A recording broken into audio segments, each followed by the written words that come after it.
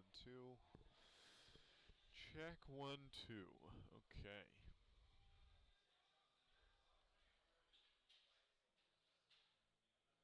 Check.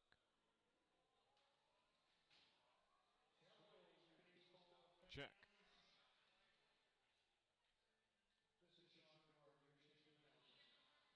Check 1-2.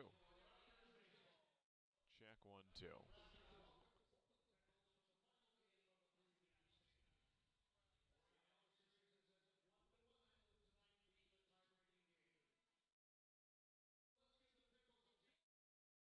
For less with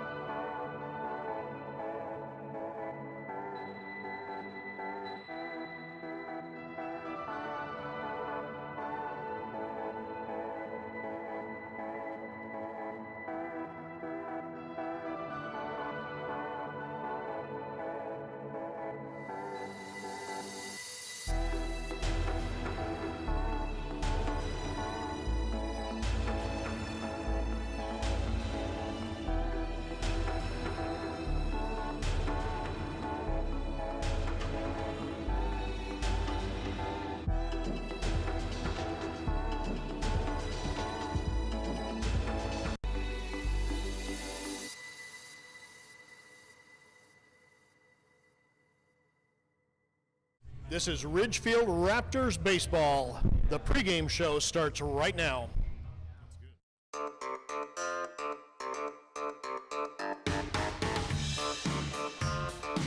Well, hi everybody, and welcome back to the Ridgefield Outdoor Recreation Complex for a rubber match today between the Ridgefield Raptors and the Portland Pickles. The Raptors finally suffering their first loss of the season yesterday. A 5-4 final score with the Pickles dismantling the Raptors, something that no other team had done yet in the West Coast League play. Granted, it's early in the season, but at 4-0, Ridgefield was the only team without a loss up until last night and was the only team without 2 losses on the season.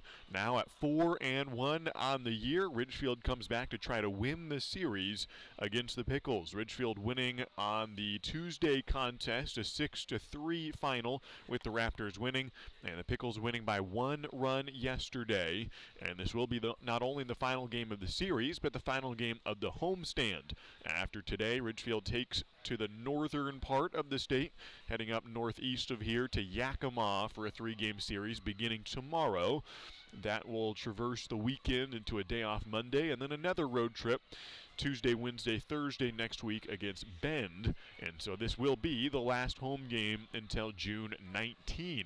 So Ridgefield tries to improve upon the home record, already 4-1 on the year, and we'll get a debut from a new pitcher, a youngster, a southpaw, and Caden Vire will get the start tonight for the Raptors against the Portland Pickles. I'll tell you more about Caden in just a moment. Let's give you the rest of the Ridgefield Raptors lineup. Batting first and playing right field will be Caden Connor. Batting second and playing short, John Peck. And after him will be Will Chambers, the designated hitter. Those are the first 3 batters to come up. We'll get the rest of the lineup as we go along. For the Portland Pickles, it'll be Cam Clayton, the second baseman, to lead off today against Caden Vire, making his West Coast League debut here for the Raptors. First pitch from Caden Vire's down in the dirt. He's a tall left-hander. Comes in at 6'6", 180 pounds. Out of Vancouver, plays for Skyview High School, and just wrapping up his senior year with the Skyview Storm. 1-0 pitch from Caden. Another fastball inside, ball 2 to Cam Clayton, who's 3 for 11 on the year. Caden Vire is an incoming freshman committed at Arizona State. See if he gets drafted this summer, but that's the college he's committed to. 2-0 pitch from Caden. Down low, ball 3 from the 6'6", 17-year-old playing here in the West Coast League for the Raptors, but is behind 3-0 to Cam Clayton, who's playing second base today. 3-0 pitch does find the zone. Strike 1. Our umpires tonight, John Pollen, calling balls and strikes. And in the field is Chad Little. Outfield playing pretty deep, especially in right field, to Cam Clayton. The 3-1 pitch, another fastball, and that one misses for ball 4. A 5-pitch walk to Clayton, who's aboard, and Caden Vire will now face Gabe Scoro. 3 for 14 on the season is Gabe. Longtime Portland Pickles stalwart. 4th year that Gabe Scoro has played for this club. That had never been done before in the history of the organization. That a player 4 different summers with the team, and Gabe Scoro does that. A first pitch strike from Caden Vire. Ahead 0-1 to Scoro, who went 0 for 2 yesterday, but did get on base 3 times with a trio of walks. Caden Vire looks at first, comes back 0-1 down in the dirt. Ball 1. 1-1's the count. The defensive alignment, Cole Ehrman, the battery mate for Caden Vire. Around the infield, it's Cody Darcy at third, John Peck, the shortstop. Tanner Jocks playing second base, and Dominic Enbody at first. 1-1 pitch from Vire. The runner goes. It's inside. The throw down to second goes over the head of Tanner Jocks. It's caught by John Peck, the shortstop, who made a great running snag of that ball before it went into center field. But Cam Clayton is safe for his first stolen base of the season. He was 0 for 1 on the year, and he's into second with the steal. So runner in scoring position, no outs. That pitch inside for ball 2. 2 balls and 1 strike from Caden Vire. Another fastball and sprayed foul off the hands. 2-2 the count to Gabe Scoro. Throws a heavy fastball around 90 miles an hour for the 17-year-old. His best secondary pitch is a slider, but He is utilizing the fastball early on today and trying to establish that against the Pickles, who racked up 5 runs yesterday, mostly in the early portion of the game. 2-2 pitch from Caden Vire, up by the head of Gabe Scoro, who backs away from it. Full count for Caden. Will play for Arizona State and a revamped coaching staff down in Tempe.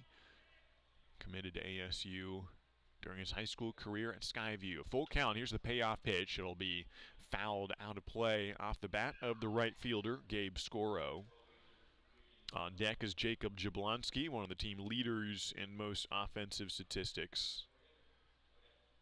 Batting .333 on the year. Right now it's Gabe Scoro will face the 7th pitch of the at-bat with a runner on second, nobody out here on the top of the first. Caden Vire kicks and the southpaw throws above the belt, ball 4, and he has walked the first 2 batters he sees. First one is a 5-pitch walk, this time a 7-pitch base on balls. Runners on first and second with nobody out here in the top of the first, and we'll see a mound visit, 2 batters in. Chris Cota, the head coach, coming out to chat with Caden Vire, the youngster who will also meet with the entire infield on the mound. It's got some good firepower from the lefty, and understandable if control is still a work in progress. Again, just 17 years old and fresh off the high school conclusion of his career, and now with the Raptors. Chris Cota, second-year head coach for the Raptors. Opposite the way, Mark Magdaleno, just his 3rd game as the head coach for the Pickles. Also is the skipper for Clark College. Outfield playing straight up for the new batter, Jacob Jablonski, the shortstop who steps in with no outs. Runners in first and second in the top half of the first inning. Caden Vire looks at the runner at second, throws and misses low, ball 1 to Jacob. 6 for 18 on the year for the Pickles shortstop. Has 1 double, 1 triple, 1 home run as his 3 extra base hits. Ahead 1-0. And here's the pitch from Caden Vire. Inside, ball 2 from Caden. He's gotten behind each batter. Caden, who comes from Vancouver, ranked the number 18 recruit from the state of Washington and the number 1 left-handed pitcher from the Evergreen State. 2-0 pitch. The runner goes from second and no throw at third. Cam Clayton slides in safely at third. The runner at first did not go. So a second stolen base in the inning for Cam Clayton. Gabe Scoro did not go from first. Clayton kind of read the tempo of that Vire, knew when he was looking back, and just started to take off towards third and slid in without a throw. 3-0 pitch is a ball 4. And now Gabe Scoro will trot down to second. And Cam Clayton has twice stolen a base and then realized he didn't really need to do that because a walk would have pushed him there anyways. But the good news for the Pickles is they have the bases loaded and nobody out. 3 straight walks in the top of the first inning. 5 pitches, 7 pitches, and 4 pitches respectively. Ole Arnston to the bat, the cleanup hitter, playing first base today. A chance for some RBIs for Arnston. Swings at the first delivery and foul tips it into the mitt of Cole Ehrman. 1 home run on the year for Arnston. The Pickles have 2 as a team. Arnston, a right-handed batter against left-handed pitcher. Short leadoff from second for Scoro. That pitch in on the hands and called a strike. Arnston a little bit surprised at it.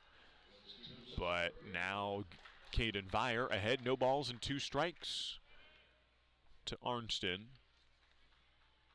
Coming out of Southern Illinois University, Edwardsville. 0-2 pitch, hit hard to left center field. Morales going back, it'll land at the track, bounce off the wall. This will score 2, maybe 3.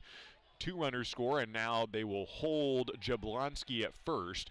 It's a 2 RBI double for Arnston. Still no outs in the inning, and the Pickles take a 2-0 lead. 1 hop to the fence in left center field, and Arnston cruises into second base with a double, which is his first double of the year. Gets his 5th and 6th RBIs of the season. It scores Gabe Scoro from second and Cam Clayton from third. Runners on second and third. First pitch to the 5-hole hitter, Eamon Lance. Bounces and gets away from Cole Ehrman, but not too far from home plate.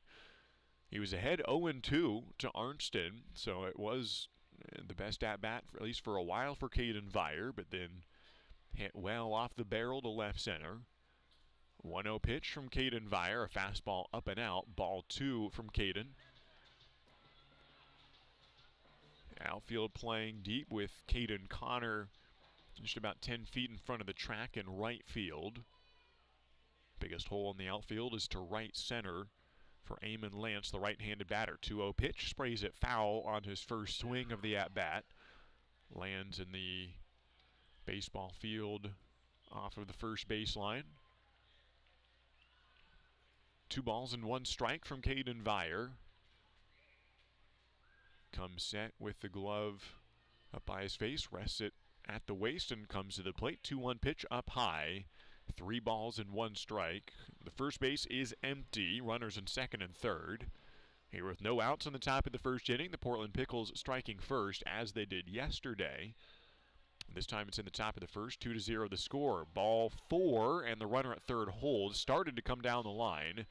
It is the third walk of the inning from Caden Vire.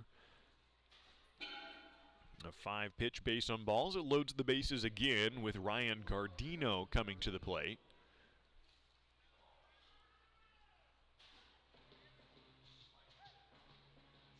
Some activity in the Raptors bullpen. A lefty is up and throwing for Ridgefield, and Nick Nygaard. Right-handed batter now in Gardino against left-handed pitcher. With the bases loaded and nobody out. Down low, ball 1 from Caden. A ball somehow came into the playing field in left field, and one of the relievers from the bullpen sprints down the warning track to help collect it as Kobe Morales went to snag it. Morales, the left fielder, Reese Hernandez playing center field, and Caden Connor, the right fielder today. 1-0 pitch upcoming with the bases loaded. Vire up high, a throw down to second, and they've got the runner Arnston, who is thrown out at second base.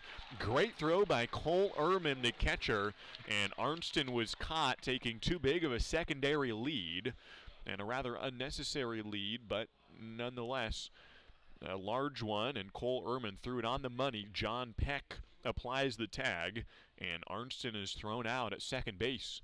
That is the first out of the ball game. Runners on the corners now with 1 away. 2-0 pitch, swung on and missed it, and got a piece of it, in fact, and into the glove, held on to by Ehrman. Strike 1 on Ryan Gardino, who leads the team in a couple of categories, including batting average. Gardino hits .353. He scored 5 runs to lead the team. Up high on the 4th pitch of the at-bat, ball 3. 1 out, runners in first and third. Gardino has 1 more run than a couple of his teammates, and that 1 run was in the 8th inning yesterday, which proved to be the difference in the ballgame, a 5-4 final score. 3-1 pitch from Vire, swung on and missed. Strike 2, a full count again from Caden Vire. Maybe that throw down to second will be a turning point for the 17-year-old, who has allowed 4 walks and a double in the inning, but has a chance here with a 3-2 pitch. Check swing, and on appeal, looked like no swing, and that is another walk in the inning. Loads the bases back up. Makes it that much more important that Cole Ehrman got that throw down to second, because otherwise that would have scored a run on that walk. And Chris Cota will come out to chat with Caden Vire for the second time. Nick Nygaard throwing in the bullpen here in the top of the first inning, and this will be it for Caden Vire. Faces 6 batters. He ends up walking 5 of them and giving up a double, but hey, the youngster gets some playing time and an opportunity to throw against some tremendous talent, and he'll take this experience and log it away, come back stronger the next time. Nick Nygaard will come in. The left-hander enters for the Raptors. Will face the 7-hole hitter and Connor Hendricks after he warms up. With the Pickles loading the bases here a couple times in the inning, And there is one out. That came via a back pick at second base when Cole Ehrman assisted John Peck on the throw out, 2-6, and got Arnston too far off of second base. Now Nick Nygaard comes in, bases juiced, one out.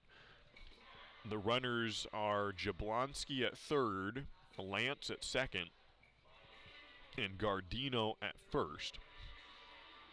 Only one ball was hit well off of Caden Vire. You could tell that with how good that fastball was coming off his hand, and if he locates well, he will be a threat in the Pac-12 or wherever he goes on to pitch. He's committed to ASU. And then the problem was walks. He only gave up one good contact, and that was the double to left center when the bases were loaded. But other than that, there were a lot of foul balls and a couple swing and misses, and it was just missing outside the zone. But Caden Vire's got something there. The stat line won't look good after tonight, but there's plenty to work with there. No doubt about that for the 6'6" southpaw out of Vancouver. Now another lefty comes in, Nick Nygaard, a different build. He's 5'9", but he's a tremendous thrower, 185 pounds, comes out of University of Portland. He's a senior, also from Vancouver. So a Vancouver pitcher will start and finish the inning for the Raptors.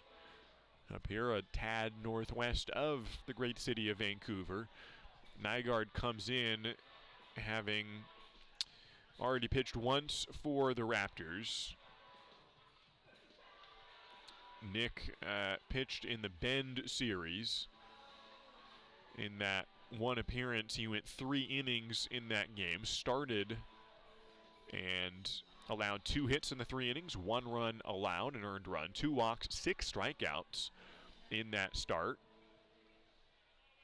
And so he comes in for his second appearance here against the Portland Pickles and against Connor Henricks, a right-handed batter out of the University of Santa Clara.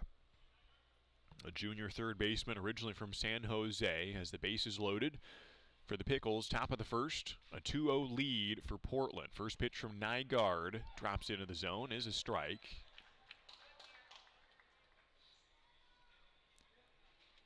Nick Nygaard has a fastball in the mid-80s, as a changeup that drops about 5 to 7 miles an hour slower. 0-1 pitch, fouled off first base side. He's ahead 0-2.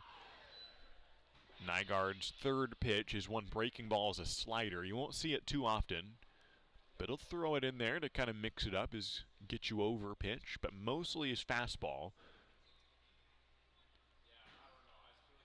The 0-2 pitch from Nygaard, and looked like it was the slider, just misses, ball 1. Way down low and blocked by Ehrman. Bases loaded, 1 out. The Pickles scoring 2, but if Nygaard can record a couple outs here without a run coming in, a 2-0 lead is far from insurmountable.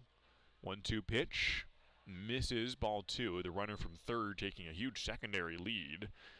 That's Jablonski. He's got to be careful. Ehrman will throw down and get you napping. Jablonski on the delivery sprinted a good 5-10 feet off of third base. 2-2 pitch, swung on and missed. Out number 2. Nick Nygaard comes in and strikes out Connor Henricks. And he is 1 out away from leaving the bases loaded. Caden Vire would be happy with that to end the appearance with just 2 earned runs. He is responsible for all 3 base runners. 1 hit on the inning. 2 runs have scored. Next batter is Evan Leibel. First pitch is outside, ball 1 to the left-hand hitting catcher. 3 for 13 on the year, 1 double, 1 RBI, 2 walks. Leibel bookends this series as the starting catcher. Max Shore started yesterday. 1-0 pitch from Nick Nygaard. Sprayed backwards and foul. 1-1 the count from Nick.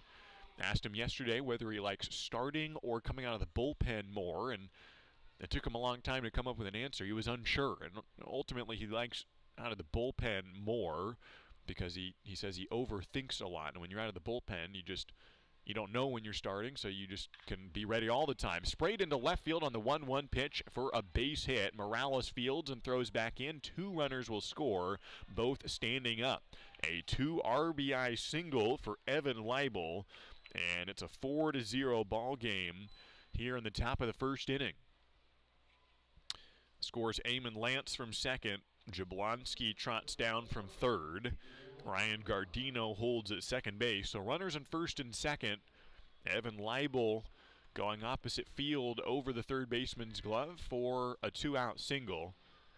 9-hole hitter coming up. It's Gabriel Arellano. Center fielder, 4 for 18 on the year for Gabriel. Swings to the first pitch, grounds it into left field. This will plate another run. Gardino rounds third and comes home without a throw. An RBI single for the 9-hole hitter on the first pitch, and Arellano. And all three runners that Caden Vire was responsible for end up coming home. So his final line will be 1/3 of an inning pitched and 5 earned runs. But Nick Nygaard can limit it here with still 2 outs in the inning. Back to the top of the order. Cam Clayton to the plate for his second appearance here in the top of the first. 2 outs, runners in first and second. First pitch is a called strike to Cam, who walked, stole second, stole third, and then scored on a double. There's a 5-pitch walk to Cam Clayton. Now is behind 0-1 the count from Nygaard. Here's the pitch, grounded towards second, playable for Tanner Jocks. Fields on 2 hops and throws to first for the out. And a lengthy top of the first inning, but Nygaard comes in to finish it out. 5 runs come in, 10 runners come to the plate. And Cam Clayton finishes it with a ground out for 3. We head to the bottom of the first inning. The Raptors with some comeback work, but plenty of innings to do it. They've got 9 times at bat to make it up. Starting pitcher for the Pickles will be Bradley McVeigh. The Raptors will bring up Caden Connor when we return. To the bottom of the first we go, a 5-0 lead for the Pickles. C-Tran is your public transit system offering service in Clark County and beyond. Catch local service in Clark County, regional and express service to Portland, and connector service within the city limits of Camas, La Center, and Ridgefield. And if you don't have cash, no problem. C-Tran now accepts digital payments with Hop FastPass. So hit a home run and leave the driving to us. Visit c-tran.com for more information. C-Tran, our community, our promise. Baseball is back, and Peace Health is excited to once again sponsor the Ridgefield Raptors as they vie for the West Coast League title. Raptors games make a great family outing. Bring the whole crew to the ballpark to enjoy a safe, fun outdoor event featuring the thrills of Raptors baseball. As the largest health provider in Clark County, Peace Health is ready to step up to the plate and keep your family in the game, whether it's a routine appointment or specialty emergency care. Peace Health and the Ridgefield Raptors, 2 great teams.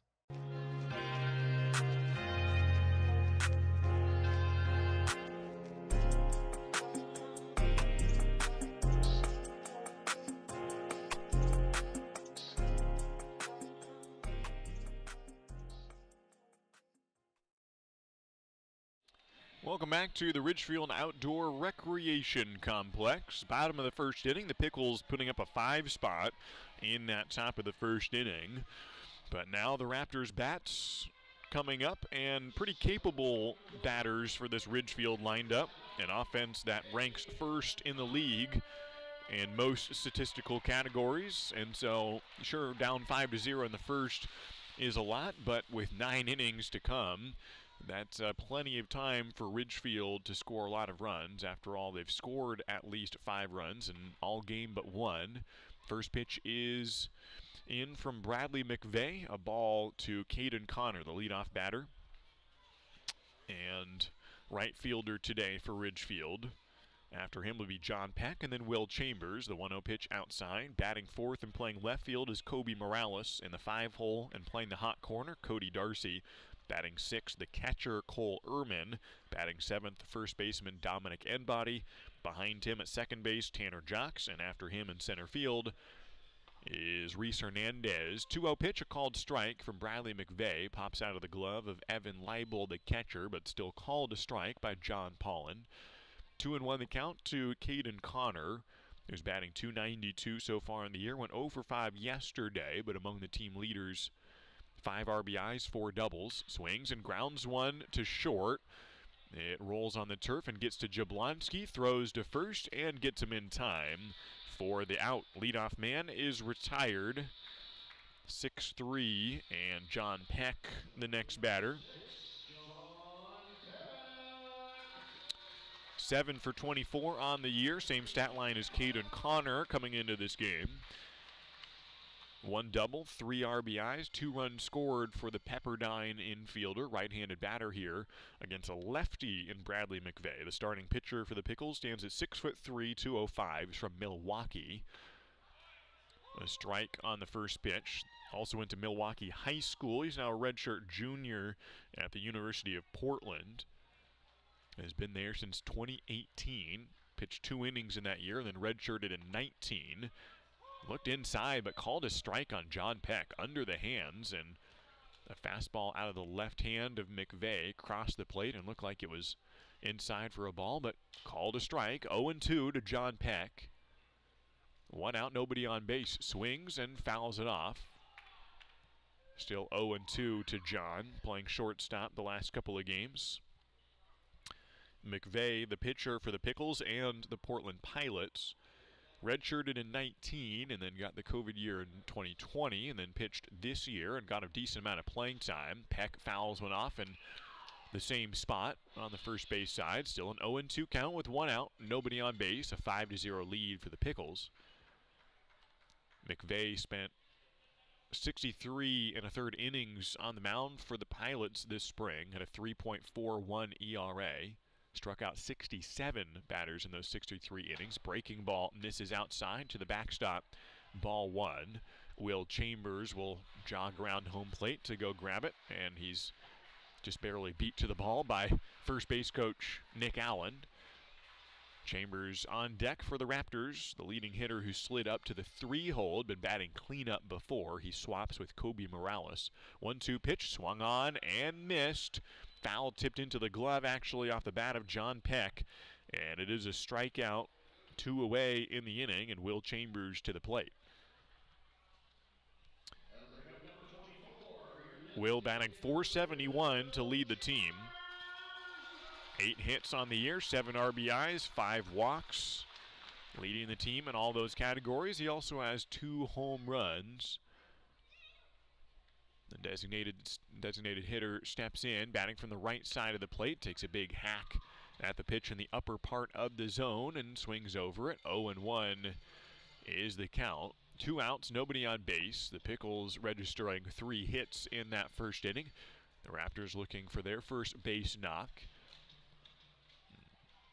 Will Chambers and Kobe Morales, the next 2 batters, and they're tied for the team lead with 8 hits.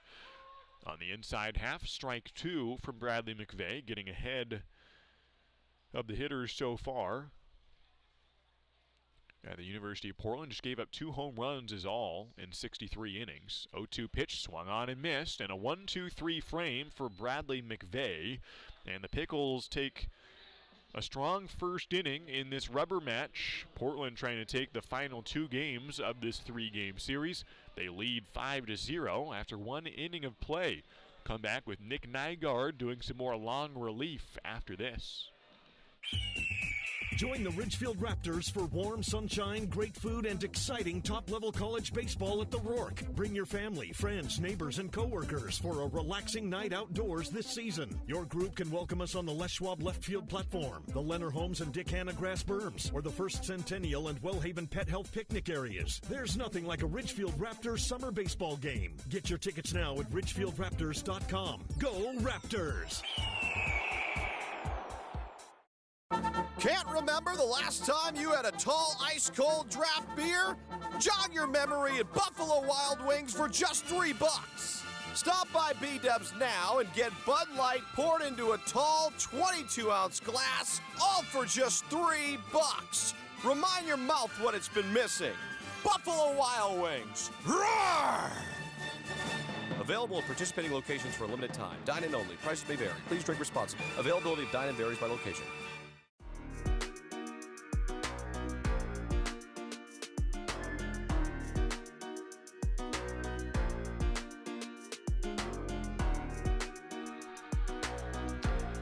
Nick Nygaard back to the mound here with the Portland Pickles sending up 10 batters in the first inning. 5 of them came around to score. including Gabe Scoro, who comes to the plate to lead off the top of the second inning. Nick Nygaard in relief here for the Raptors. Came in with 1 out in the top of the first inning.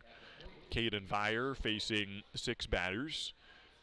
And roughed up a little bit, but hopefully will be back soon to keep improving on, which I think will be a stellar career for him. First pitch, a strike from Nick Nygaard. 0-1 the count to Gabe Scoro, who walked in the first inning. Came around to score on a double.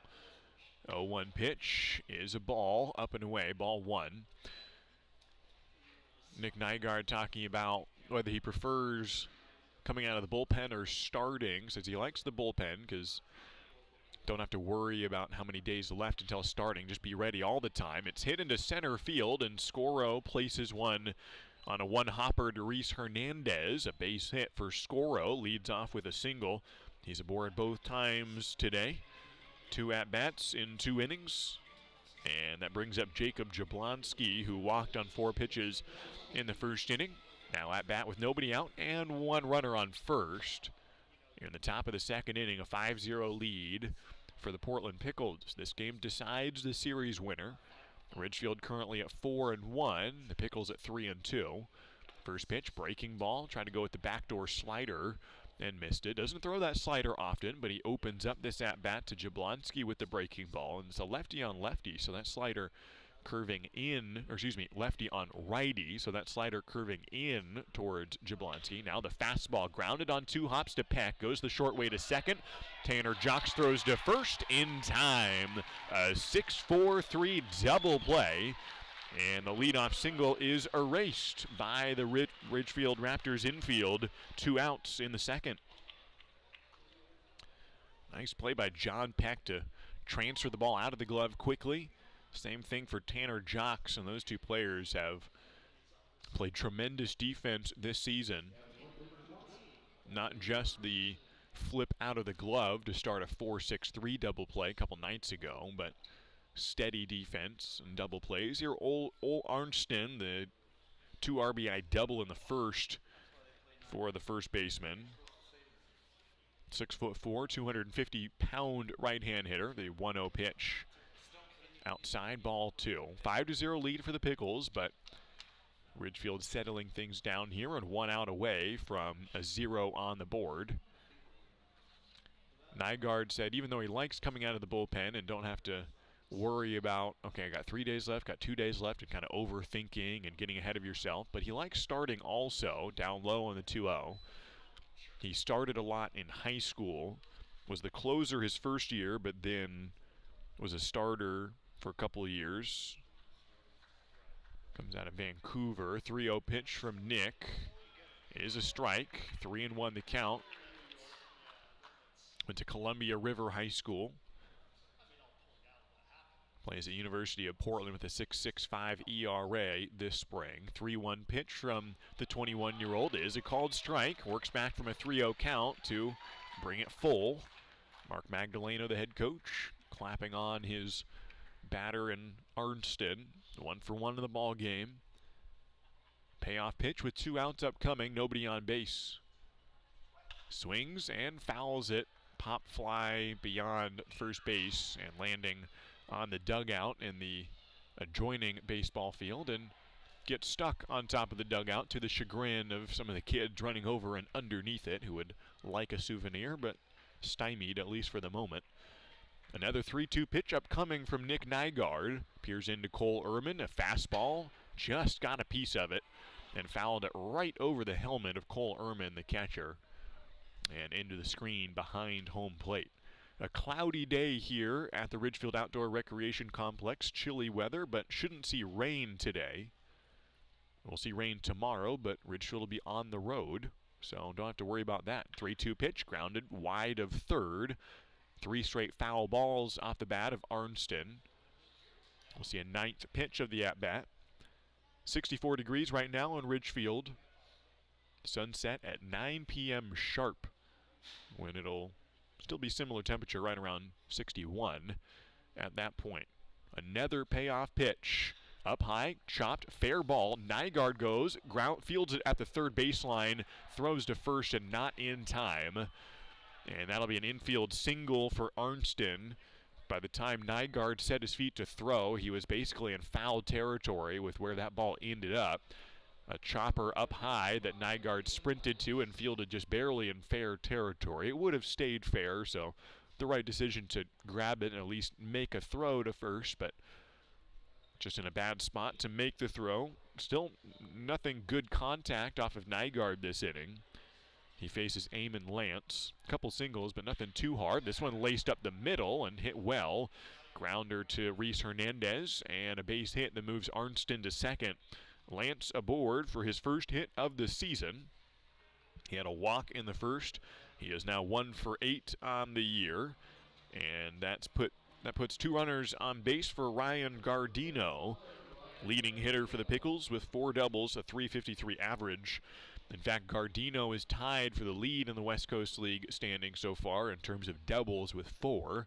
The player he's tied with, Caden Connor of the Raptors. Connor situated out in right field at the moment. First pitch to Ryan Gardino, who's a right-handed batter, and hits it foul near Connor Hendricks in the on-deck circle. 0-1 the count to Ryan Gardino, who steps several feet out of the box. Takes his time, taps both cleats with the bat, stares at the barrel, and finally steps back in. Runners on first and second, 2 outs. A 5-0 lead for the Pickles, but no runs in this inning. Nygaard hopes to keep it that way. The 0-1 pitch from Nygaard is hit up in the air and foul. And Nygaard is ahead, no balls and 2 strikes. When Nygaard came in, it was a 2-0 ball game. He exited in the first, having gotten the final 2 outs. In a 5-0 ball game, but none of those runs charged to him. He came in with the bases loaded and has a chance to put up a 0 here in the second inning. He's 1 strike away. Nygaard takes a deep breath, looks back at second, comes to the plate 0-2, slider hit to right center field. Caden Connor racing towards it. He's not able to get there, and it bounces for a hit. Gardino will dig for second, his 5th double of the year. It's an RBI double with Arnston scoring from second. Eamon Lance holds at third, and Gardino has taken over the West Coast League lead with 5 two-baggers on the season. Caden Connor fields it, having been surpassed in doubles. He has 4, although Connor had 1 in the exhibition, so yeah, we'll give him 5, say it's still a tie. Lance at third base, Gardino at second, Connor Hendricks the batter. First pitch swung on and missed. Hendricks struck out in the first inning. He was the first batter that Nygaard faced when Nick came in the first inning. 2 outs, runners in second and third. 1 run has scored here in the inning. It's a 6-0 ball game. 0-1 pitch. Gets the inner half, a called strike from Nick Nygaard. Again, he's ahead 0-2. Hendricks the batter getting his first playing time for the Portland Pickles, just added to the roster. Coming from Bellarmine Prep High School and Santa Clara. 0-2 pitch from Nygaard, swung on and fouled on the first base side.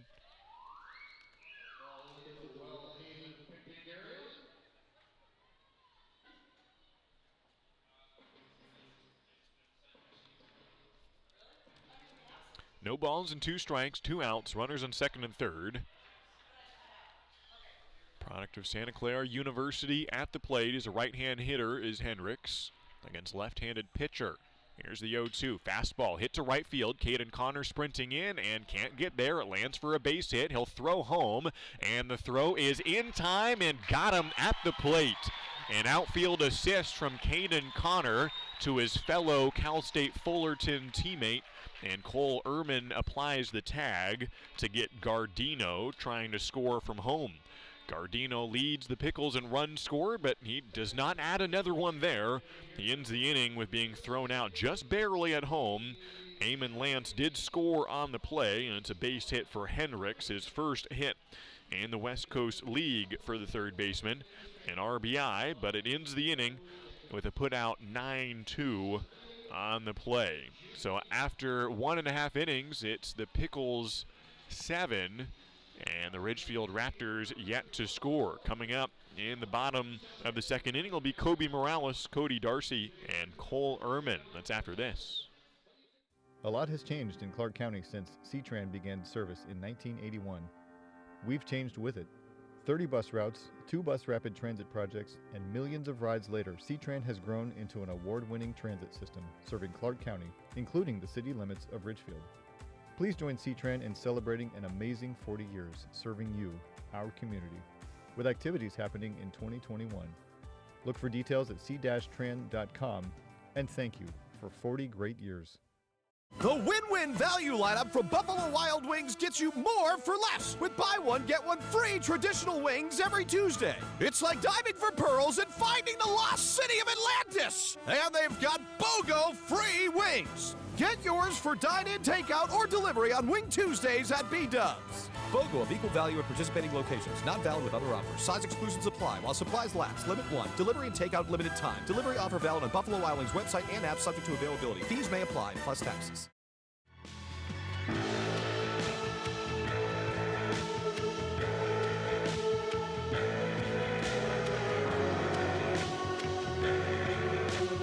A 7-0 ball game here at the Roar. The Pickles lead. Kobe Morales, the leadoff batter, and takes a first pitch swing from Bradley McVeigh. Doesn't get a piece of it. Morales, the cleanup hitter today for the Raptors, has been the 3-hole hitter of late. Sprays the 0-1 pitch into the netting on the first base side, wide of head coach Chris Cota. And it's 0-2 to Morales. Hit well yesterday. Morales had a clutch hit in the 9th inning. 0-2 pitch is hit up in the air to left field. Gardino racing towards it, and the Yapin camps underneath it and makes the catch for the leadoff out. 1 away here in the second inning. Bradley McVeigh retiring the first 4 batters he's faced. A 3-up, 3-down first inning. Brings up Cody Darcy. 5 RBIs on the year for Darcy. He was hitting .333. Hitless yesterday, but he's got 7 hits on the season through 5 games. 1 double on the year and a trio of homers. 1 out, nobody on. Cody watches a first pitch ball from Bradley McVeigh from the University of Portland. The southpaw deals on the inner half, just barely over the plate. 1 ball and 1 strike for the former Northwest Conference co-pitcher of the year out of Milwaukee High School. 1-1 pitch, fouled backwards off the bat of Cody Darcy. Nobody on, 1 out. A 7-0 lead for the Portland Pickles. Ridgefield suffering its first loss of the season yesterday. It was just by 1 run. 1-2 pitch, fouled, first base side.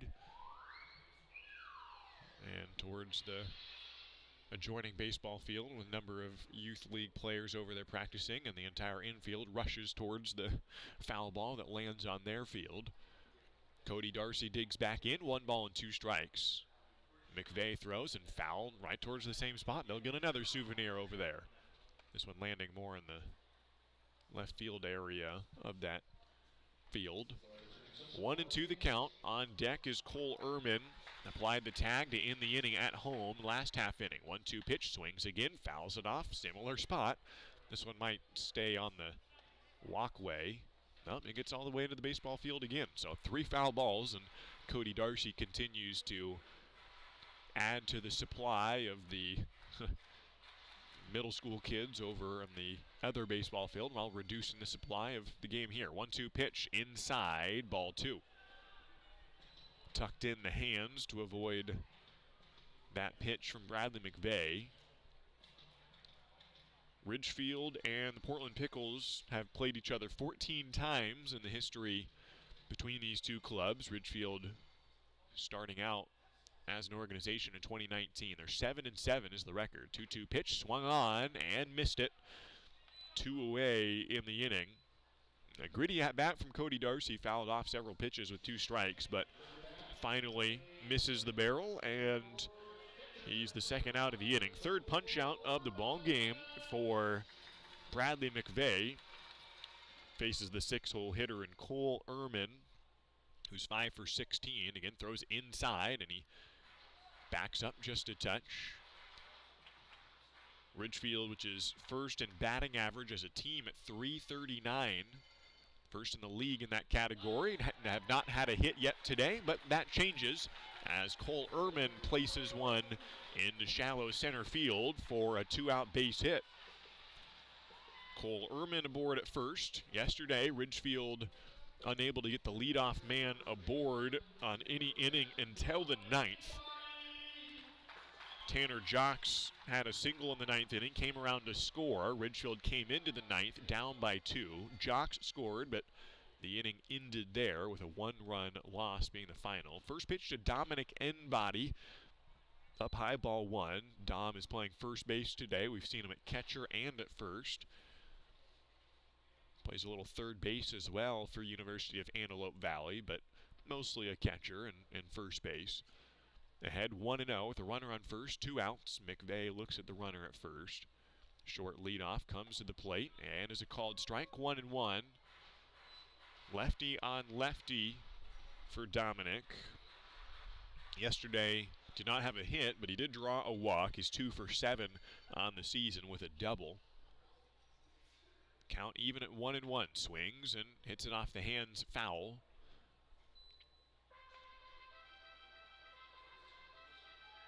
One ball and 2 strikes. Portland scoring 5 runs in the first, 2 runs in the second. But to Ridgefield's credit, the Raptors having scored a lot of runs this season and easily have gotten over the 7-run mark early on in this schedule. 1-2 pitch, just misses, ball 2, 2-2. Ridgefield scoring 16 runs in the second game of the year, 13 runs in the next game. Also scored 8 runs against Cowlitz in that exhibition. And so coming back is possible. Enbody takes a big swing at the fastball up high and doesn't get a piece.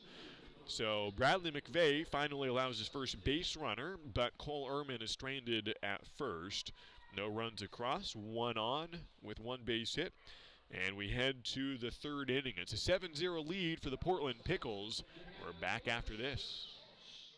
This is WSU Vancouver, Southwest Washington's only 4-year research university. Whether in person or via distance delivery, WSU Vancouver offers high-quality education and an employer-respected degree.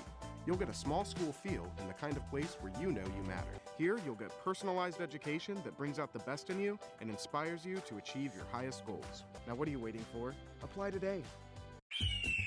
The Ridgefield Raptors are thrilled to reunite with fans and enjoy summer baseball again. Join us for America's favorite pastime. The Raptors are following state guidelines for spectator events and ask for your patience as we prepare for exciting West Coast League play. Please be courteous to our staff, fans, and players as we celebrate the return of your Ridgefield Raptors this summer. Let's make it a great season at the Rourke. Get your tickets now at ridgefieldraptors.com. Go Raptors!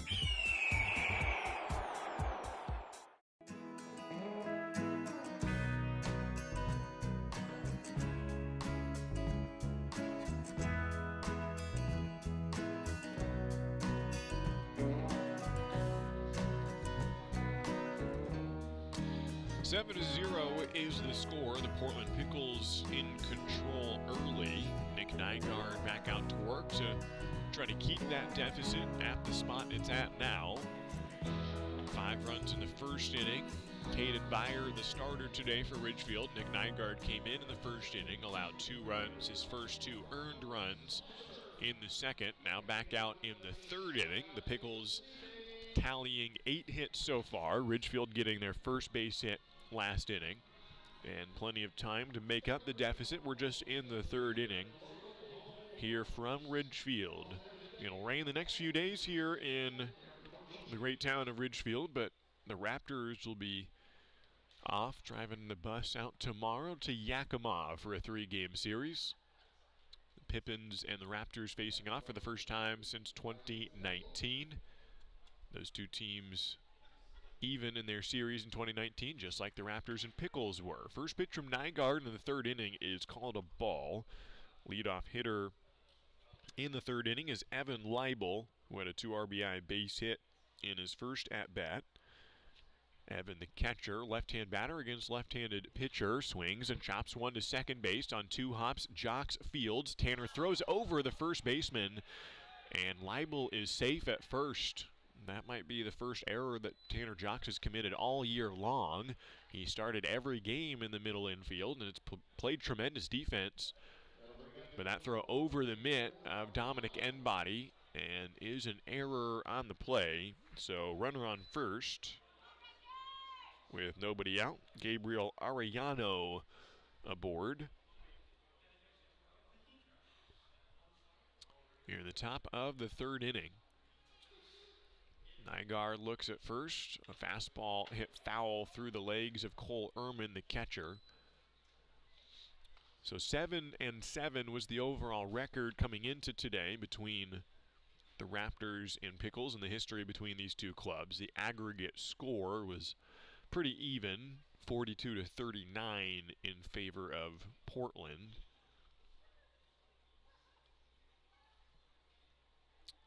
And so the Raptors will head to Yakima Valley after today. This is the rubber match between the Raptors and Pickles. 0-1 pitch from Nygaard, hit on the turf. John Peck fields, throws to second. Tanner Jocks to first, and a double play. So Tanner Jocks commits an error, but then redemption for the Linfield product. He records a putout and an assist on the same play. A 6-4-3 double play, the second such twin killing we've seen in the last two innings. Got Jacob Jablonski to ground into a 6-4-3 double play last inning. Now another one here in the third. Back to the top of the order, and a first pitch swung on strike by Cam Clayton, who's 0 for 1 with a walk. Both of those at-bats coming in the first inning. Now hitting in the top of the third. The 0-1 pitch from Nygaard, again swung on and again missed. Clayton behind 0-2 with 2 outs, nobody on base.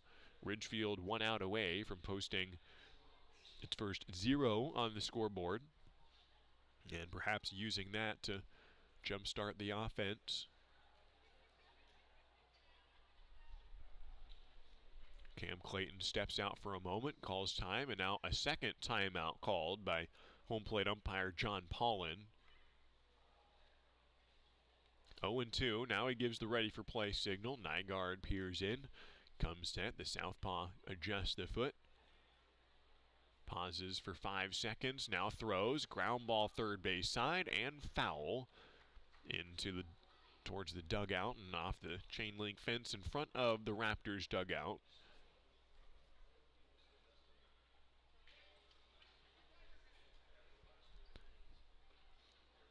Nick Nygaard doing some good work out of the bullpen. Here's the 0-2 pitch from Nick, and missed it down low.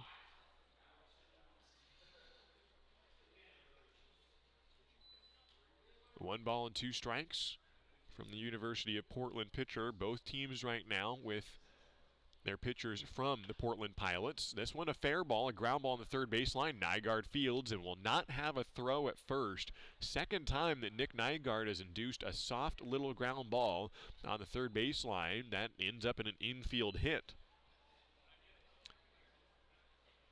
So a 2-out single for Cam Clayton, his first hit of the day. Gabe Scoro to the plate at a leadoff single last inning, and a 7-pitch walk in the first.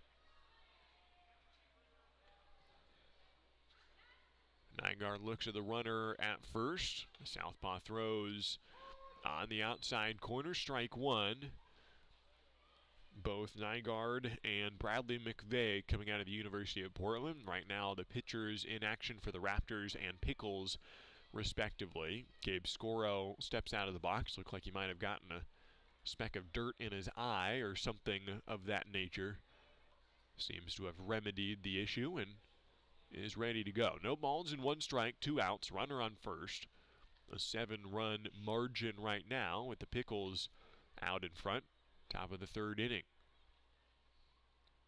Nygaard throws the 0-1. Runners going. Ehrman throws to second. The throw beats him there. And Cole Ehrman records out after out on the base paths. He ends last inning with a put out at home.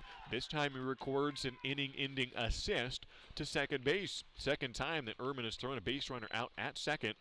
And that ends the third inning. How about that on the day for Cole Ehrman? He's back-picked a runner at second, and he's thrown out a runner trying to steal second not to mention the 9-2 put out to end the second inning. So that ends the frame. Gabe Scoro will lead off the third with that at-bat ending before it concluded, in that sense, the inning ending before it concluded. And so no runs in the frame for the Pickles.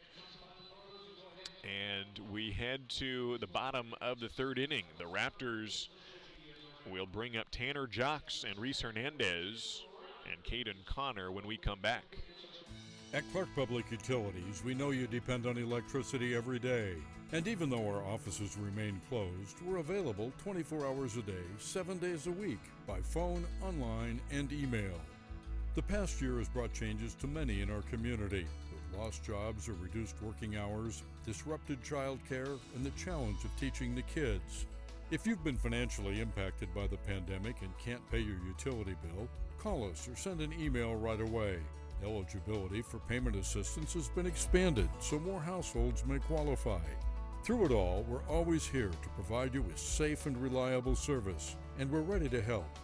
Clark Public Utilities, ranked highest in customer satisfaction among residential mid-size utilities in the West by J.D. Power 13 years in a row. For J.D. Power 2020 award information, visit jdpower.com/awards. Clark Public Utilities, we're always here. Tanner Jocks at the plate for Ridgefield in the bottom of the third. A first pitch swung on, strike. And the second pitch down low, ball one. Tanner Jocks, the 8-hole hitter today, moves up one spot where he's been batting in the 9-hole most of this season, but moves up. Had a tremendous day yesterday. 3 base hits in the ball game. Swings out ahead of the 1-1 pitch from Bradley McVeigh. 1-2 is the count to Tanner. Playing second base. He started as shortstop and 9-hole hitter. And now 8-hole hitter and second baseman. Hits one towards second base. 3 hops to his fellow second baseman in Cam Clayton. And Cam throws to first for the out to get the leadoff man. And Tanner Jocks 1 away in the third inning. Brings up Reese Hernandez with the Pickles still leading 7-0 in the game, having scored all 7 in the first couple of innings. No runs in that third. So Ridgefield trying to make up some ground on the Pickles here. Bottom of the third inning, Hernandez, a called strike. That ended up outside, but apparently crossed over the outside corner from the southpaw McVeigh. Kind of a 3/4 arm slot delivery. Popped up shallow left field. Coming in, it's Gardino, and the left fielder pulls it in about 10 yards in back of the dirt on the third base side. 2 away. Now it's the top of the order, and Caden Connor, who is hitless the last couple of days against these Pickles pitchers. 0 for 5 yesterday. He grounded out to short today in the first inning, but he does have 4 doubles on the year. Had a double in every game, including the exhibition, so the first 5 games, actually, if you count that one. He had 5 doubles in 5 games until yesterday. Finally broke that streak, but I'm sure he'll start a new one before too long. A strike over the plate from McVeigh to start off the at-bat. 2 outs, nobody on base. Infield playing straight up. Center fielder shaded towards left. Caden Connor grounds one to short. Jablonski fields it right in front of his body and makes the throw to first. So a couple of ground outs by Caden Connor, both to shortstop. This one ends the third inning, and Ridgefield yet to score in the ball game. We head to the fourth, a 7-0 lead for the Portland Pickles. We'll take a look at the scoreboard around the league when we come back. The Pickles to the plate after this break. Warmer weather is here, and what better way to enjoy a summer day than with a trip to the ballpark to watch exciting Ridgefield Raptors baseball. Play ball! Don't miss the action on the diamond as the Ridgefield Raptors battle other Western League rivals for the championship. This safe outdoor event is a perfect outing for you and your friends. Peace Health is a proud sponsor of the Ridgefield Raptors, with a team of medical experts on deck to provide your family the care you need. Treat your family to an exciting night at the ballpark and make it part of your healthy, active summer. Peace Health and Ridgefield Raptors baseball, a great double play. The Ridgefield Raptors are thrilled to reunite with fans and enjoy summer baseball again. Join us for America's favorite pastime. The Raptors are following state guidelines for spectator events and ask for your patience as we prepare for exciting West Coast League play. Please be courteous to our staff, fans, and players as we celebrate the return of your Ridgefield Raptors this summer. Let's make it a great season at the Rourke. Get your tickets now at ridgefieldraptors.com. Go Raptors!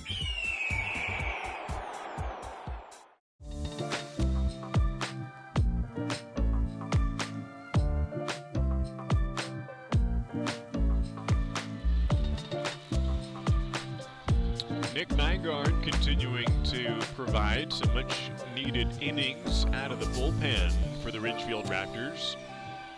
He's back on the mound in the fourth inning. Through 3 innings of play in Ridgefield for the Portland Pickles, 7 runs on 9 hits, no errors. For the Raptors, no runs on 1 hit, 1 error.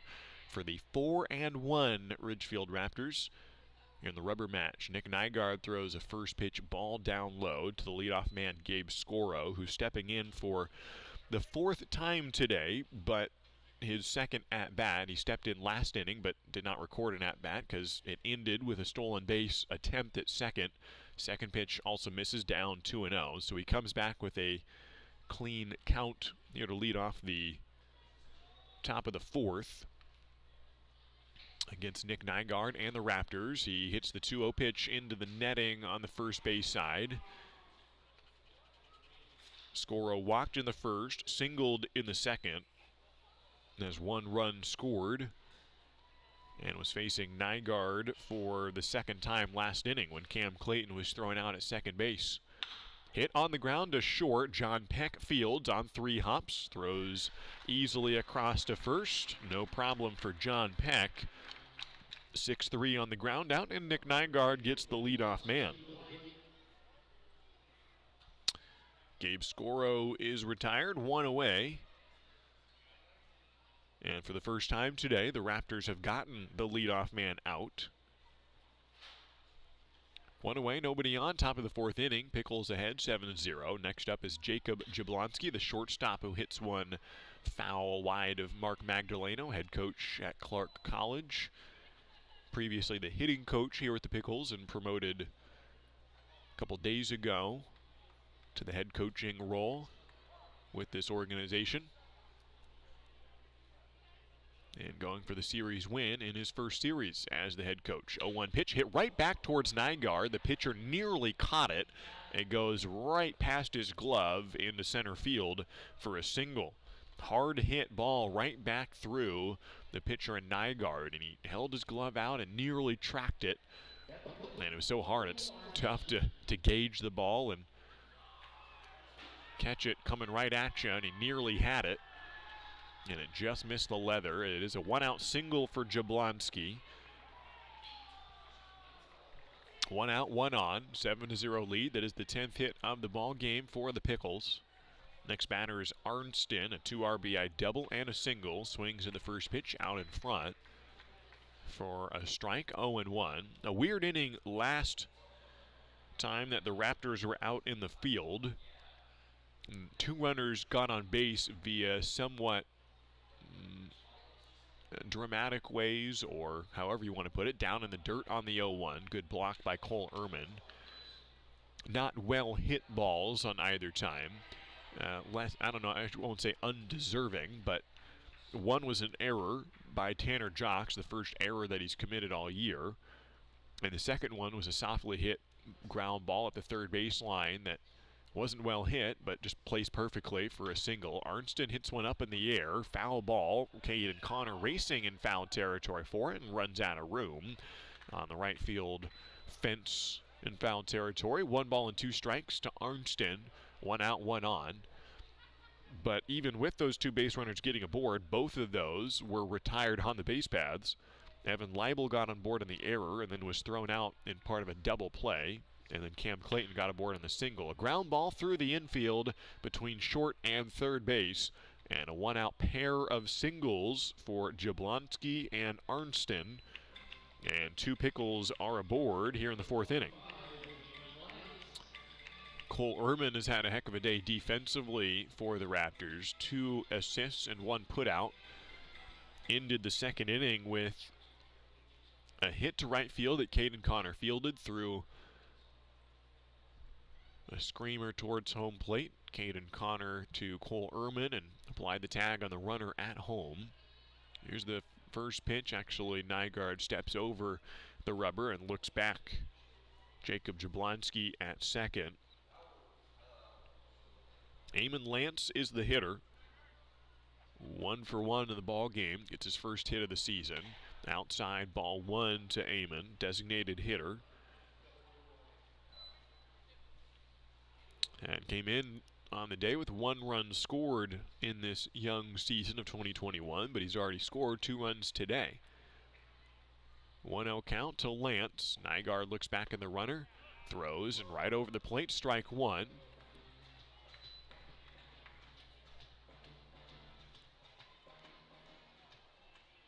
Nick Nygaard with 1 out, runners on first and second. Again, looks back at the runner. Off speed, that misses. I guess up high, ball 2. 2-1 is the count. Nygaard coming out of Vancouver.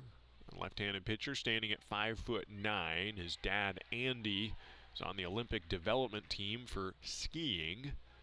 Nygaard, a baseball player, and a good one at that. 2-1 count with 1 out. Fastball down, ball 3. Eamon Lance with 1 walk on the day. Ahead 3-1 with the Pickles on top. 7 runs on 11 hits today for the Picks. No runs on 1 hit today for the Raps. Here's the 3-1 pitch. Grounded foul, back of home plate. And it'll be a full count to Eamon Lance.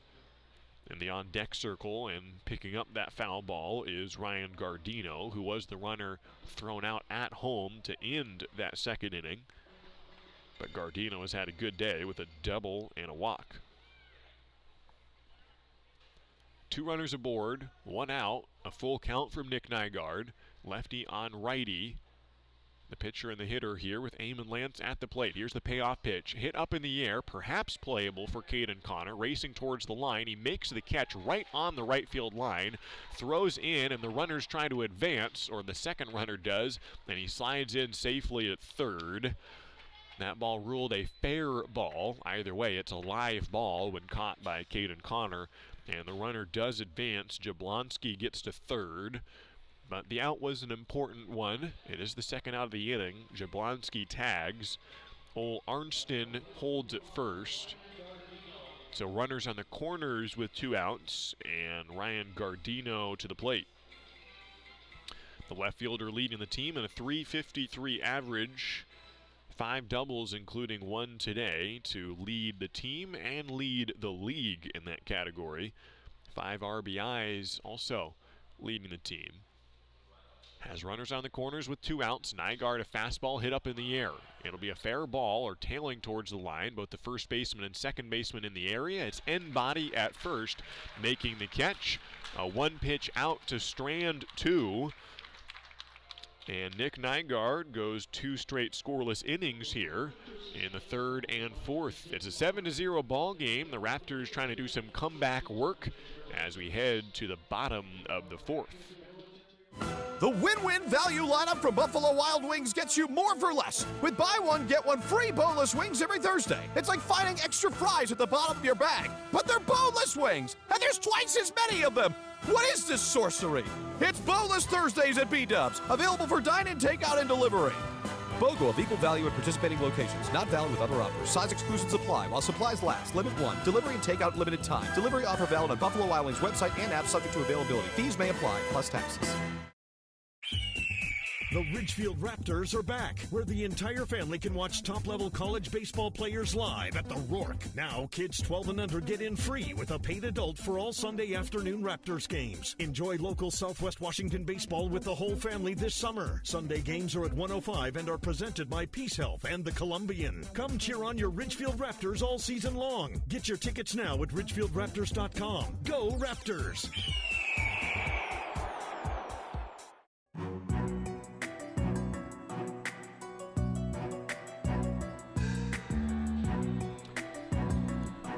Bradley McVeigh back to the mound for the Portland Pickles. 3 innings of scoreless effort for the University of Portland Pilot. The left-hander back on the bump will face John Peck to open up the 4th inning. Thanks for joining us, everybody. We head to the bottom of the 4th inning. My name's Josh Warden. Happy to have you along on the Raptors live stream from Ridgefield. You can join us here for the live audio stream tomorrow. First pitch to John Peck, hit foul behind home plate. 0-1 the count to the shortstop, part of a 6-4-3 double play last inning. The second double play that Peck has started this game, behind 0-1. No video stream for the road game, so if you're watching the YouTube stream right now, that won't be available, but you can watch or listen to the audio stream. Second pitch is down and in at the feet of Peck. 1-1 the count. As we start the bottom of the 4th, a 7-0 lead for the Portland Pickles. 1-1 pitch to John is down in the dirt, ball 2. Same broadcast you'll hear. I'll be on the road with the team tomorrow. You can catch it same spot you're listening right now on the Ridgefield Raptors homepage, ridgefieldraptors.com. 2-1 pitch, swung on and hit towards second base and through the infield for a leadoff single. John Peck has gotten aboard to start off the 4th inning with a base hit. So in these last couple games between the Raptors and the Portland Pickles, on just 2 occasions has the leadoff hitter of the inning gotten on base, and both times it was a Ridgefield middle infielder doing so. Yesterday in the 9th inning, Tanner Jocks singled to start the 9th, and today it was John Peck singling to start the 4th. In that 9th inning, Ridgefield did score Tanner Jocks in that frame. Will Chambers comes up trying to work a similar situation with John Peck on first. It's a called strike on the initial delivery from Bradley McVeigh. Will Chambers holding the bat out, working from the right side batter's box. Hitting right-handed now, the switch hitter facing the southpaw McVeigh. And time is called. A long pause before the second pitch from McVeigh, and now Chambers steps back in. Way inside, gets away from the catcher, and John Peck can run down to second. Wild pitch from Bradley McVeigh, first one he's had today, and the first runner in scoring position that we've had for the Raptors in this ball game. Will Chambers is a good one to have at the plate with runners in scoring position. He leads the team with 7 runs batted in and a .471 average coming in on the game. 8 hits, 5 walks, 2 homers. Portland not giving him much to hit yesterday after he hit his second home run of the season. It was to left center field yesterday. 1-1 pitch, hits it foul behind home plate. Good pitch to hit, but didn't get all of it. He's now behind 1-2. Hit a home run from the right-handed side of the box yesterday. Earlier this season, he hit a home run from the opposite side of the plate, both times going opposite field. So if he was to hit one right now, he'd probably hit it to right field. But just anything through the infield would be pretty good. 1-2 pitch, swung on and hit towards right field. That'll get down for a hit. John Peck will score easily. Will Chambers will dig for 2, trying to get his first double of the season. Chambers with the throw. He is safe at second. Will Chambers by a hair beats the throw at second, and he is in for his first double of the season. His team leading 8th RBI, and the Raptors are on the board here in the 4th inning. RBI 2-bagger for Will Chambers. Took some work to get there. He hit that one to the wall on a bounce, and he has been thrown out at second before. He hit a ball that hit the wall halfway up the fence earlier this season, and he was thrown out at second on that play.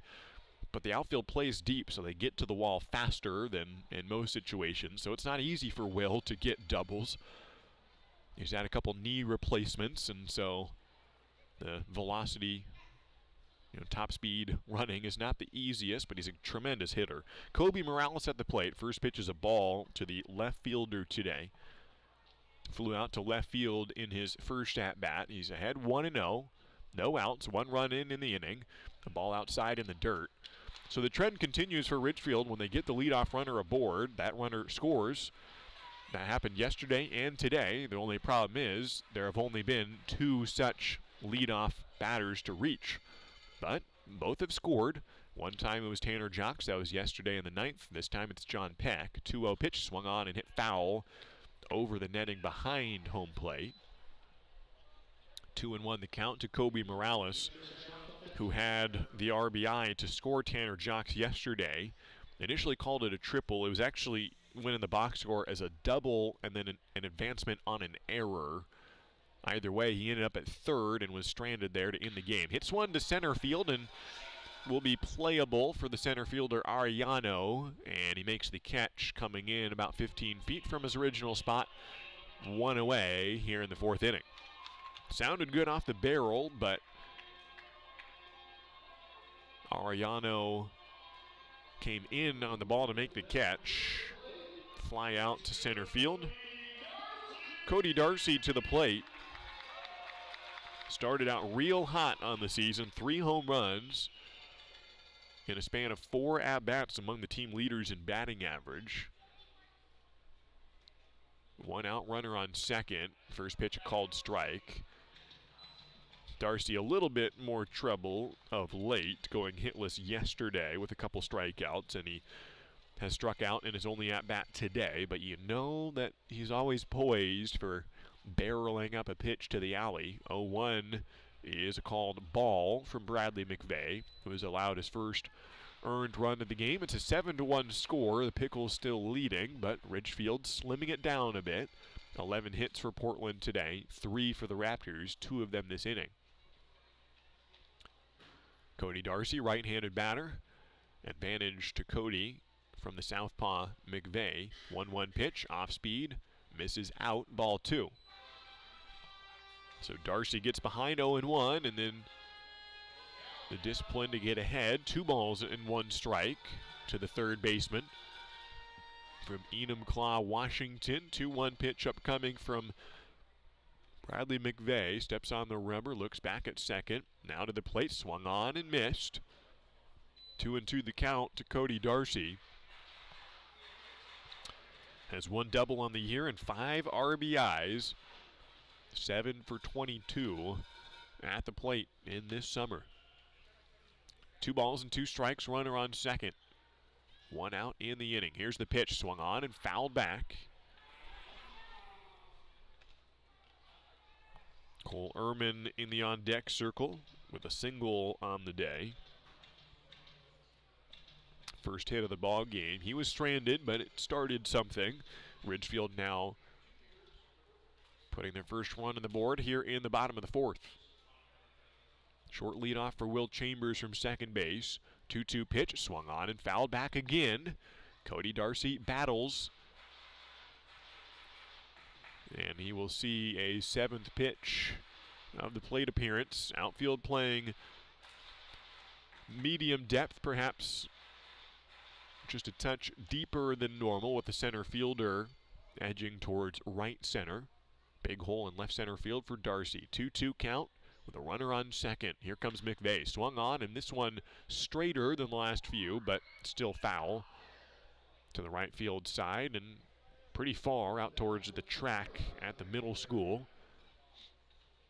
Darcy likes to go opposite way, and the outfielders seem to understand that, with the hole being limited as much as possible in right center and towards right field. It's got a lot of power going that way. Has hit 1 home run to that field.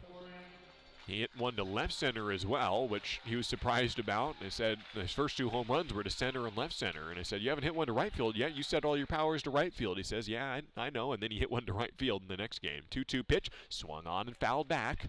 He's got the timing right. He's hitting it straight back. And so he's engaging. He's ready for Bradley McVeigh. He's just gotten under it a few times, but he's online with it. Got the timing. And we will see the 8th pitch of the plate appearance here. 2 balls, 2 strikes, 1 out. Runner on second. And a 7-1 ball game with the Pickles on top. McVeigh checks the runner. 2-2 pitch outside, ball 3. An 8-pitch at-bat already, and it's a full count finally. And we'll have pitch number 9 upcoming. Is fouled. No, actually, this will be the 10th. He fouled 3 back and 1 to right field. And swings at the 3-2 and misses it. Such a long at-bat from Cody Darcy, but it finally ends in a strikeout swinging on a pitch around the corner, the outside side of the plate. Brings up Cole Ehrman with 2 outs. Cole singled in the second inning. That did reach a benchmark for the Raptors here in this summer of 2021 with that second inning single for Cole. First pitch, ball high to Cole. It was the 100th base of the season. Ridgefield came into the game with 99 total bases, as in every hit is 1 base for a single, 2 for a double, 3 for a triple. Add all those up across all the players, and that was base number 100. 1-0 pitch is a strike. They're at 99, so the single added 1 more to make it a clean 100 on the year. Ridgefield leading the West Coast League and the first team to reach the century mark. Shows a lot of power for these Ridgefield batters. 1-1 pitch from McVeigh. Just missed. Ball 2. 2-1 with 2 outs, runner on second. The Raptors try to put a crooked number on the board for the first time today. 1 run in this frame. 7-1 is the score. Pickles on top. Off speed on the 2-1. Also off the plate. McVeigh is behind 3-1. He's pitched great today, allowing just 3 hits, but 2 of them in this inning. A leadoff single by John Peck and an RBI double by Will Chambers, who remains at second. 3-1 from McVeigh. Swung on and popped up, tailing towards the third base side and out of play. Taking a big bounce on the concourse and entering the dugout on the adjacent field. And one kid might hop over the chain link fence to go get it. 3-2 is the count to Cole Ehrman. The right-handed catcher preparing for the payoff pitch with 2 outs. Runner in scoring position. Swings and hits one. It'll be a foul ball, maybe playable. The first baseman going back. Arnston cannot get there. It lands out of play. And another foul ball off the bat of Cole Ehrman. His 1 extra base hit on the year was a triple. He has 3 RBIs. 1 walk, 6 hits on the year. Including earlier today, he's 1 for 1. Bottom of the 4th inning. 6-run lead for the Pickles. Ridgefield trying to continue to slim that down. Payoff pitch upcoming from Bradley McVeigh. Southpaw looks back at second, throws. Hit again, foul on the first base side yet again. Cole Ehrman hitting 3 straight ones. This one landing outright in the bullpen, right as that kid did summit the fence and jump in, and now he's got 2 balls to go collect. And he's quickly trying to recover and jump back over. Another payoff pitch upcoming from Bradley McVeigh. Runner on second, 2 outs. Here he comes. Hit towards second base, leaping, and can't make the grab. It's into right field for a base hit. Will Chambers rounds third and then holds, dives back to third. Correct decision by Chris Coda, who gives him the stop sign, tells him take a big turn, but look, and he probably would have been thrown out. Clutch base hit by Cole Ehrman to extend the inning, but some more work to do to put that crooked number on the board. It's Dominic Enbody to the plate. 2 singles on the day for Cole Ehrman. Has gone from 5 hits on the year to 7. Got stranded at first base in the second inning. We'll try to not do that here in the 4th. But in the meantime, we will probably see a mound visit, if not a pitching change. Brian Grant strides out to the mound. Indicates towards the infield to come in and talk about it. I think we will not see a pitching change here, but the leash is short for Bradley McVeigh, who started this game and put 3 straight zeros on the board. Finally allows a run in the 4th and has allowed 3 of his 4 hits in this inning. A single, a double, then a fly out, a strikeout, and then another single. An RBI double for Will Chambers. He stands at third. And a 2-out single for Cole Ehrman. He stands at first. Infield splaying back out to their original positions. Brian Grant walking back to the dugout. Strides across the first base chalk line, and Bradley McVeigh ready to go. Dominic Enbody to the plate, 7-hole hitter who struck out in the first at-bat. Lefty on lefty, advantage pitcher. First pitch to Dominic in the dirt and blocked by the catcher, Evan Leibel. In the on-deck circle, the hot-hitting Tanner Jocks, 3 for 4 yesterday. 1-0 the count to Dominic. 2 outs, runners on the corners. Swings at this one, hits it to left center field. This will land, and it'll get all the way to the wall. Will Chambers scores. Coming around third, Cole Ehrman will dig for the plate, and he will score standing up from first base. Dominic Enbody takes on a southpaw and takes him all the way to the warning track for a 2-out, 2 RBI double. His second 2-bagger of the season. And Dominic has helped Ridgefield put that crooked number on the board at 7-3, the Pickles on top. And Ridgefield slimming that lead down piece by piece.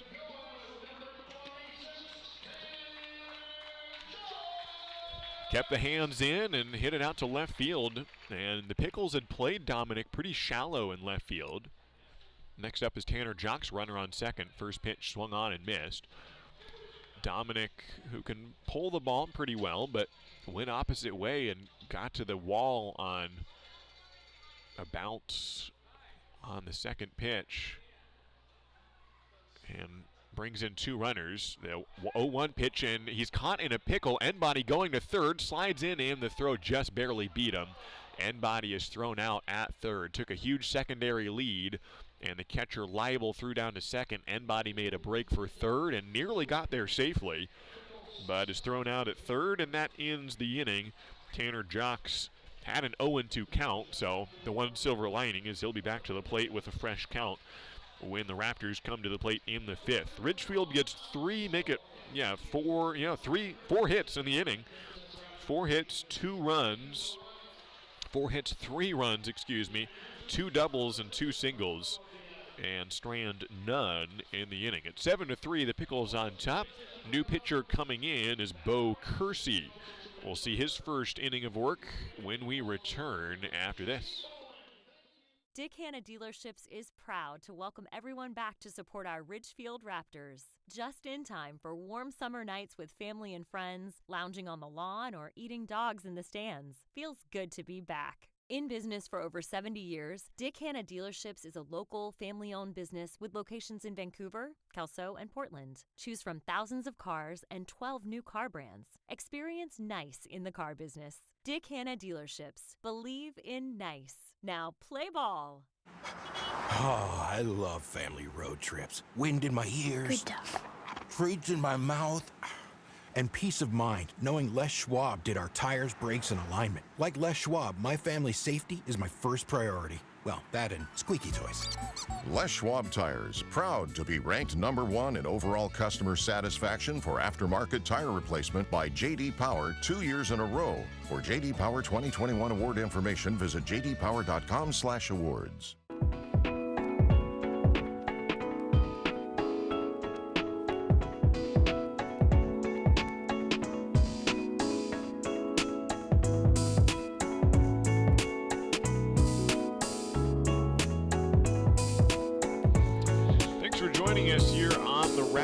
Live stream as we head to the top of the 5th inning here at the Rourke.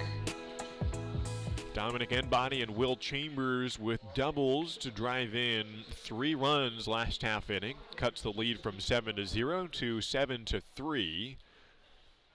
And Bo Kersey comes in to pitch for the Ridgefield Raptors here in the top of the 5th inning. Bo had some good work in the Bend Elks series. He comes in for his second appearance now on the season. He went 5 innings in relief against the Elks. Allowed 6 hits, 3 runs. It was all late in that game. First pitch is a strike to Connor Hendricks. Hendricks, who had an RBI single in the second inning, and a strikeout. Kersey, the left-hander, check swing, hits it back to the pitcher. Kersey fields and throws to first. A little half swing that nubbed the ball back to the pitcher. And Hendricks is retired, the leadoff man. 1-3 on the ground out. Evan Leibel to the plate. The catcher, left-hand hitter, has gotten aboard both times. 1 for 2 on the day, an error and a 2 RBI single.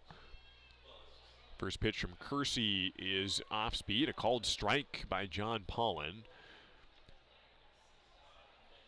Bo works with a four-seam fastball in the mid-80s. He's got a curveball and a changeup as well.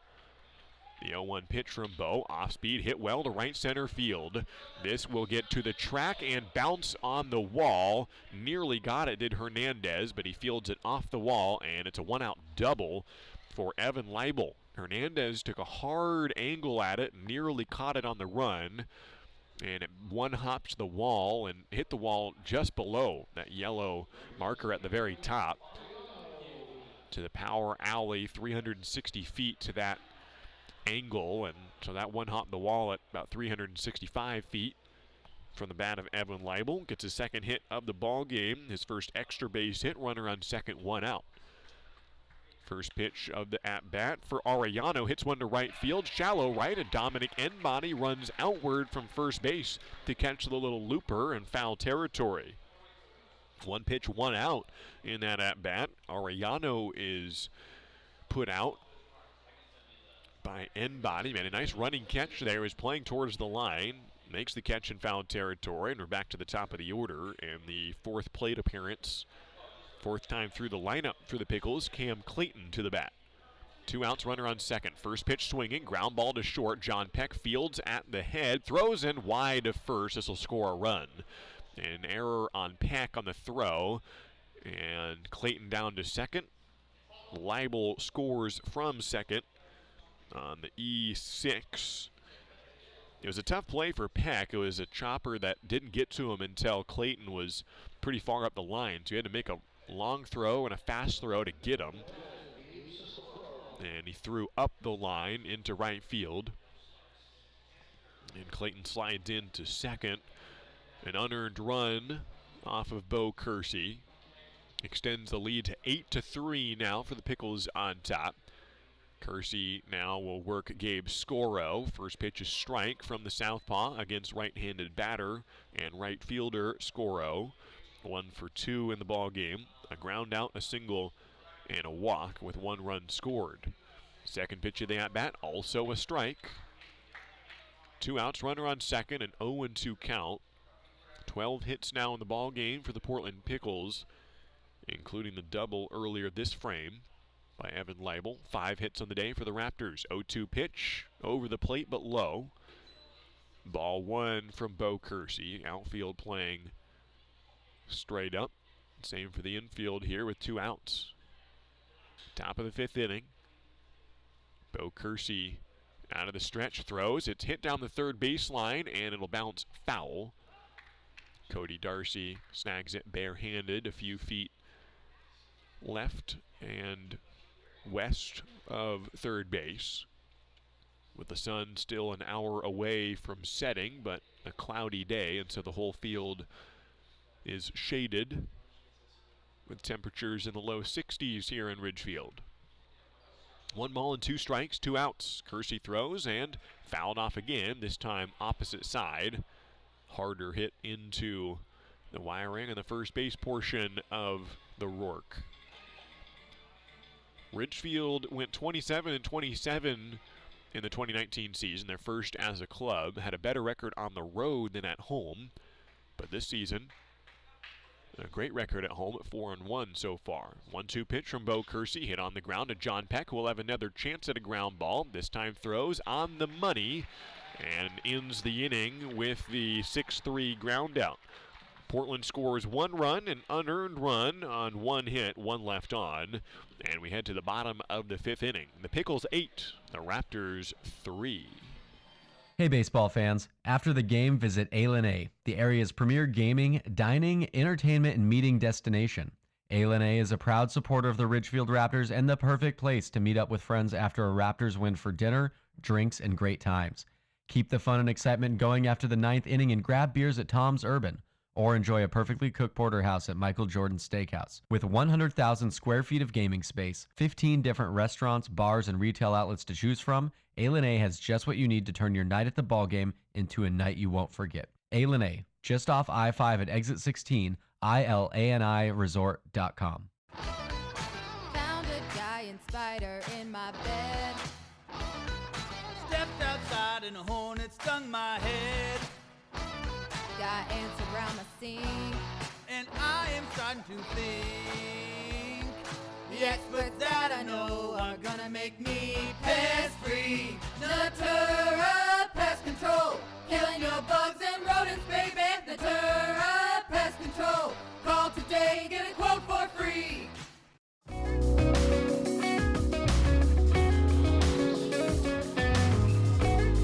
Tanner Jocks at the plate to lead off the bottom of the 5th inning here for the Ridgefield Raptors, an 8-3 lead for the Pickles.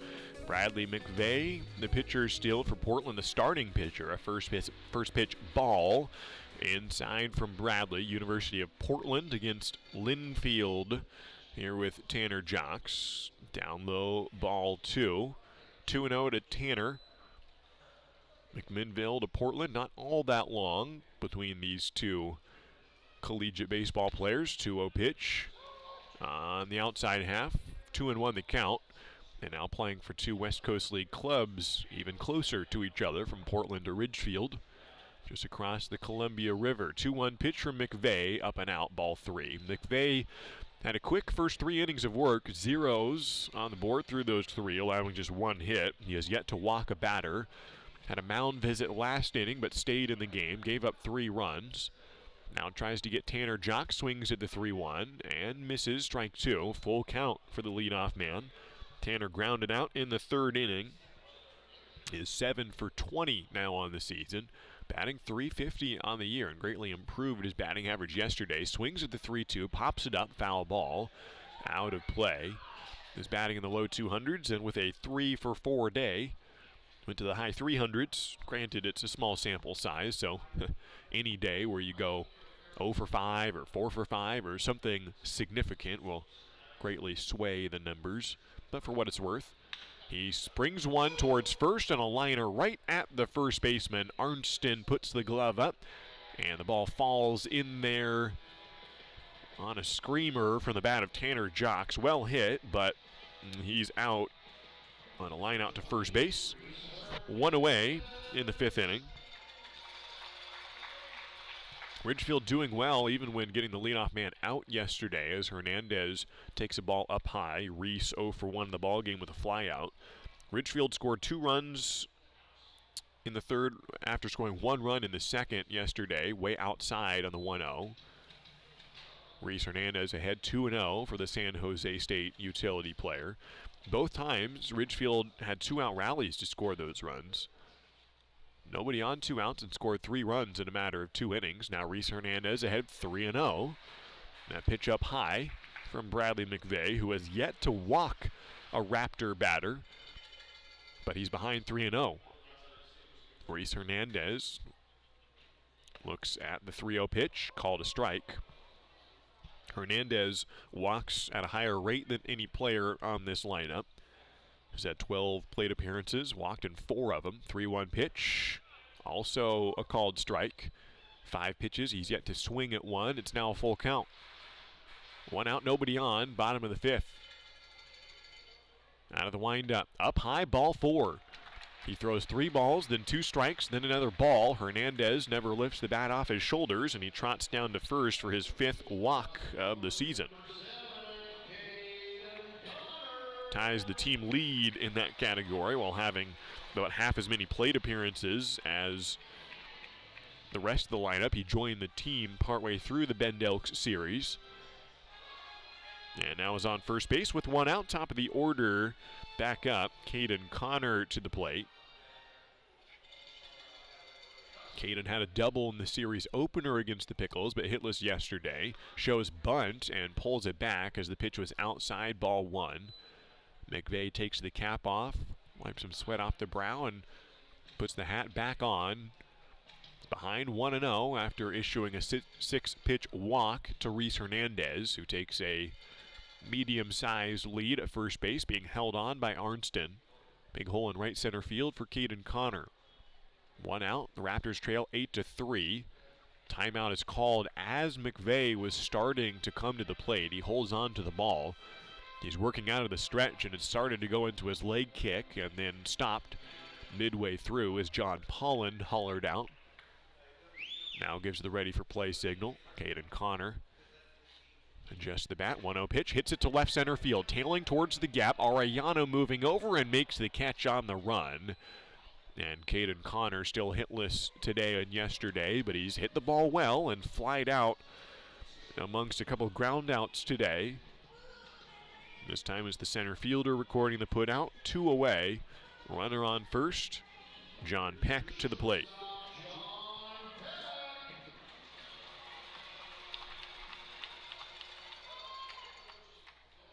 John Peck, 1 for 2 in the ball game. We will see a mound visit from Mark Magdaleno, who will make a change here. It was going to be a left-handed pitcher against right-handed batter in John Peck.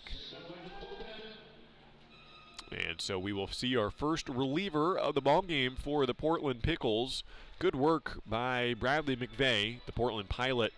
3 innings of scoreless work. The final stat line will get blemished a little bit from last inning, 3 runs, but he does go 4 2/3 innings on the ball game, allowing 5 hits in the contest and striking out 5 along the way. Gave up just 1 run in his start, and he will give way to relief pitcher Ethan Bell, a 6'1", 175-pound right-hander out of Yavapai College down in Arizona, Prescott, Arizona, junior college. Ethan Bell comes in here in the bottom of the 5th inning. It's an 8-3 lead for the Portland Pickles. Ethan Bell is making his 2nd appearance. He went 2 innings in the first series that Portland had. They faced the Wenatchee Apple Sox. Ethan pitched 2 innings, gave up 1 walk, 1 strikeout, no hits. So his ERA remains unblemished so far. That was a 6-0 win for the Pickles in that game. In the June 4th contest, the season opener last Friday when every team was in action. Let's take a look at the scoreboard, by the way. Earlier today, Cowlitz and Bend starting a doubleheader. They had gotten 2 rainouts, although in the second one they had already played 5 innings, so it went down as an official game. They had Tuesday's game completely rained out before it started. Today, Bend and Cowlitz doing the doubleheader. They finished the first game in dramatic fashion. The Elks, which lost the first game to Cowlitz in 5 innings and got swept by Ridgefield, so they were 0-4. A walk-off double by Matt Dallas gives the Bend Elks their first victory of the year. They beat Cowlitz earlier today and playing the second half of the doubleheader as we speak. Looking around the scoreboard at the other games going along around the West Coast League. Wenatchee and Walla Walla in the 7th inning. Wenatchee leading 2-1. Cowlitz on top of Bend 7-4 in that rubber match, and Yakima Valley leading Bellingham 5-1. The Pippins will host Ridgefield tomorrow and the next 3 days. All right, John Peck in the batter's box against Ethan Bell. The right-hand pitcher throws a first pitch strike to John. Righty on righty. John had faced a left-hand pitcher in his first 2 at-bats. He struck out and then singled. That single in the 4th inning, when he came around to score the first run of the big ball game for Ridgefield, the leadoff batter in that 4th inning. A 1 pitch misses. 1-1's the count. John Peck scored that inning. Will Chambers scored that inning. And Cole Ehrman scored from first on a double by Dominic Enbody. That's the 3 runs so far. Ridgefield needing to score 5 more to tie this ball game up. They've got this inning and 4 more after this. 1-1 pitch, outside, ball 2.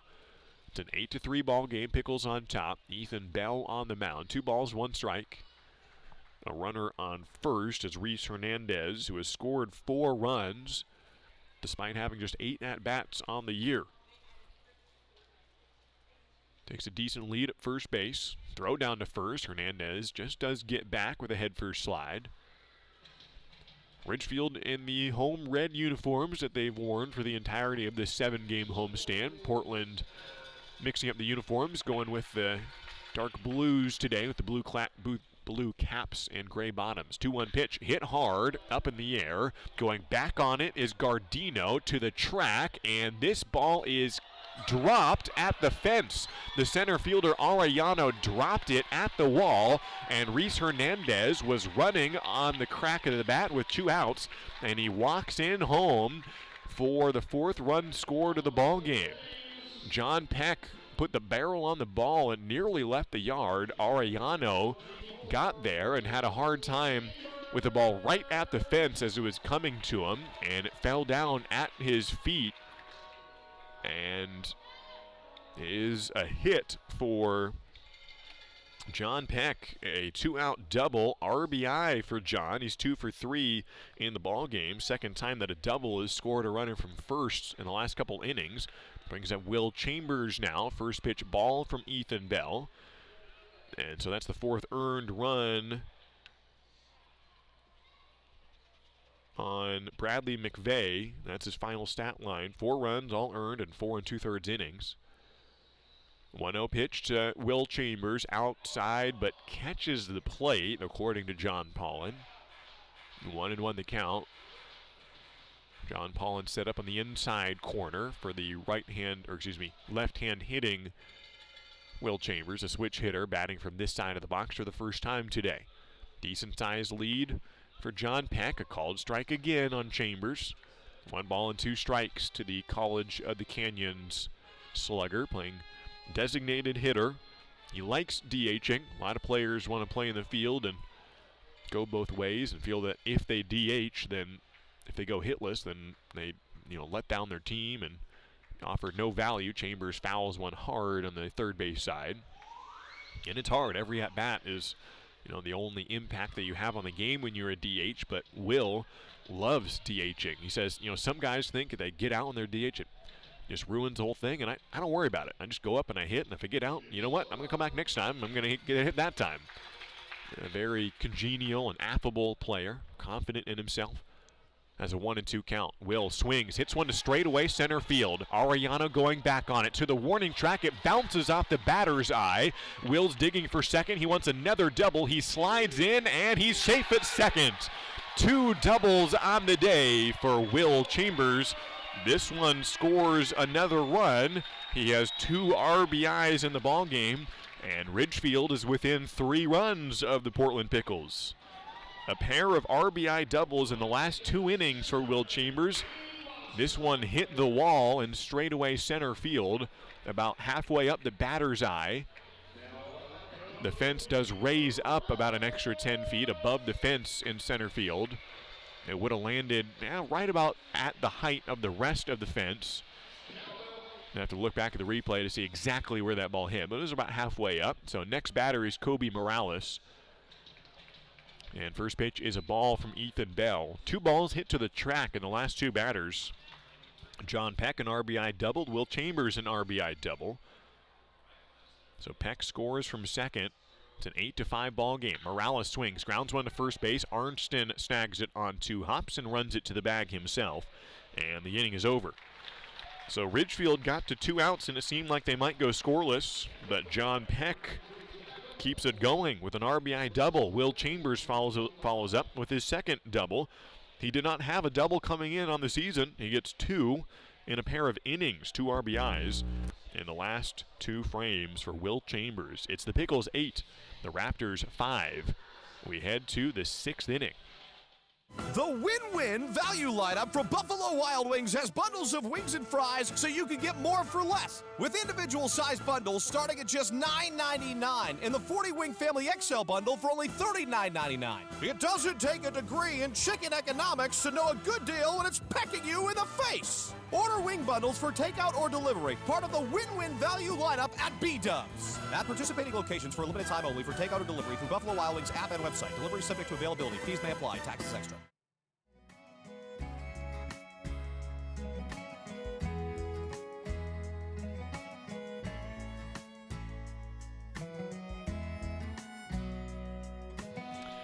Well, the Raptors got down big in this game, trailing 7-0 after the second inning.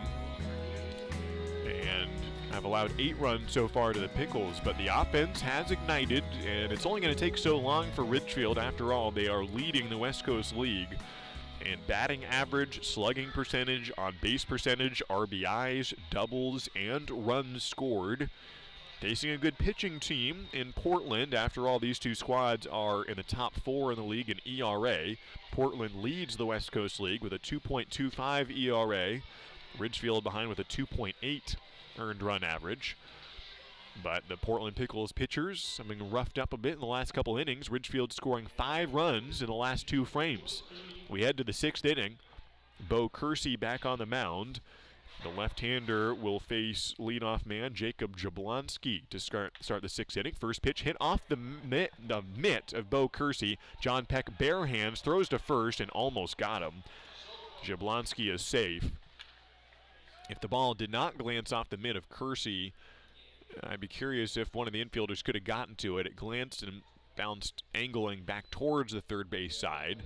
John Peck made a good play and did what he could, but it is an infield single for Jablonski, a lead-off single on the first pitch. His second single of the day, and brings up the first baseman in Ole Arnston. First pitch is a called strike to the right-hand hitter in Arnston. Had a 2 RBI double in the first, a single in the second, a single in the fourth. He did not have the greatest stat line coming into the series. 1 for 9, with a home run as his only hit. 0-1 pitch, and on the hands, ball 1.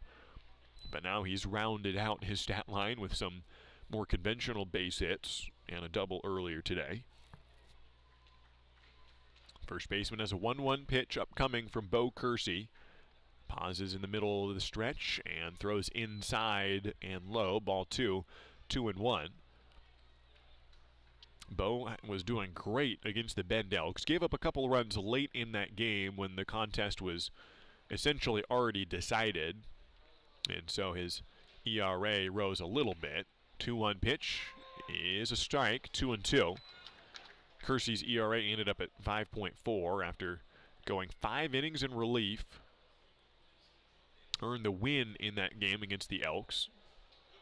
Most of his 6 hits coming late. 2-2 pitch, swung on, hit towards second base. Tanner Jocks will go to second, gets the out there, throw to first, a bit high, but in time for the 4-6-3 double play. The bases are cleared and 2 outs in the inning for yet another double play. That is the 3rd twin killing that the middle infielders have started. A pair of 6-4-3 double plays, and now a Jocks, Peck, and Body 4-6-3 twin killing. And the infield continues to rack up nice plays in the field. 2 away. And the next batter for the Portland Pickles is Eamon Lance. Takes a first pitch ball. He is 1 for 8, 1 for 9 on the season. It's 1 hit, a single in the second inning today. 1 ball, no strikes. Bo Kersey throws one. It is hit to center field, playable, and Hernandez comes in, makes the play to retire the side. 1 hit in the inning, but Kersey faces the minimum with a double play to help out for the Raptors, who have scored 5 runs in the last couple of innings, and some good pitching has kept the game close. It's the Pickles 8, the Ridgefield Raptors 5 runs and closing when we come back for the bottom of the 6th. C-Tran is your public transit system offering service in Clark County and beyond. Catch local service in Clark County, regional and express service to Portland, and connector service within the city limits of Camas, La Center, and Ridgefield. And if you don't have cash, no problem. C-Tran now accepts digital payments with Hop FastPass. So hit a home run and leave the driving to us. Visit c-tran.com for more information. C-Tran, our community, our promise. Baseball is back, and Peace Health is excited to once again sponsor the Ridgefield Raptors as they vie for the West Coast League title. Raptors games make a great family outing. Bring the whole crew to the ballpark to enjoy a safe, fun outdoor event featuring the thrills of Raptors baseball. As the largest health provider in Clark County, Peace Health is ready to step up to the plate and keep your family in the game, whether it's a routine appointment or specialty emergency care. Peace Health and the Ridgefield Raptors, two great teams.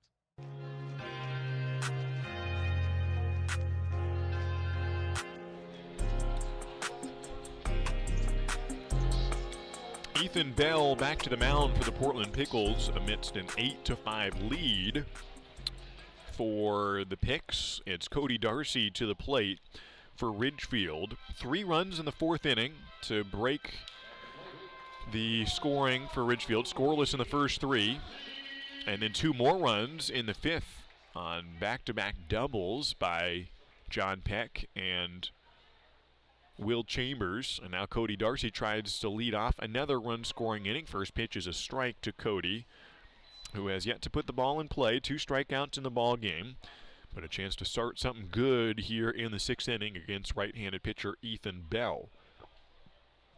0-1 count to Cody Darcy. Hits one on the ground. 2 hopper to short. Jablonski grabs it, throws to first, and retires Cody Darcy by a couple of steps. 1 away in the bottom of the 6th. Cole Ehrman to the plate. A pair of singles on the day for the catcher, who has done great work behind the dish and enduring work as he continues to spend all 9 innings behind the plate, where he spent most games this season. He's spelled at times by Dominic Enbody, but he's basically played most games there behind the dish. Yesterday was that catcher, played the entire game. Same for Tuesday. First pitch is a ball. 1-0 from Ethan Bell. 1 out, nobody on. An 8-5 lead for the Pickles. Thinks about swinging at the 1-0. Pulls back, and good decision. And it's also a ball. 2-0 the count to Cole Ehrman. Righty on righty here, with the outfield playing medium depth. Center fielder shaded towards right center. Hits one foul into the netting.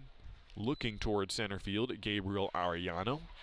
Situated here in the press box behind home plate in a beautiful Ridgefield Outdoor Recreation Complex here in Ridgefield, Washington.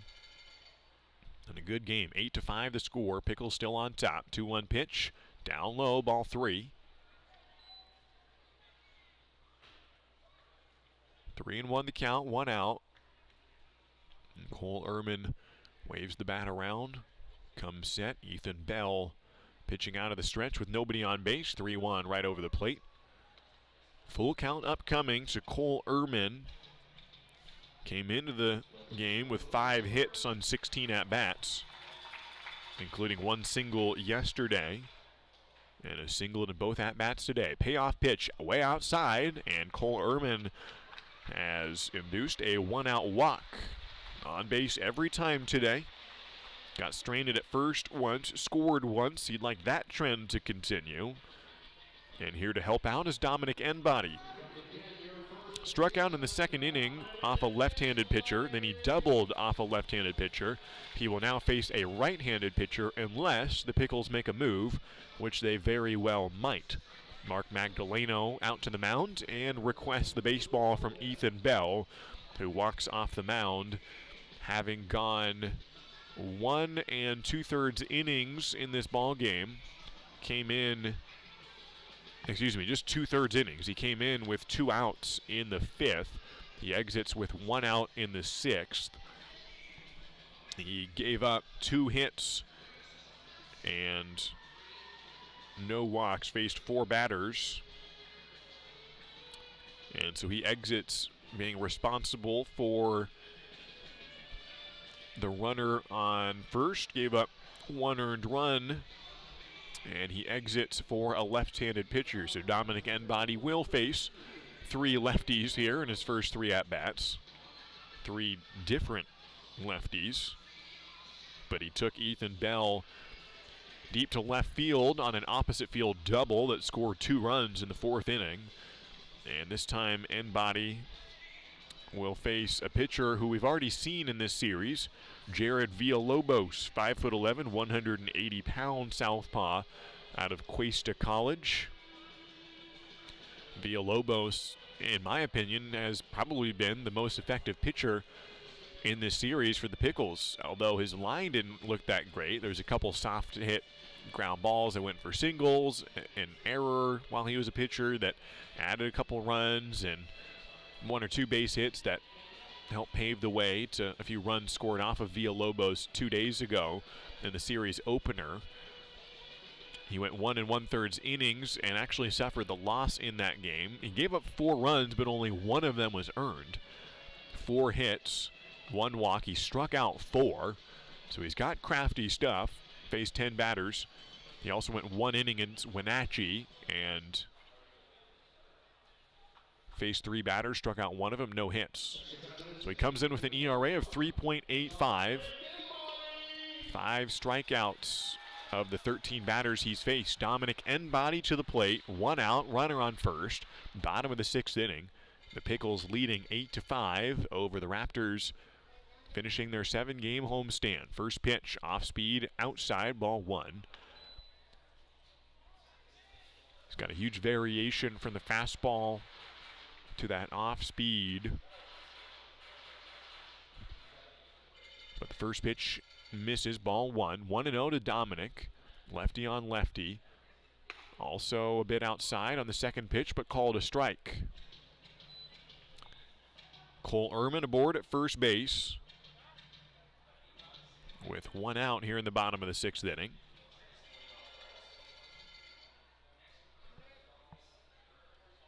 One ball and 1 strike to Dominic Enbody. Here's the pitch, swings and missed it, went right over that one. 1-2 the count, struck out in the 2nd inning, had that double in the 4th. Ended up being stranded there at second, was his 2nd double of the year. He's 3 for 9 on the season, good for a .333 average. The 1-2 pitch from Villalobos will come after a pickoff move, goes to first, and Ehrman takes a couple steps to the bag and stays standing at first. Cole scored from first base on a double in the 4th inning. Here's the 1-2 to Enbody, swings and fouls it back. It was off the bat of Enbody when Ehrman scored that double to left center field, and Cole is sprinting all the way around, helmet coming halfway off as he rounded third and scored standing up. Part of a 3-run inning in the 4th. It's a 3-run ball game now with the Raptors trying to come back. 1-2 pitch, off speed, falls into the zone, called third strike. And 2 away in the inning. That pitch started up above the batting helmet, it looked like, and just dropped down the elevator into the zone. And you can see Enbody talking with Reese Hernandez in the on-deck circle where that pitch started and where it comes down from. Next up is Tanner Jocks. First pitch, a called strike to Tanner, who had a 3-hit game yesterday, looking for his first base hit today. Put the ball in play both times, went opposite field, a ground out and a line out to the second baseman and first baseman respectively. 0-1 pitch outside, and what looks like a slider or cutter of some sort from Villalobos. 1-1 the count with 2 outs, runner on first. Bottom of the 6th inning. Ridgefield with 10 outs to work with here. Jocks swings at the 1-1, and Tanner fouls it on the first base side. Tanner with 7 hits on the year, 7 for 19, all of them singles. When he singled in the 6th inning yesterday, he ended up stranded at first there in the 6th inning, and then he was the next player to get a hit. He holds back in the 1-2, up high, ball 2. So Ridgefield did not record a hit in between Tanner Jocks' 2 at-bats. He was the last player to get a hit and then led off the 9th inning and got another hit. Ended up scoring on an extra base knock by Kobe Morales. 2-2 pitch, swings, pops it up, shallow right field. Scoro coming in, gets under it and makes the play. in fair territory. Out number 3, and Ridgefield, for the first time since the 3rd inning, goes scoreless. 1 walk, 1 left on, no hits, and Ridgefield remains down 8-5 is the score as we head to the 7th. Stay with us here on the Ridgefield Raptors live stream. Baseball is back, and Peace Health is excited to once again sponsor the Ridgefield Raptors as they vie for the West Coast League title. Raptors games make a great family outing. Bring the whole crew to the ballpark to enjoy a safe, fun outdoor event featuring the thrills of Raptors baseball. As the largest health provider in Clark County, Peace Health is ready to step up to the plate and keep your family in the game, whether it's a routine appointment or specialty emergency care. Peace Health and the Ridgefield Raptors, 2 great teams.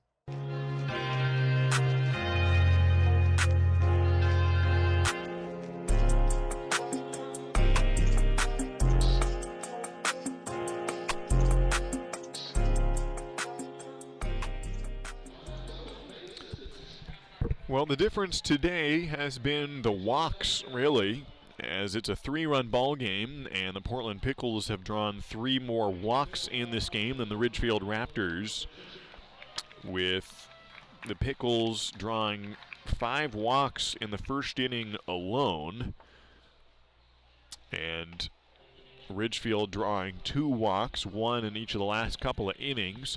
But it was that big first inning that got the Pickles out in front. A 5-run first inning when the first 3 batters walked, and then a double, then another walk, and then later a 2 RBI single, and then another RBI single. And that was the first inning. Since then, it's been better. Portland has scored 3 runs after that in the next 5 innings. And Ridgefield has done its part to make it a ball game. It's a 3-run margin. 8-5 is the score. The Pickles on top with Bo Kersey back on the mound. He's a great long reliever. Doesn't seem to tire when 5 innings out of the pen in his first game. Comes in now for his 3rd inning here. Nick Nygaard doing well in 2 2/3, or 3 2/3, excuse me.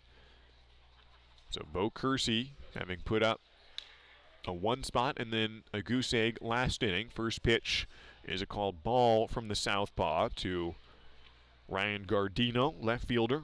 A 2 RBI single in the 2nd inning and a walk.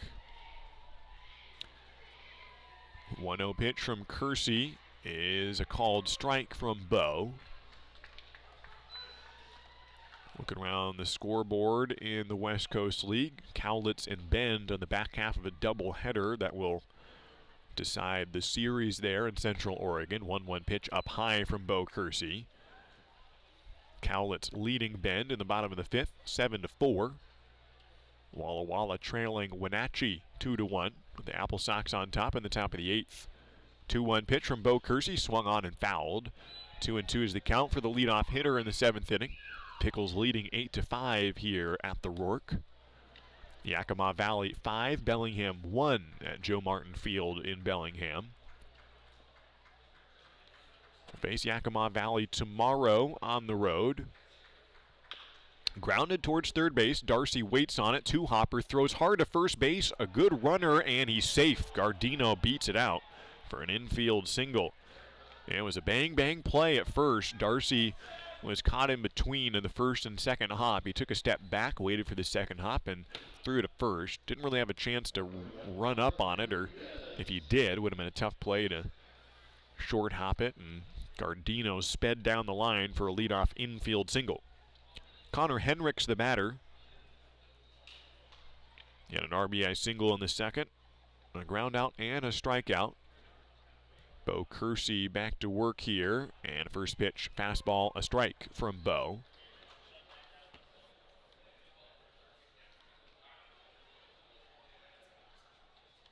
Oh, and 1 the count from Bo Kersey.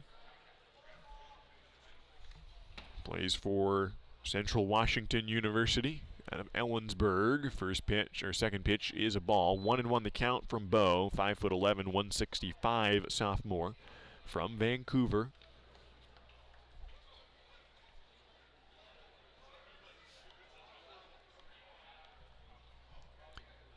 1-1 pitch, the runner goes. It is a ball. The throw down to second almost got Gardino. He slides in safely for the stolen base. Gardino gets into scoring position with nobody out here in the top of the 7th inning. Gardino a little shaken up. He takes a little lap around second base after sliding in just ahead of the throw of Cole Ehrman, who threw the pitch on the line at second base and just a touch late at the bag. Gardino beats out the throw for the infield single and then beats out the throw for the stolen base. No outs, runner on second. Here's the 2-1 pitch from Bo Kersey, fouled on the first base side and bounces on the line on the first base chalk off the screen.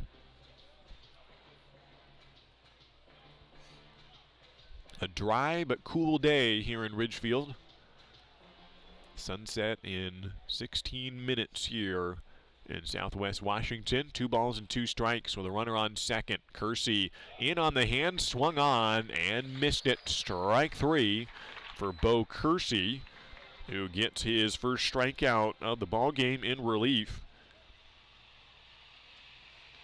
And Henricks is down and brings up Evan Leibel to the plate, who had a double in the 5th inning. End up scoring in that frame. Also got aboard on an error and a 2 RBI single. And so Evan Leibel yet to be caught in any form or fashion today. Bo Kersey trying to do something different against Evan, who got that double off of Bo Kersey, the second batter that Bo faced in today's game. First pitch is a ball from the left-hander and Bo Kersey. 1 out, runner on second. 8-5 lead for the Portland Pickles. Comes set and throws out of the stretch. Swung on and missed it. Strike 1 on Evan Leibel. Had that double in the 5th inning. Was his second of the season. 1 RBI. 5 for 16 on the year. 1 ball and 1 strike. Runner on second, down in the dirt, skips away from the catcher to the backstop, and the runner will advance to third. Gardino grounded to third to get on base, an infield single, stole second, wild pitch gets him third. Still only 1 out. Yesterday, Portland scored the winning run in the 8th inning, and it was Ryan Gardino who scored. Gave them a 2-run lead, but they ended up winning by 1. 2-1 pitch, hit over the shortstop into left field. It lands on 1 hop in front of Morales, and that is an RBI base hit for Evan Leibel. It extends the lead to 9-5. Leibel to first base. Gardino scores, and it brings up Gabriel Arellano. So those little things come back to bite you. Not that it was Ridgefield's fault. It was just a ground ball to third. That was a tough play for Darcy, and he made a good play on it. And Gardino just beat it out. And that gives them 1 more run than they otherwise would have had. First pitch is a ball. Had he been just a little bit slower or hit a little bit harder to Darcy and fielded it quicker, or thrown out at second on the caught stealing, or any number of things. But nonetheless, there's a run. 1-0 pitch inside, picked by Cole Ehrman.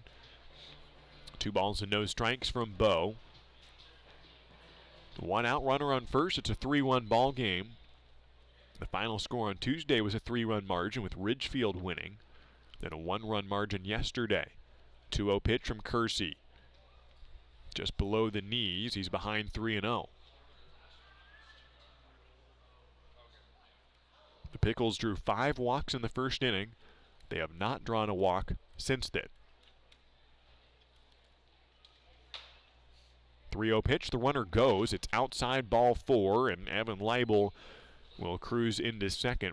Running on the 3-0 pitch and gets to second via the walk. Arellano gets aboard for the second time today, and we're back to the top of the order. 5th time through the lineup for the Pickles. Cam Clayton to the bat, the second baseman who has had an interesting day on the base paths. Tell you about it as we got a pitching change. Bo Kersey steps off after going 2 1/3 innings for the Raptors. Kersey ends up allowing 4 hits in his appearance, 2 runs, 1 earned. He's responsible for both runners aboard. And we will see our 4th pitcher of the ball game for Ridgefield. And coming in for the Raptors will be a right-hander in Eli Schubert. Just got added to the roster yesterday. Eli Schubert comes in for his first playing time for the Raptors. Eli, a 6'1", 170-pound right-hander out of Lewis Clark State College. Started out his collegiate career at Lower Columbia in Longview. Raised in Eagle, Idaho. This is his first appearance for the Raptors this season, but not his first appearance for the Raptors overall. He made 16 appearances for Ridgefield back in the 2019 season. Had a 2-3 record, a 7.64 ERA, pitched 37 innings, had 44 strikeouts, and now comes in for his first playing time in 2021. Happy to see Eli back out on the mound. He comes in with runners in first and second with 1 out here in the 7th inning. An 9-5 ball game. The Pickles on top. Cam Clayton to the bat. In the first inning, he walked, stole second, stole third, and then scored on a double. Even though he stole both of those bases, walks later in the inning meant he could have advanced to those bases without the steal. But nonetheless, he gets 2 steals in the books, his first 2 steals of the season. Then in the first inning, or in the third inning at bat, he singled and then was caught stealing at second, and then got on base in the 5th inning by an error. So he's been all over the base paths today. Officially, he is 1 for 3, a walk, a single, a ground out, and the error. And so Cam Clayton back to the plate against right-handed pitcher in Eli Schubert, 6'1" right-hander against 6'1" right-handed batter.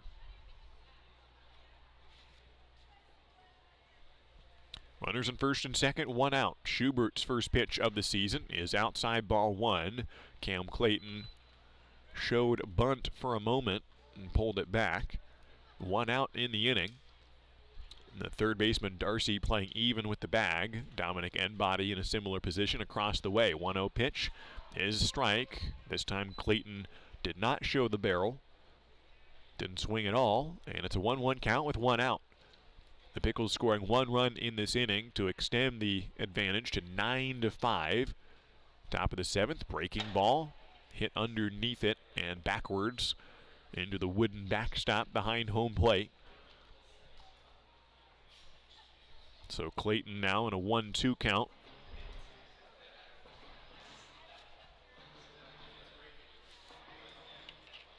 Cam Clayton, an incoming freshman at the University of Washington. 1-2 pitch, got him looking.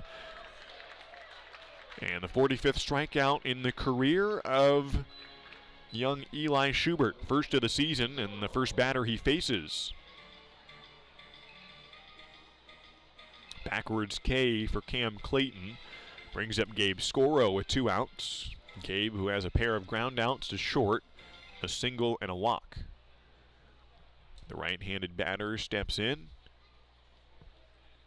First pitch is a called strike on the 7-time chess champion in the state of Oregon. A business major at the University of Portland, and Gabe Scoro, the right fielder behind 0-1 with 2 outs, runners in first and second. Breaking ball, front door slider look like from Eli Schubert. Good looking breaking ball. The hard break to it, and he's ahead 0-2. 2 outs, trying to strand 2 runners here in the 7th. Another breaking ball, this time got the barrel on it. It's hit up the middle. Jocks dives on the bag with the glove and gets the out at second. It'll go down as a fielder's choice, unassisted by Tanner Jocks, who makes the catch on the run, on the bounce, and then planted his foot, cut back towards second, dove right ahead of the runner, and got the glove on the bag for the force out to retire Gabriel Arellano at second base. That ends the inning with no runs scored. 1 hit, 2 left on. And, 1-run score there in the 7th inning. It's a 9-5 ball game. Coming back after this with the Raptors at the plate, it's time to stretch midway through the 7th. Join the Ridgefield Raptors for warm sunshine, great food, and exciting top-level college baseball at the Rourke. Bring your family, friends, neighbors, and coworkers for a relaxing night outdoors this season. Your group can welcome us on the Les Schwab left field platform, the Lenner Homes and Dick Hanna grass berms, or the First Centennial and Wellhaven Pet Health picnic areas. There's nothing like a Ridgefield Raptors summer baseball game. Get your tickets now at ridgefieldraptors.com. Go Raptors! Can't remember the last time you had a tall, ice-cold draft beer? Jog your memory at Buffalo Wild Wings for just $3. Stop by B-Dubs now and get Bud Light poured into a tall 22-ounce glass, all for just $3. Remind your mouth what it's been missing. Buffalo Wild Wings. Roar! Available at participating locations for a limited time. Dine-in only. Prices may vary. Please drink responsibly. Availability of dine-in varies by location.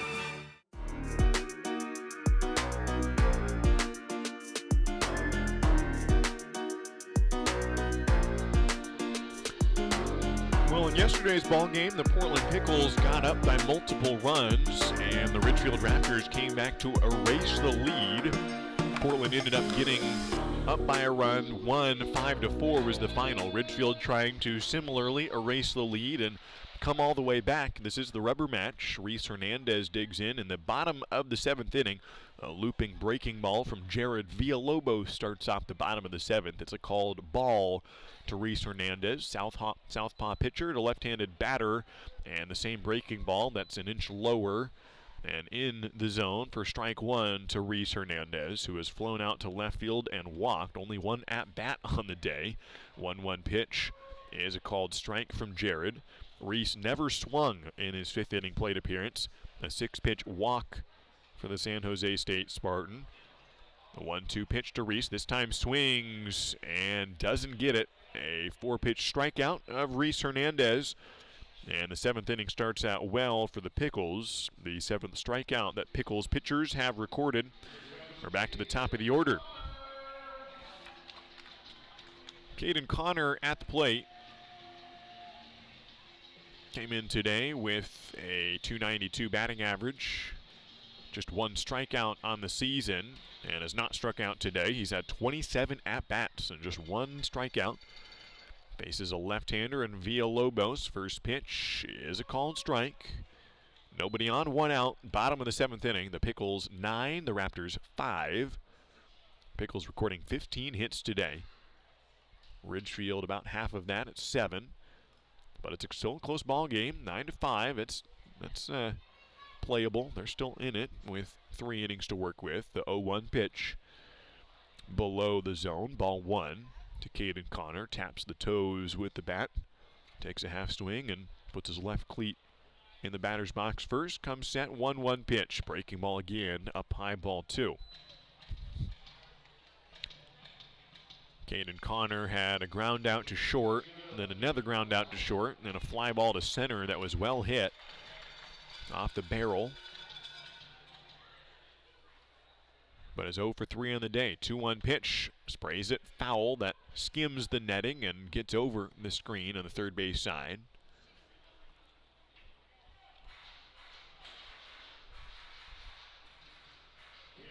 The lights are on and the sun about to set. Not that it's really visible in the west in the very cloudy day here in Ridgefield. Here's the 2-2 pitch from Villalobos down in the dirt. We'll see a full count to Caden Connor with 1 out and nobody on, trying to start something dangerous for the Raptors, who did not score last inning after putting up 3 and then 2 runs in the middle innings here. 4th and 5th innings were the productive ones for the Raptors. Now in the 7th, 1 out, nobody on. The payoff pitch from Villalobos. Fastball, fouled back from Caden Connor. Nods his head, feels like he's got things figured out.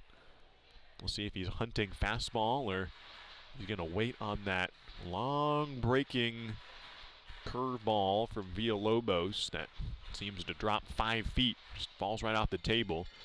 Caden Connor has seen both those pitches in the at-bat. And here's the 7th offering from Villalobos. It's the fastball. He was behind it. Maybe Caden Connor was waiting on the breaking ball because he swung a bit late but got a piece of it and stays alive. That's a good hitter to swing at the pitch you weren't expecting and yet still get contact, at least to foul it off. Full count still to Caden Connor. John Peck in the on-deck circle with base hits both of his last 2 at-bats. 3-2 pitch, chases one above the belt and misses, slaps his helmet a bit in disgust. It's a good hitter in Caden Connor, just the 2nd strikeout of the season for the right fielder. John Peck to the plate, struck out in his first at-bat, but had 2 innings to think about it, and then came back in the 4th with a single, scored a run later, and then the 5th inning he doubled with an RBI and later scored. First pitch inside, but hits the corner, strike 1. Will Chambers batted him home in that 5th inning with a double. Will Chambers also batted him home in the 4th inning with a double. 0-1 pitch to John Peck, swings and grounds one towards the dugout, bounces off the screen into Chris Cota, the head coach, who is the head coach at College of the Canyons. And his designated hitter, Will Chambers from COC, in the on-deck circle. John Peck at the plate, chases the 0-2 down in the dirt. He's tagged out, a drop 3rd strike, but he is put out at the plate, and that ends the frame. 3 up, 3 down. He strikes out the side. Villalobos makes it look easy in the 7th with 3 strikeouts swinging. And we are through 7 innings in Ridgefield. It's a 9-5 ball game, and the Pickles on top as we head to the 8th. A lot has changed in Clark County since C-Tran began service in 1981. We've changed with it. 30 bus routes, 2 bus rapid transit projects, and millions of rides later, C-Tran has grown into an award-winning transit system serving Clark County, including the city limits of Ridgefield. Please join C-Tran in celebrating an amazing 40 years serving you, our community, with activities happening in 2021. Look for details at c-tran.com, and thank you for 40 great years. The win-win value lineup from Buffalo Wild Wings gets you more for less with buy one, get one free traditional wings every Tuesday. It's like diving for pearls and finding the lost city of Atlantis. And they've got BOGO free wings. Get yours for dine-in, takeout, or delivery on Wing Tuesdays at B-Dubs. BOGO of equal value at participating locations. Not valid with other offers. Size exclusions apply while supplies last. Limit 1. Delivery and takeout limited time. Delivery offer valid on Buffalo Wild Wings website and app subject to availability. Fees may apply plus taxes.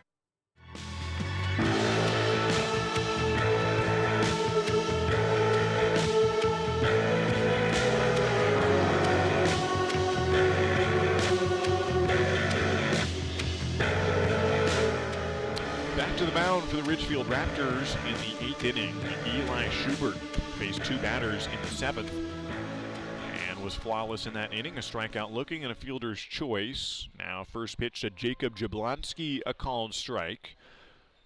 And he's ahead 0-1 to Jablonski. It's 9-5. The Pickles on top. Ridgefield down to its final 6 outs to avoid a 2-game losing streak. But even if they do lose, they'll still have a winning record at 4-2. Another called strike from Eli Schubert. Pitching well so far from Lewis Clark State College. 6'1", 170-pound right-hander. Throws 0-2 and misses outside. Ball 1 from Eli.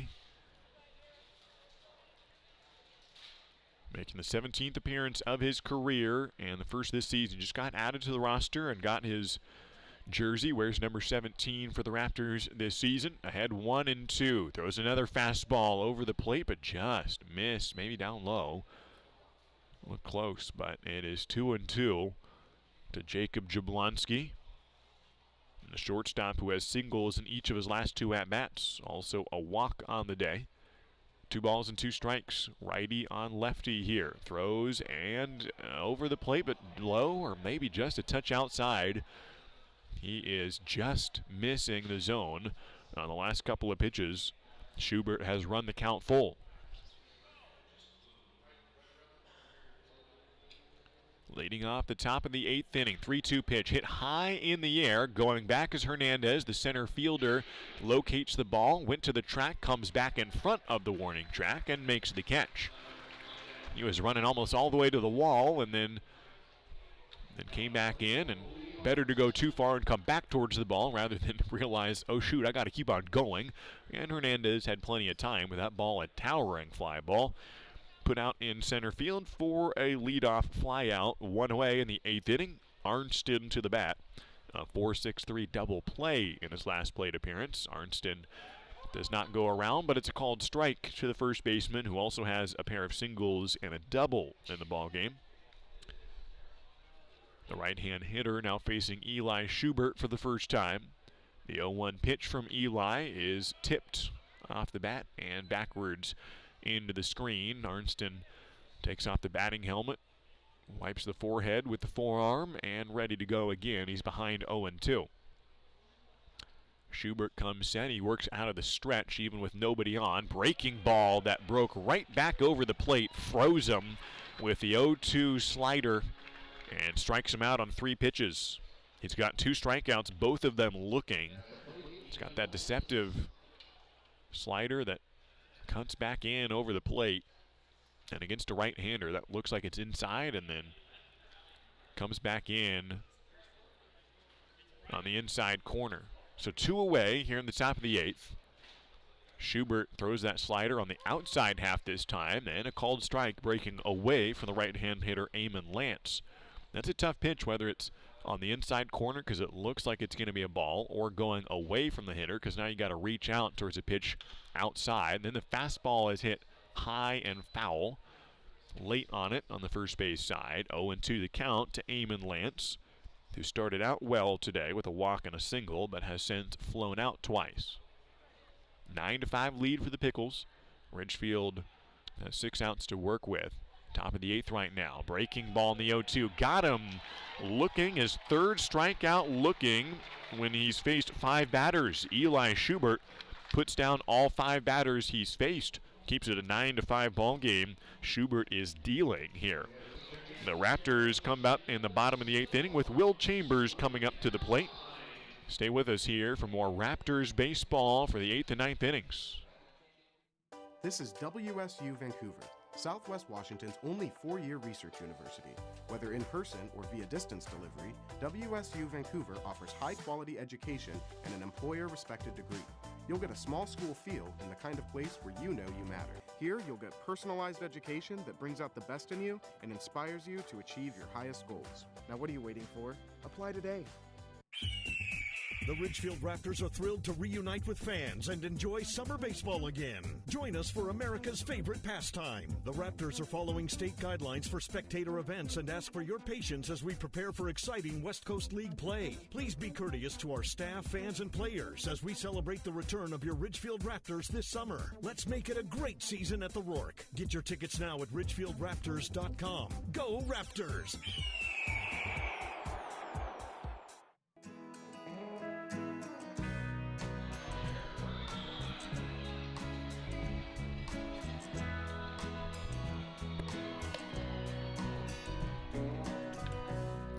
It's a 9-5 ball game with Will Chambers coming to the plate. The Portland Pickles racking up 15 hits on the contest. On the way to 9 runs in the game. Ridgefield 5 runs on 7 hits. Will Chambers has nabbed almost half of the team's hits. After striking out in the first, he came back in the 4th inning with an RBI double. First pitch inside from Villalobos, a called strike from Jared on the inner half. After that RBI double in the 4th inning, Will Chambers came back with another RBI double in the 5th. Here he is batting right-handed in this at-bat. Up high, ball 1 to Will. Has been the first player of this team to reach 10 hits on the season. 1-1 pitch to Will, swung on and swung behind it. 1-2 is the count. Will has 10 hits on 19, make it 20 at-bats. He's hitting a clean .500 on the year. His first 2 doubles of the season here. 1-2 pitch, breaking ball up high. 2-2 the count from Jared Villalobos. Left-handed thrower out of Cuesta College against switch hitter from College of the Canyons. Here's the 2-strike pitch, way inside. And ball 3. Ridgefield batters have only been hit once this season. That one hit by pitch was of Will Chambers, who's at the plate. Was somewhat close to hitting him there. It's a payoff pitch here with nobody out. Swings at the pitch inside, out ahead of it, and got him swinging for a leadoff punch out for Jared Villalobos. He has struck out 4 in a row and 5 of the last 6. 4 straight strikeouts swinging. Kobe Morales to the plate. Has a couple of flyouts and a ground out. Steps in with nobody on base and 1 out. That looping breaking ball in there. Strike 1 to Kobe. 8 for 25 on the year, a pair of doubles. Hitting .320 coming in. 0-1 pitch hit off the hands and foul. Arcs it on the first base side towards the soccer field. 53 acres of turf here, the Ridgefield Outdoor Recreation Complex. Down the road, the Wildlife Refuge. 0-2 pitch, chased it, struck him out swinging. And 5 straight strikeouts for Villalobos. All of them swinging. 6 strikeouts in the last 7 batters for Jared Villalobos. I mentioned when he came in, he's been the most effective pitcher. I thought he was the best looking pitcher, even though he gave up 4 runs. And now the stat line is showing it. Darcy swings, misses the first pitch. There was just 1 earned run in that Tuesday appearance for Jared. And the crafty left-hander has done a number on the Raptors hitters. That one just off the plate. Ball 1 to Cody. Ridgefield Outdoor Recreation Complex is 53 acres. The Wildlife Refuge, 5,300 acres of beautiful land down the road of Hillhurst Road. 1-1 pitch in the dirt. Went down there and visited for the first time today. Love the area here. Just moved up from Corvallis late last month to follow the Raptors all season long and enjoyed seeing the herons and a beaver and ducks all over. 2-1 pitch. Swung on, tipped it into the glove. Strike 2. Cody Darcy trying to avoid being another strikeout victim of Jared Villalobos. 2-2 pitch. Swung on and grounded to third base. It bounces just wide of the chalk line and foul. It'll remain a 2-2 count. The third baseman, Henricks, was playing pretty deep at third base. And so if that ball had stayed fair, Darcy probably would have beaten it out at first base. But now he'll waltz back to the plate and prepare himself for another 2-2 pitch. He did strike out twice earlier today, but one of them in particular was an impressive at-bat. 10 pitches, I believe it was.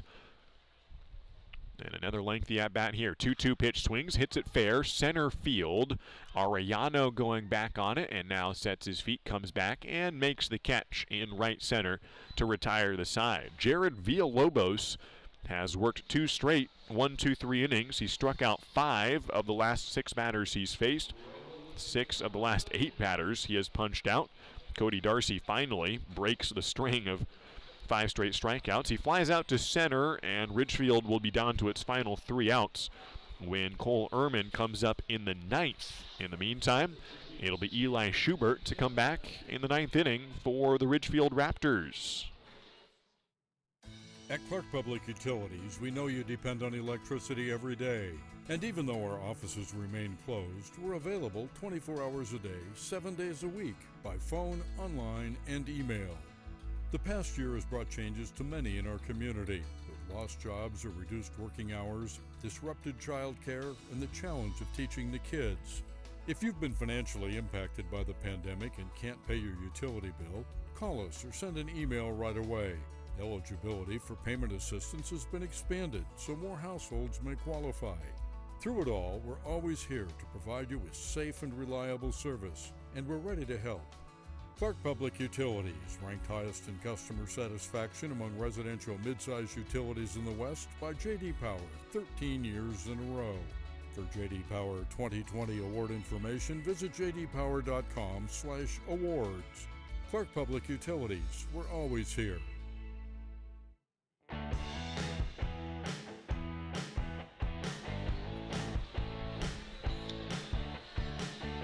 Well, the Portland Pickles have hit well today. 15 hits against a Ridgefield staff that came in allowing the fewest hits of any staff in the West Coast League. Ridgefield pitchers came in allowing the most walks but the fewest hits. And that kind of showed in the first inning when the Pickles drew 5 walks in that inning.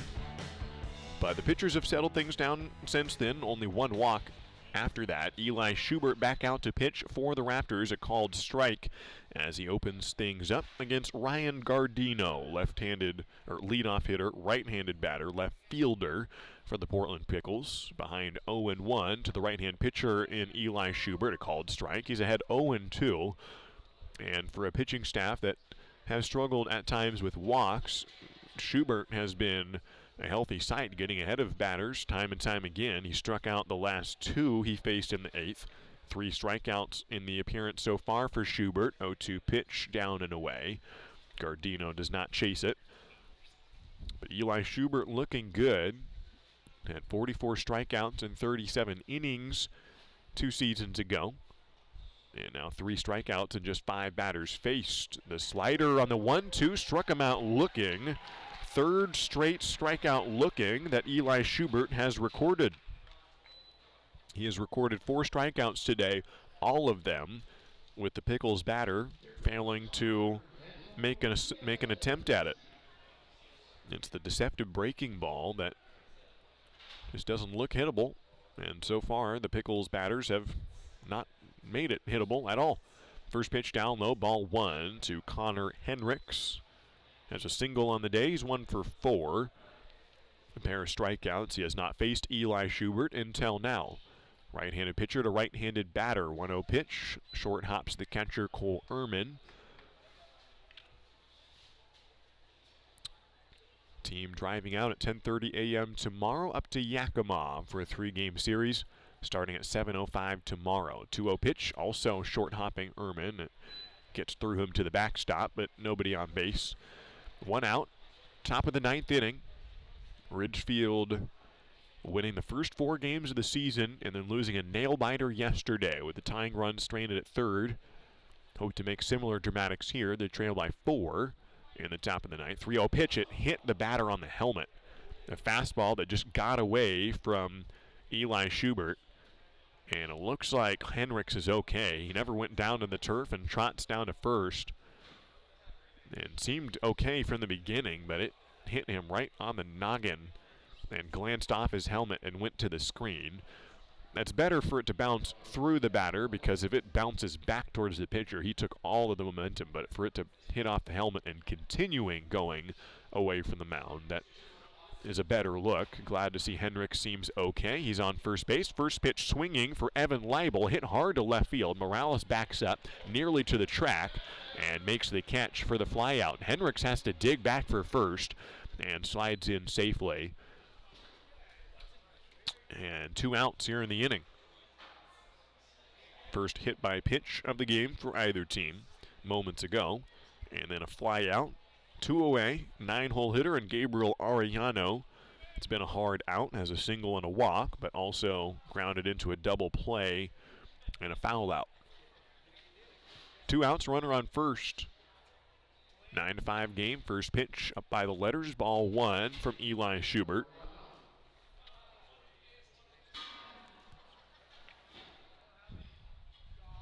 First time he's faced Gabriel Arellano, the center fielder. 4 for 18 on the year, swings ahead of the 1-0 pitch.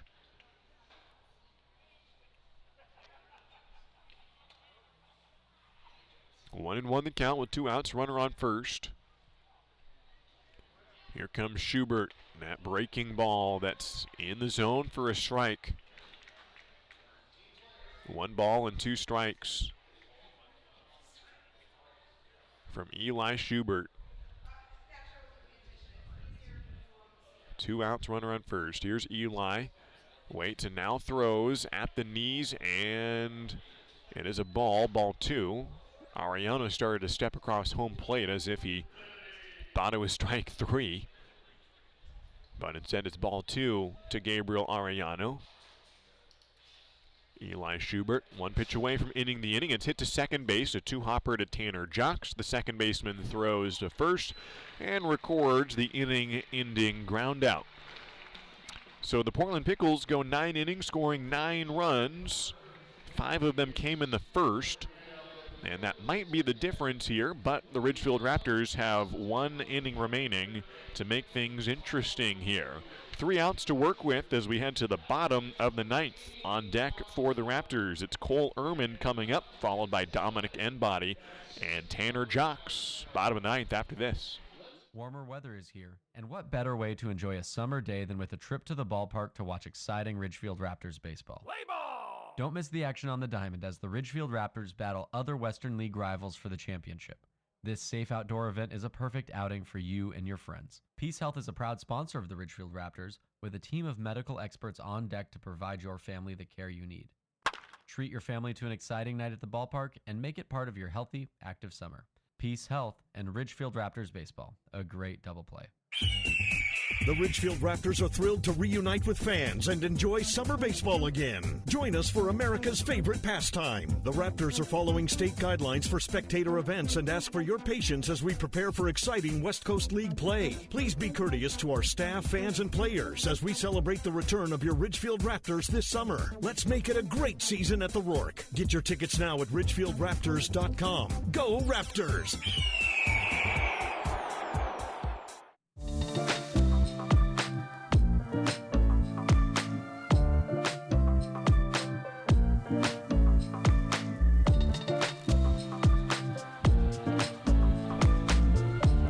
Bottom of the 9th inning here at the Rourke. Just the second time that we've seen a bottom of the 9th in West Coast League play. After all, Ridgefield led after 8.5 innings, the entirety of the Bend series and against Portland in the series opener. But now Ridgefield batting in the bottom of the 9th last game, and it was a pretty fun bottom of the 9th. We should have those more often, although it does mean that Ridgefield would have to be tied or trailing to have them. But for what it's worth, it was a fun one. Tanner Jocks led off with a single, and then the tying run came to the plate. Ridgefield came in trailing by 2. Caden Connor flew out, John Peck flew out, but then Kobe Morales got to third for an RBI, a walk, and Ridgefield couldn't bring home the tying run. This time it's Cole Ehrman to the plate to lead off the bottom of the 9th. Ridgefield trails by 4. It's KJ Ruffo to the mound, who got the save yesterday in that 9th inning. Gave up 1 run, an earned run, but it was a 2-run margin, so he got the save. There was a first pitch ball to Cole Ehrman, another one similar spot, but this time over the plate. 1 ball and 1 strike to Cole Ehrman, who singled, then walked. Scored 1 run in those 3 times aboard. Outfield shaded towards right field for Cole. 1-1 pitch way up high. 2-1 from KJ Ruffo, who's a 6'2", 190-pound right-hander out of the University of Portland. Same as the starting pitcher today, Bradley McVeigh, who went 4 2/3, gave up 4. 2-1 pitch up coming from Ruffo. The right-hander deals low and away. Ball 3 to Cole Ehrman. Hoping to get his 3rd walk of the season and 2nd in as many plate appearances. Starting off the bottom of the 9th inning, Ridgefield needing 4 runs here to extend this game and try to win the rubber match. 3-1 pitch way out. Ball 4 to the backstop. And Cole Ehrman is aboard for a leadoff walk. Dominic Enbody to the plate. A left-handed hitter, better against right-handed pitchers. There is nobody throwing in the Portland Pickles bullpen, but Brian Grant will make a mound visit. The pitching coach steps onto the field for the first time this inning, and we'll talk with KJ Ruffo, who gave up a 4-pitch walk to Cole Ehrman. He's got good wheels, especially for a catcher. Not to stereotype catchers, but not all of them have the best wheels, but Cole Ehrman scoring on a double from first base. catching runs in the family. His father, a high draft pick, Mike Ehrman. His younger brother is a catcher. Said he started catching freshman year of high school, was kind of when he solidified playing behind the dish. And he's played well defensively and especially today offensively. With 2 hits, 2 runs, and he could represent, or he does represent, the 6th run for Ridgefield. They need 3 more after him, though. Dominic Enbody to the plate, no outs, runner on first. Bottom of the 9th inning. Infield playing somewhat in, especially on the corners. First baseman holding on the runner. First pitch in the dirt, ball 1. Third baseman playing off the line and almost on the base path. Connor Henricks. Middle infielders playing closer towards second base. Here's Enbody with the 1-0 pitch. Holds off on a pitch outside part of the zone. Strike 1 from KJ Ruffo. Center fielder shaded towards left center. Big hole in right center field if Dominic can pull it to the gap. 1-1 pitch. Similar spot. Same call. Called strike 1 and 2 the count to Dominic. As 1 double before today, 1 double today. In between a pair of strikeouts, it was a 2 RBI double. 1 ball and 2 strikes to Dominic. Here's the pitch, way low. Blocked by Leibel, the catcher.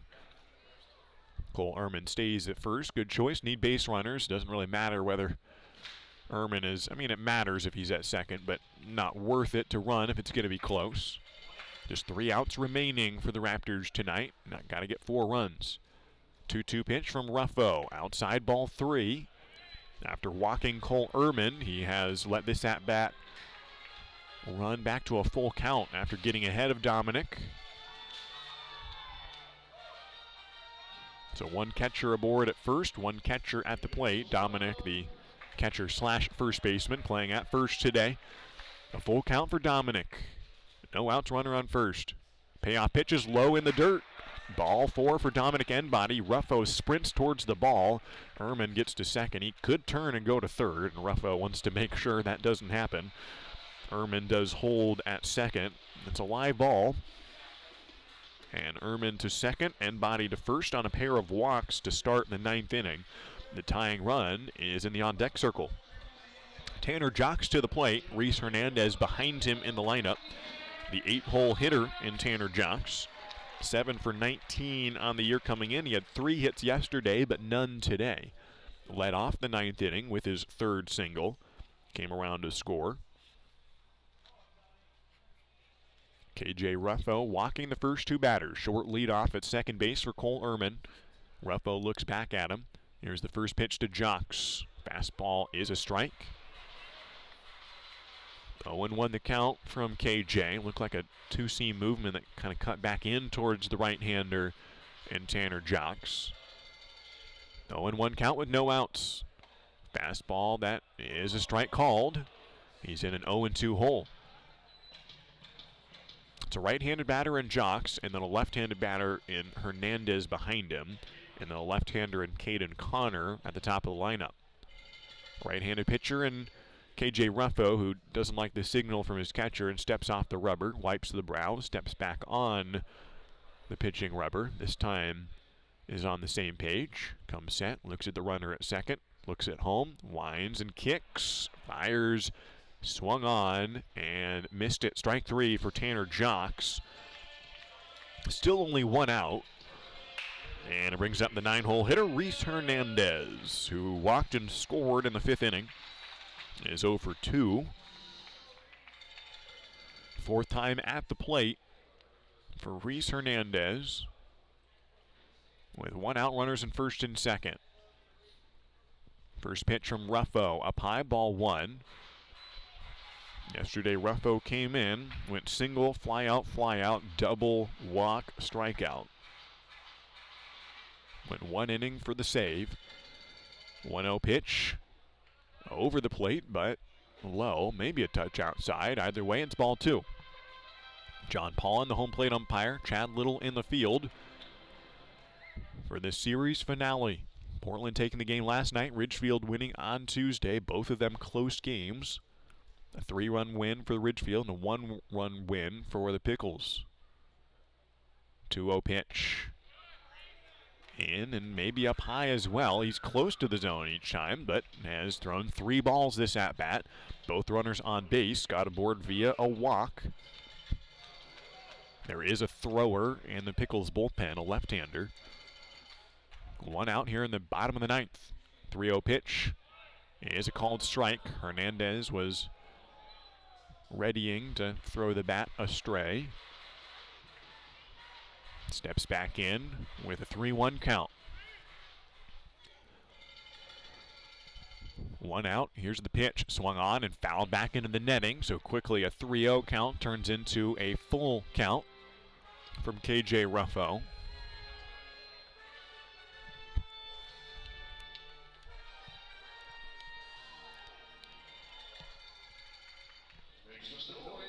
Reese Hernandez at the plate. 1 out, runners in first and second. Here's the payoff pitch. Way outside, barely caught by the catcher, Leibel. It looked like it just popped out of his hand wrong, or something happened on that breaking ball that barely was stopped by Evan Leibel. Had to come out of his crouch and reach out with the left hand, and I think we're going to see a pitching change here. So KJ Ruffo comes in the bottom of the 9th inning, faces 4 batters, gets 1 of them out. He walks 3. The bases are loaded, and KJ Ruffo's night has come to an end.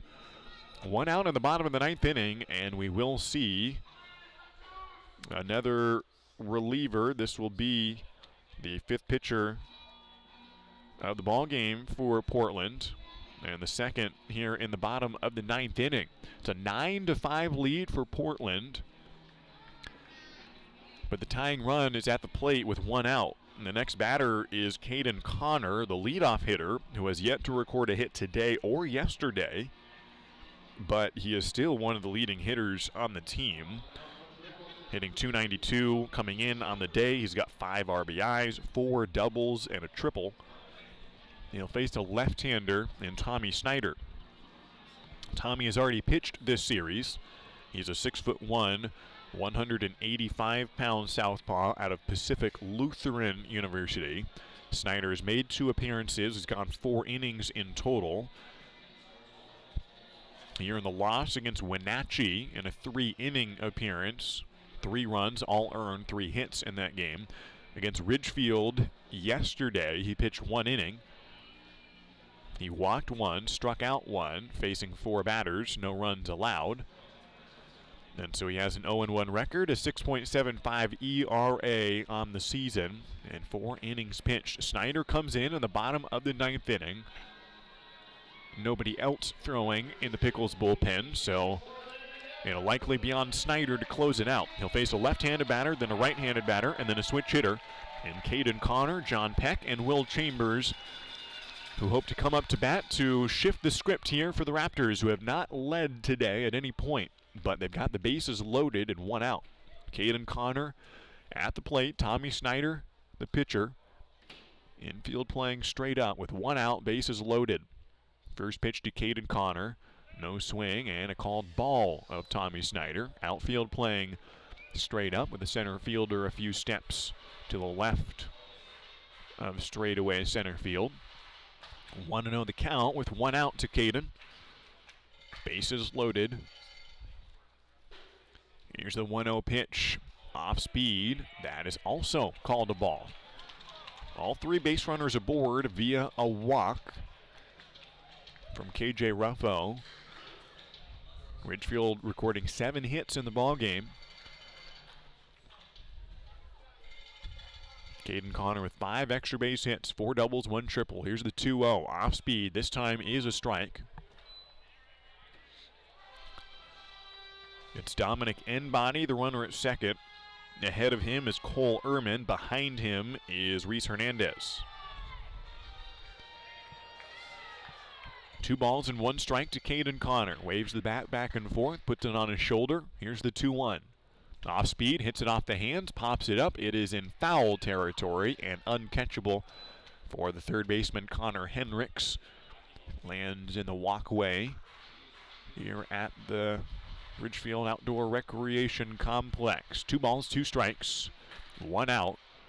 Runners all the way around for the Raptors. John Peck is on deck for Ridgefield in the bottom of the 9th for a game that's about to reach 3 hours old. 2-2 pitch. Snyder throws, and it just missed. Would have been a 2-out, second out strikeout.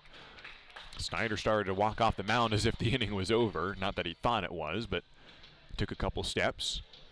But it was called a ball. It's a full count. Bases loaded. 1 out. 4-run ball game. Here's the pitch. Swung on and hit towards left field. Gardino going towards the line. He loses his cap, and he makes the catch in foul territory for out number 2. Gardino brought it in a few steps beyond the left field line. A little bit more shallow than where he was playing. Caden Connor is retired. 2 outs, bases loaded, bottom of the 9th inning. It's the Pickles 9 and the Raptors 5. John Peck at the plate. Struck out, then singled, then doubled, then struck out. A 1 RBI double in the 5th. He has scored 2 runs today. The Raptors have scored 5 as a team. Bases loaded, 2 outs. Tommy Snyder facing a right-handed batter now. First pitch over the plate and a called strike from Snyder.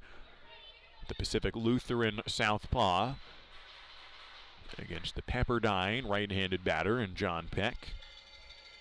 Has 2 doubles on the year.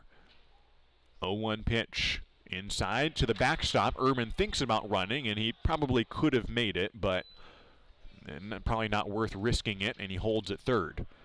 It skipped through the legs of Weibel, and at first looked like it might not get that far, and then it bounced off the backstop and skipped laterally away from the plate, and Ehrman could have made it, but again, if you're not sure, just hold.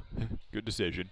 2 outs, 1-1 pitch up coming from Snyder. Here it comes. Swung on, hit to left center. Going over is Arellano. He can't get there. It'll get to the fence. 1 run will score. 2 runs will score. Body comes around. Hernandez digs for the plate. The throw at the plate is not in time. A 3 RBI double for John Peck, and it's a 1-run ball game. John Peck brings all 3 Raptors home with a screamer to left center. And he's had 4 RBIs today. He's a home run away from the cycle. And the tying run, most importantly, is now at second base. All 3 Raptors got on base via the walk, and then they're brought home on a double. And Will Chambers is to the plate, the leading hitter for the Raptors. He's got 2 doubles in the ball game, and they're going to walk him. They're intentionally walking Will Chambers, the 3-hole hitter. Funny thing is, Ridgefield swapped the 3-hole and cleanup hitters today. Normally it's Kobe Morales in front of Will Chambers. Will have a pinch runner come in for him. He already has taken off the helmet and stepping off at first base. So the runner on first represents the winning run here in the bottom of the 9th. Morales will be the batter with 2 outs. Runners on first and second. Will Chambers offering some encouragement to Morales, the batter, as he jogs off the field. And Jack Thompson comes on to first, just like he did in the bottom of the 9th yesterday, but was stranded there at first in the bottom of the 9th. Thompson hopes to be the winning run if Morales can do something similar to the bottom of the 9th yesterday, when he ripped a ball down the first baseline and got to third on the play. Hung around in the right field corner. Tying run at second, 2 outs. Tommy Snyder, the pitcher, against left-handed batter Kobe Morales. First pitch swung on, hit to center field. It'll get down for a base hit. Coming around third is John Peck. He will slide in safely at the plate, and this ball game is tied. A 4-run bottom of the 9th inning to tie the game in the rubber match of this series with the Portland Pickles. Ridgefield trailed 5-0 in this game in the first inning. And this game had not been tied since the 4th batter of this game. And Portland had led the whole way until now. And now the winning run at second base. That's Jack Thompson. Next batter is Cody Darcy. First pitch called a ball from Tommy Snyder. Morales at first base has taken off all the pressure with an RBI single, and now it comes down to, can you win the game here? Extra innings isn't bad, but here we go. 2 outs. Darcy swings and fouls it back. Darcy has a chance at some redemption. Even if he does get out, the ball game will continue. But for what it's worth, Darcy did strike out in the bottom of the 9th inning yesterday to end the ball game with the tying run at third base. Now a chance for the game-winning RBI. 1-1 pitch, and the dirt ball 2. 2-1's the count to Cody. Cody is hitless today. 2 strikeouts, a ground out, a fly out. John Peck sprinting from second after his 3 RBI double and scores on the Morales single. The 2-1 pitch swung on and missed. Foul tip actually into the glove. 2-2 is the count. Will Chambers was intentionally walked, and now the pinch runner in for him, Thompson, represents the winning run at second base. 2 outs, runners in first and second. Bottom of the 9th inning. Here's the 2-2. Darcy swings, pops it up, right field side. The first baseman, Arnson, going after it and can't get there. It's actually Sam Haney, a defensive replacement, and it lands in right field in between the first baseman and right fielder. Tough play, and he was sprinting towards it. Had a good jump on it, and Haney's got wheels and nearly tracked it down over the shoulder, but it lands foul on the 2-2 pitch. The count remains 2-2 with 2 outs, 2 runners aboard. Ridgefield scoring 4 runs in this inning to come back to tie it. They had not scored any runs since the 5th. Darcy back at the plate. Left-handed pitcher to right-handed hitter. 2-2 pitch upcoming. Here comes Snyder. Swung on and missed it. Struck him out. And the 9th inning is over. Well, Ridgefield strands 2, but they score 4 to tie the game. Will Chambers is out, so we won't see him the rest of the way. We go to extra innings for the first time this season. It's a 9-9 ball game. On to the 10th inning we go. We played 3 hours and 4 minutes of baseball today. Why not play some more? Free baseball in Ridgefield. The 10th inning coming up after this. The win-win value lineup from Buffalo Wild Wings gets you more for less. With buy one, get one free boneless wings every Thursday. It's like finding extra fries at the bottom of your bag, but they're boneless wings, and there's twice as many of them. What is this sorcery? It's Boneless Thursdays at B-Dubs, available for dine-in, takeout, and delivery. BOGO of equal value at participating locations. Not valid with other offers. Size exclusions apply while supplies last. Limit 1. Delivery and takeout limited time. Delivery offer valid on Buffalo Wild Wings website and app, subject to availability. Fees may apply, plus taxes. The Ridgefield Raptors are back, where the entire family can watch top-level college baseball players live at the Rourke. Now, kids 12 and under get in free with a paid adult for all Sunday afternoon Raptors games. Enjoy local Southwest Washington baseball with the whole family this summer. Sunday games are at 105 and are presented by Peace Health and the Columbian. Come cheer on your Ridgefield Raptors all season long. Get your tickets now at ridgefieldraptors.com. Go Raptors!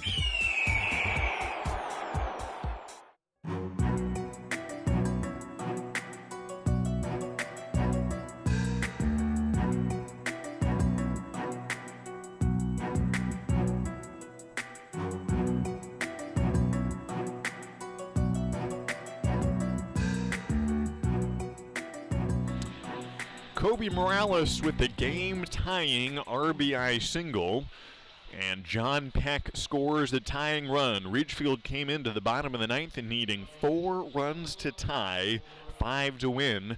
They score 4 to tie. It started out with 2 walks in a row, then a strikeout, then a walk. And so it was Cole Ehrman, Dominic Enbody, and Reese Hernandez aboard. Bases loaded with 1 out. Caden Connor flew out, so it was 2 outs and still no runs in. And then it was the 3 RBI double by John Peck. And even then, Raptors still could have lost. Eli Schubert comes out in the 10th inning to keep it going. First pitch, a slider that catches the outer half for a strike. To the top of the order, Cam Clayton, the batter, who was the first batter to face Eli Schubert back in the 7th inning when Eli came in. He struck out looking. Second pitch misses, ball 1, 1-1. So John Peck had that 3 RBI double to cut the lead from 4 runs down to 1. He used the tying run at second. Then they intentionally walked Will Chambers, and still it could have been over right then. 1-1 pitch hit on the ground to short. John Peck waits on it, grabs it, throws to first, got him at first. A leadoff ground out on 3 pitches. Cam Clayton is retired. And 1 away here in the top of the 10th. It's a 9-9 ball game. Eli Schubert, give him a lot of credit. As much as the offensive fireworks will be the headlines, Eli Schubert came in the 7th inning in relief in the middle of that 7th inning and has kept the Pickles batters in check. Under the hands to Gabe Scoro, ball 1. Schubert coming in relief has given up no run since he entered. He's now worked 3 innings in total. 1-0 pitch, hit towards short again. Harder hit to John Peck. He still has no problems. High throw, and end body snags it. Keeps 1 foot on the bag, reaches up with the first baseman's mitt, and pulls it in. 2 away. A pair of 6-3 ground outs. John Peck not only with the 3 RBI double, but records 2 assists here in the 10th. So after that intentional walk of Will Chambers that put runners in first and second, it was the RBI single to center field by Morales that tied the game. Here's 2 outs. Eli Schubert, backdoor slider is a called strike on Jacob Jablonski. The right-handed pitcher throwing that slider on the outer half to the left-handed hitter, and Jablonski. No balls and 1 strike. With 2 outs, nobody aboard. Again, backdoor slider. Same result, called strike to Jablonski. The fans are enjoying it, for a good number of them who stay on for free baseball here in the cooling temperatures in Ridgefield. After all, this is the last baseball you can see of the Raptors until June 19th. 0-2 pitch misses. Outside, fans wanted that one to be a called strike, but the right call by John Paul, and it was a ball outside. Ball 1, 1-2. Jablonski has 2 singles, a walk. He is 2 for 4.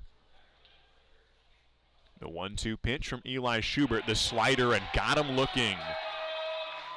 Eli Schubert has struck out 5 in the ball game. Every single one of them has been a strikeout looking. He goes 1-2-3 in the top of the 10th. A chance to take the walk-off win here in Ridgefield in the bottom of the 10th inning. A 9-9 tie. One of these teams will get to double digits. Which one will it be? Stay with us here on the Raptors live stream. Dick Hanna Dealerships is proud to welcome everyone back to support our Ridgefield Raptors. Just in time for warm summer nights with family and friends, lounging on the lawn, or eating dogs in the stands. Feels good to be back. In business for over 70 years, Dick Hanna Dealerships is a local, family-owned business with locations in Vancouver, Kelso, and Portland. Choose from thousands of cars and 12 new car brands. Experience nice in the car business. Dick Hanna Dealerships. Believe in nice. Now play ball. Oh, I love family road trips. Wind in my ears, treats in my mouth, and peace of mind knowing Les Schwab did our tires, brakes, and alignment. Like Les Schwab, my family's safety is my first priority. Well, that and squeaky toys. Les Schwab Tires, proud to be ranked #1 in overall customer satisfaction for aftermarket tire replacement by J.D. Power 2 years in a row. For J.D. Power 2021 award information, visit jdpower.com/awards.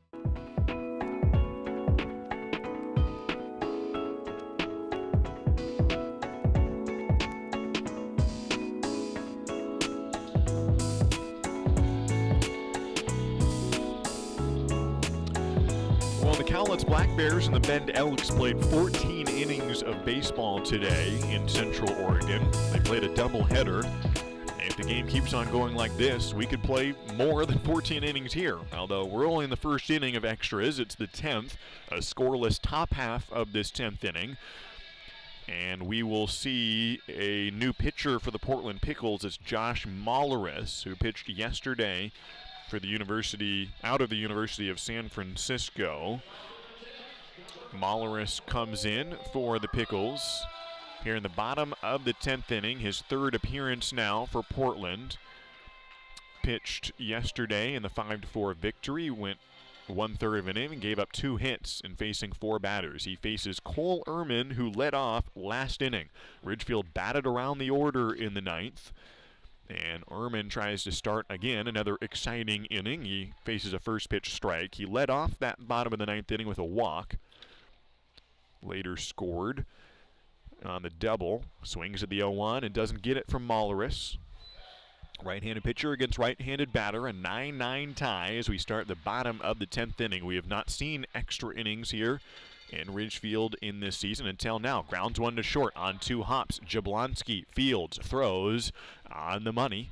A leadoff out for the Raptors.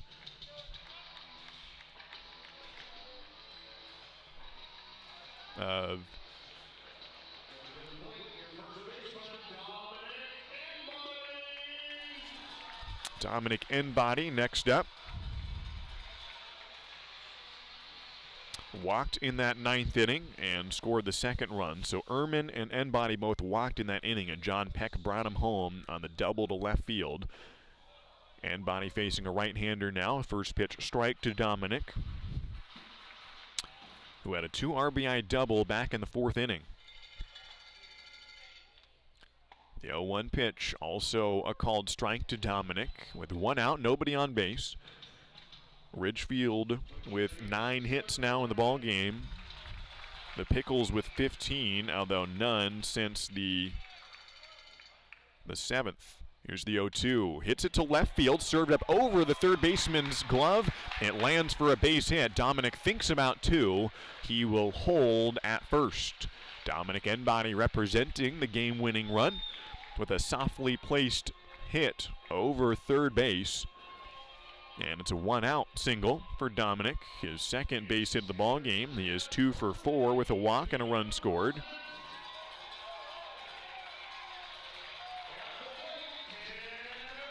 Next batter for the Raptors is Tanner Jocks, looking for his first hit today. Went 3 for 4 yesterday.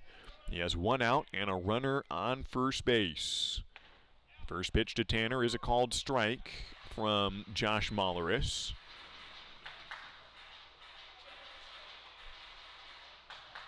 Dominic Enbody slides 2 times and a third at first base. 0-1 pitch at the knees and just below. Ball 1 to Tanner Jocks. Of course, Enbody being held on at first base by Sam Haney. 1 out. If Enbody crosses home, that would end the ball game right here in the bottom of the 10th. But he's only at first here. 1-1 pitch is a called strike on the outer half from Molleris. Center fielder shading towards right center. The right fielder playing towards the line. Tanner Jocks waves the bat around. He'll face the 1-2. Up high. Even with the batting helmet of Jocks. And it's ball 2. 2-2 the count to Tanner, who has put the ball in play the first 3 times. He finally struck out in the 9th, but Ridgefield still scored 4 runs there. Here's the 2-2. Swings and pops it up in the infield. Sam Haney calls for it. The first baseman comes in, takes a step back, and makes the catch. 2 outs for the Raptors. If Ridgefield can't bring it home, it'll be interesting to see whether Eli Schubert came out for another inning, or if it'd be someone new. No one throwing right now in the Raptors bullpen. It'll be Sam Haney's spot in the lineup. First pitch to Reese Hernandez is a ball. Reese walked for the 3rd walk in that 9th inning. It's the game of walks here today. Ridgefield walked 5 batters in the first inning, but then they used the walks in the 9th to score. 1-0 pitch is a called strike. Caden Vire started this game for the Raptors. He was chased after recording 1 out. He walked 5 and gave up 5 earned runs, but good-looking pitcher, a youngster. 1-1 pitch in and almost hit Hernandez. It's a ball, 2-1. Vire gave way to Nick Nygaard, who calmed things down a bit, but the Pickles still got 7 runs in the first 2 innings. But Ridgefield has stormed back to tie it just in time. Here's the 2-1 to Hernandez. Also inside, ball 3. 1 pitch away from putting a runner in scoring position. and body at first base. There are 2 outs here in the bottom of the 10th inning. It's a 9-9 tie between the Pickles and the host Raptors in the final game of the homestand and the rubber match of this series. 3-1 pitch. Hernandez does not swing. It's a called strike. Full count to Reese, who has 2 walks, a strikeout, and a flyout. Molleris came in to open this 10th inning. Has gotten 2 outs, bookending a single. Here's the payoff pitch. It is low, and Reese Hernandez has walked 3 times in this ball game. His 7th walk of the year in just his 17th plate appearance. That pushes Dominic Enbody to second. Dominic scored last inning. Would greatly like to do something similar here for Caden Connor. 6th time at the plate for Caden. Went 0 for 5 yesterday. He's 0 for 5 today. He did not get a 6th chance at the plate yesterday. So here comes Caden for 6 times the charm, right? All right, here's the first pitch from Molleris. Checked his swing. It's down low. Ball 1. Caden, a very capable hitter, has been hitting the ball to the gaps early on as Evan Leibel goes out to chat with his battery mate. Connor started with a double in each game through the first 5 contests, including the exhibition. He's also added a triple. He's got 5 RBIs. Batting just below 300 coming into this contest. Has the winning run at second. Doesn't really matter where Reese Hernandez goes. He's the runner at first. If you just get the runner home from second, the ball game's over. 1-0 the count. 2 outs. Runners in first and second. Bottom of the 10th. Molleris throws. The 1-0 pitch up. Ball 2. If Caden Connor walks or gets a single that doesn't score Enbody, it would be 2 outs, bases loaded, bottom of the 10th, and John Peck would come to the plate, fresh off his 3 RBI double last inning. 2-0 the count to Caden Connor. 2 outs. Here comes Molleris. Inside half, a called strike from Josh. Right-hander against left-hander. Caden Connor readjusts the batting gloves. Takes a half swing with his heels on the batter's box. Now steps in and ready to go. 2 balls and 1 strike. 2 outs. Here's the pitch.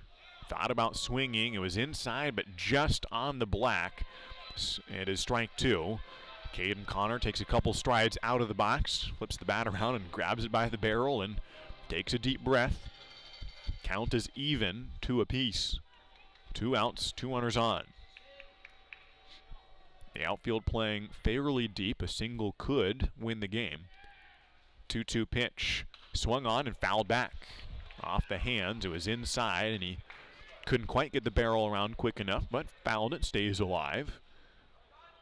Caden Connor is so smooth in the batter's box. You know, he's got a good handle on what's going on. He just hasn't found a gap the last couple of games. He's put the ball in play almost every time, including a fly out last at bat.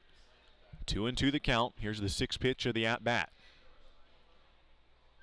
Swings and hits one high, a towering pop fly in foul territory. Sam Haney has a play and he makes the catch, looking into the black sky above him here in Ridgefield, and the Raptors strand 2 in the bottom of the 10th inning. 7th Raptor stranded in this ball game. We head to the 11th for the first time in Ridgefield in the season of 2021.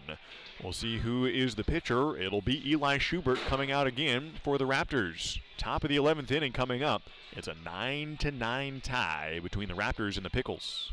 Hey baseball fans, after the game visit A, the area's premier gaming, dining, entertainment, and meeting destination. A is a proud supporter of the Ridgefield Raptors and the perfect place to meet up with friends after a Raptors win for dinner, drinks, and great times.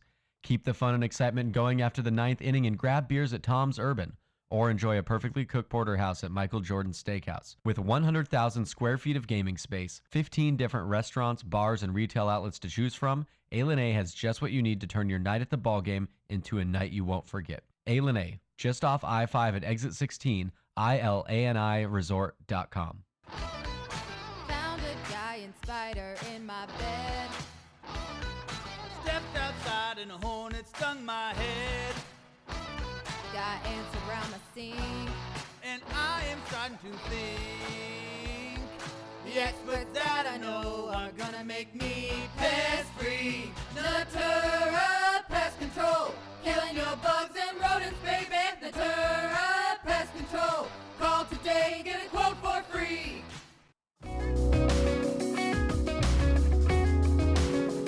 Top of the 11th inning as Eli Schubert comes back out, throws a first pitch ball to Sam Haney, who did not start this game. He comes in replacement of Ola Arnsten, the first baseman. 1-0 count is hit off the catcher, Cole Ehrman. And immediately John Paulin comes out to throw the return to Eli Schubert and give Cole Ehrman a chance to recover himself. It's a 1-1 count to Sam Haney at the plate. The first baseman, left-handed batter against right-handed pitcher. Top of the 11th inning, it's a 9-9 score. 1-1 count, grounded towards first base. It bounces off the glove of Enbody, recovers, underhands to Schubert, and the pitcher covers and records the putout. Haney gets out, 3-1 on the ground out, and one away here in the 11th inning. We continue to Eamon Lance, the designated hitter, who has one hit on the ball game, 1 for 4 with a walk. Eli Schubert, tremendous work today for the right-hander. A breaking ball, a called strike. He has now worked 4 innings today, striking out 5 of the 13 batters he's faced. No runs allowed and no hits. 0-1 pitch. Breaking ball curves away for ball 1. 10 hits on the day for the Ridgefield Raptors. 15 for the Pickles, but none in the last 3 innings. Another breaking ball, that's a called strike. 1-2 is the count from Eli out of Lewis Clark State College. Transfer from Lower Columbia, who has just been unhittable today through 4 innings. This is the 14th batter he has faced. Struck out 5 so far. Bases empty, 1 out. Top of the 11th. Slider swung on and missed, and 6 punch outs on the day for Eli Schubert. The first 5 were strikeouts looking, and now finally a strikeout swinging. So credit Eamon Lance for switching up the script a little bit, but he still is set down on strikes. Ryan Gardino to the plate. Very capable hitter, leads the team with a .353 average coming in, and has added a single and a double today. Right-handed batter against right-handed pitcher. 2 outs, nobody on. First pitch, hard thrown fastball that misses a touch low. First appearance of the season for Eli.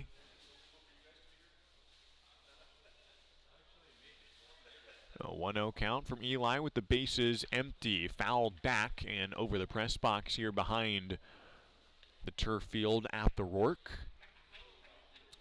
This will be the last home game for the next 9 days, so why not stretch it out as long as you can, because there are 2 road series coming up with 2 off days in between. 1-1 pitch from Schubert. Slider hit on the ground, foul. Wide of Mark Magdaleno, the head coach for Portland. In the on-deck circle, Connor Henricks, who is 1 for 4 with a hit by pitch in his most recent plate appearance.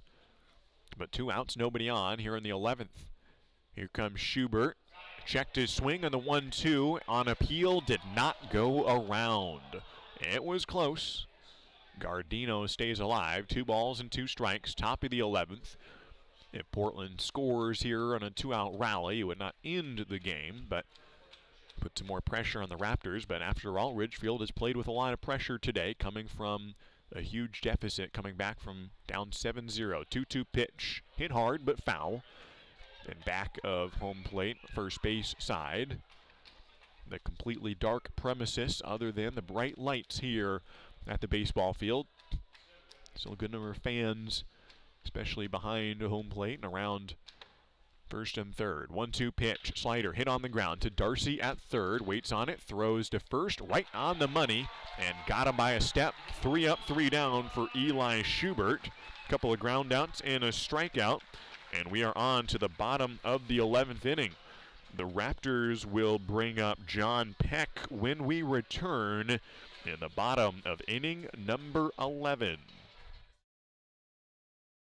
Lineup from Buffalo Wild Wings has bundles of wings and fries so you can get more for less. With individual size bundles starting at just $9.99 and the 40-wing family XL bundle for only $39.99. It doesn't take a degree in chicken economics to know a good deal when it's pecking you in the face. Order wing bundles for takeout or delivery, part of the win-win value lineup at B-Dubs. At participating locations for a limited time only for takeout or delivery through Buffalo Wild Wings app and website. Delivery subject to availability. Fees may apply. Taxes extra.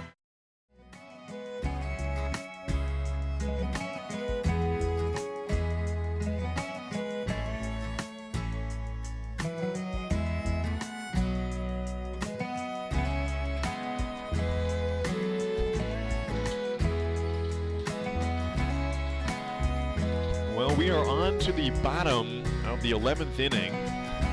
It's Josh Molleris coming back to the mound after a scoreless 10th. So far, Ridgefield putting up 1 hit in extra innings, while the Portland Pickles have yet to record a hit since they put 2 runners on base via singles in the 7th inning.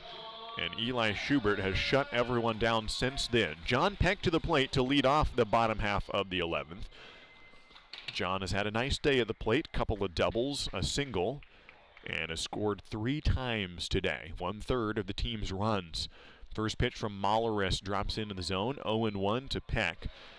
Came to the bases with the sacks full in the 9th inning when he stepped to the plate and laced a ball to left center that got to the fence, cleared the bases, a 3 RBI double. 0-1 pitch is hit, broken bat, ground ball to second base, fielded by Clayton, and he throws to first for the out. Just absolutely splintered the bat into multiple pieces. They pick up the biggest one beyond the mound. Peck is still holding the handle of the bat. I don't know if there was some more shrapnel in front of the plate. The umpire's looking around to see if there's any more remnants of it. Jack Thompson to the plate for his first at-bat of the day. Thompson came in as a pinch runner yesterday and today. Thompson got 1 at-bat so far in the season. It was against Bend. He has yet to get a hit. Checks his swing. It's a called strike. He did score a run against Bend. Twice, actually, 1 in each game. He also has drawn a walk, but he is 0 for 1 on the day. The 0-1 pitch, down low and skips away from Leibel, the catcher. 1-1 the count, 1 out, nobody on base. Bottom of the 11th inning. The winner of this extra inning affair claims the series. If Portland wins, it'll create a 3-way tie atop the Southern Division standings. If Ridgefield wins, they'll take sole possession of first place. Up high, ball 2, 2-1. Jack Thompson out of Lewis and Clark. Left-handed batter. Plays some third base right now in the DH role, filling in for Will Chambers. 2-1 pitches, swung on and missed. 2-2 the count. This is Will's spot in the lineup, the 3-hole, and he had a good day. An RBI double in the 4th, and RBI double in the 5th. And then in the 9th, he was intentionally walked. 2-2 pitch from Thompson, up by the hands, ball 3, full count. 1 out, nobody on, bottom of the 11th. Here's the payoff pitch. Thompson up high and doesn't get a piece. Strike 3 on Jack, 2 down. Kobe Morales to the plate. Followed up that intentional walk in the 9th inning. A first pitch RBI single that scored John Peck to tie the game at 9 apiece. A 4-run bottom of the 9th inning to tie the game, and it ended there. Looking for a walk-off win if they can get it this inning or next. Morales swings at the first pitch again. This time hits it up and tailing foul behind home plate. onto the overhead netting that covers the premium seating, parallel to the ground, and it rolls over to the opening in the middle. 0-1 the count to Kobe Morales, left-hand hitter. Swings and again hits one foul, this time down the left field line and out of play. That single in the ninth inning was straightaway center field. It was his first hit of the day. He came in tied for the team lead with 8 base hits, but he was 0 for 4 and wasted no time, swinging at the first pitch. Now 0-2, swings and hits it to center field again for a single. Kobe Morales making use of the extra at-bats. The ninth inning stretched out to him for a 5th chance at the plate, and now in the 11th he singles again. 1 runner on, but it's still 2 outs. Trying to get a 2-out rally for the Raptors. It's Cody Darcy to the plate. Struck out to end the 9th inning with 2 runners aboard, and now has a chance to extend this bottom of the 11th hit of the day for Ridgefield. It's a 9-9 score. First pitch swinging and swings over it. Strike 1 to Cody. Hitless yesterday, but he leads the team with 3 homers. 7 for 26 on the season. 2 outs, runner on first. Here's the pitch, in under the fist and called a strike.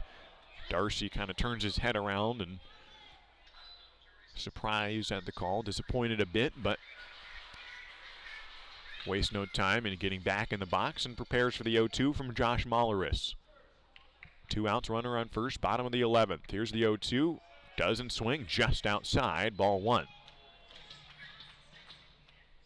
Molleris out of the University of San Francisco, trying to strand a runner again, like he did in the 10th. And he stranded 2.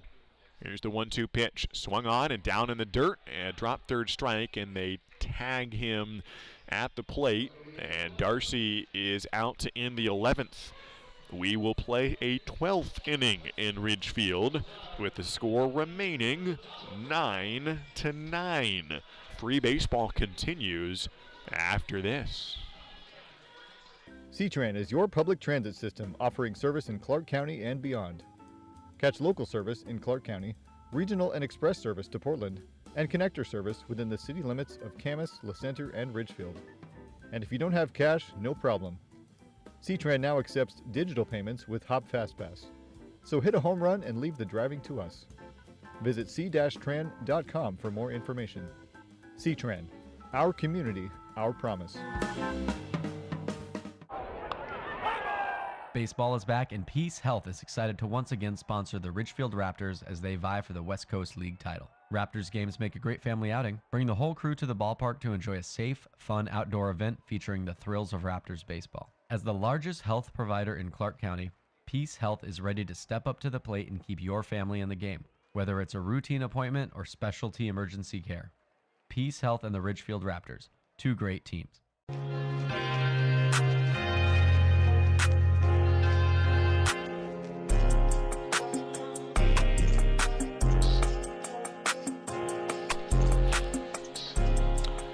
Eli Schubert has pitched 4 2/3 innings so far. He is the 4th pitcher of the day for the Raptors. He has allowed no hits, no runs, no earned runs, no walks. He's struck out 6 of the 15 batters he has encountered. Now it's the top of the 12th inning, and he will face a leadoff batter and I believe a pinch hitter here. It's Noah Guyette. This is the spot where Connor Henricks would normally be batting.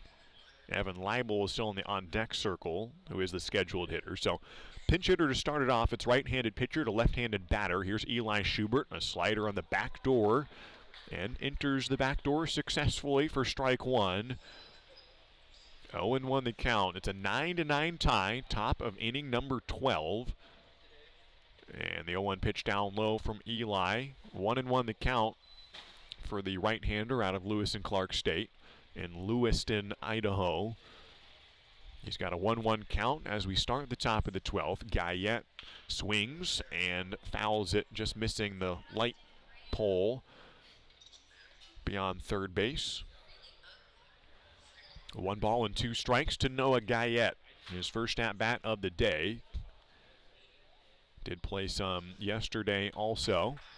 1-2 pitch, slider, backdoor, got him looking. How about strikeout number 7? And that's the first out of the inning.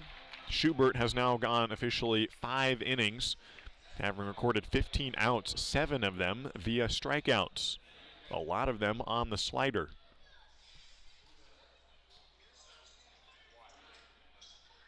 Next batter is Evan Leibel, 1 out, nobody on. Top of the 12th inning here in Ridgefield. Fastball down, ball 1. Ridgefield is the only team in the league to have not lost multiple games this season. That naturally would change with a 4-1 record here if they do lose today, but it's a tie score on the top of the 12th. Inside, nearly hit Leibel, but just misses brushing the pant leg. Ball 2, 2-0. Schubert is not allowed a base runner in relief today. He went strikeout, fielder's choice, fly out, strikeout, strikeout, strikeout. Then a foul ball here on the 2-0 pitch. Down the line and out of play.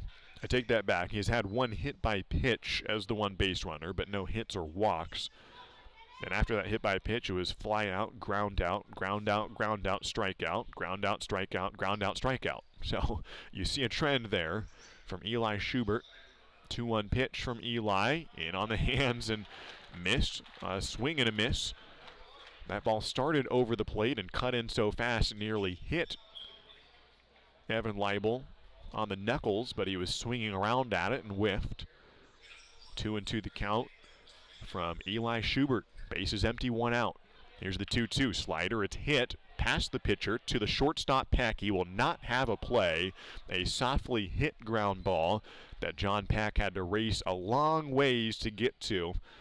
And he eats the throw for an infield single, the first base hit that Eli Schubert has allowed today.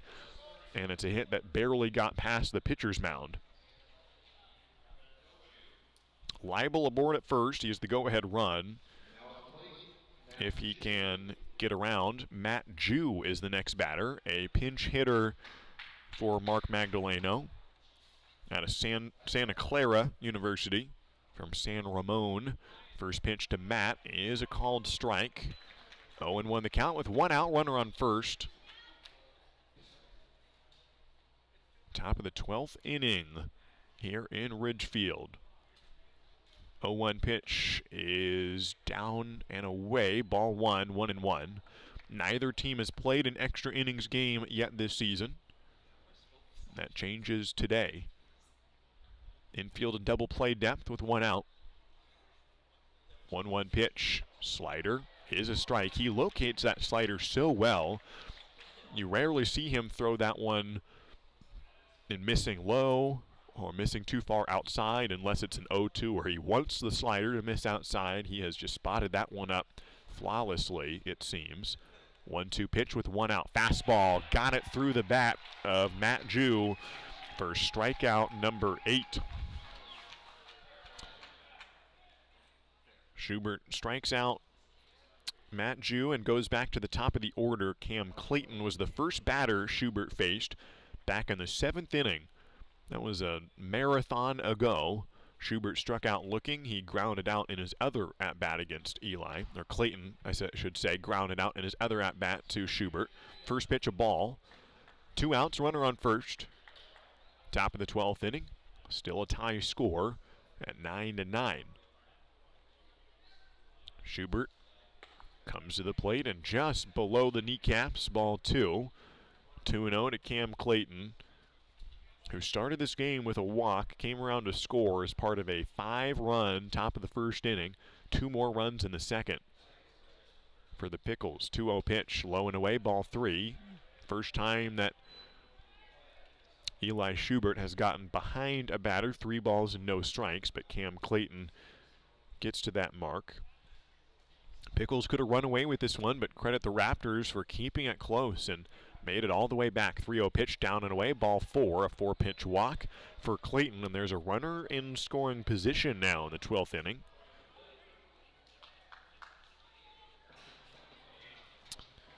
Evan Leibel moves to second. Cam Clayton to first. And Gabe Scoro is the batter. A walk, a single, 2 ground outs, a fielder's choice, and then another ground out has been the day for Scoro. 2 outs, a slider that nearly hit him in the head. He turned away from it. It curved back in, but not enough to be a strike. And that one definitely froze Scoro. But it is a ball up and in. 1-0, 2 outs, runners in first and second. Schubert goes back to the slider and gets the strike call from John Pollan, just nabbing the inside corner on the right-hand hitter and Gabe Scoro. The right-hand pitcher of Schubert throws the fastball this time and fouls it off the hands on the first base side. 1-2 the count. 2 outs, 2 runners aboard, top of the 12th. The Pickles have not scored since the 7th inning when they scored 1. Blanked ever since then. Schubert steps off the mound. It's no coincidence that the 7th inning is when Schubert came in, when the 1 run had already scored. And then he shut them down ever since. 1 ball and 2 strikes from Eli, 2 outs. Here's the delivery, slider fouled off the hands. This is the 3rd time these batters are seeing Schubert, so they've gotten a taste of the slider. And the single was off a slider. It was not a well-hit single. It barely got past the pitcher. But for what it's worth, it was a base hit off the slider, and now he fouls the slider. Can he get the barrel on it? It's a the slider, and he just barely got a piece of it. To the backstop, he swung late and put the barrel on it. Wasn't that the fastball was blown by him. It was a slider where he thought, I better swing at that one and make sure it's not a strikeout looking. And he extends it to another 1-2 pitch. 2 outs, runners in first and second. Evan Leibel at second base. Fastball swung on and missed. 9 strikeouts in the ball game for Eli Schubert. And he strands 2 in the top of the 12th inning. We head to the bottom of the 12th. The Ridgefield Raptors trying to win this dozen-inning game at home against the Portland Pickles and win the series along the way. Stay with us. Join the Ridgefield Raptors for warm sunshine, great food, and exciting top-level college baseball at the Rourke. Bring your family, friends, neighbors, and coworkers for a relaxing night outdoors this season. Your group can welcome us on the Les Schwab left field platform, the Leonard Homes and Dick Hanna grass berms, or the First Centennial and Wellhaven Pet Health picnic areas. There's nothing like a Ridgefield Raptors summer baseball game. Get your tickets now at ridgefieldraptors.com. Go Raptors! Can't remember the last time you had a tall, ice-cold draft beer? Jog your memory at Buffalo Wild Wings for just $3. Stop by B-Dubs now and get Bud Light poured into a tall 22-ounce glass, all for just $3. Remind your mouth what it's been missing. Buffalo Wild Wings. Roar! Available at participating locations for a limited time. Dine-in only. Prices may vary. Please drink responsibly. Availability of dine-in varies by location.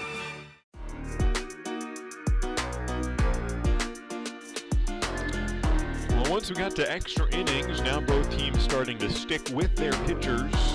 Eli Schubert has worked from the 7th inning onwards and has struck out 9 batters while facing 20.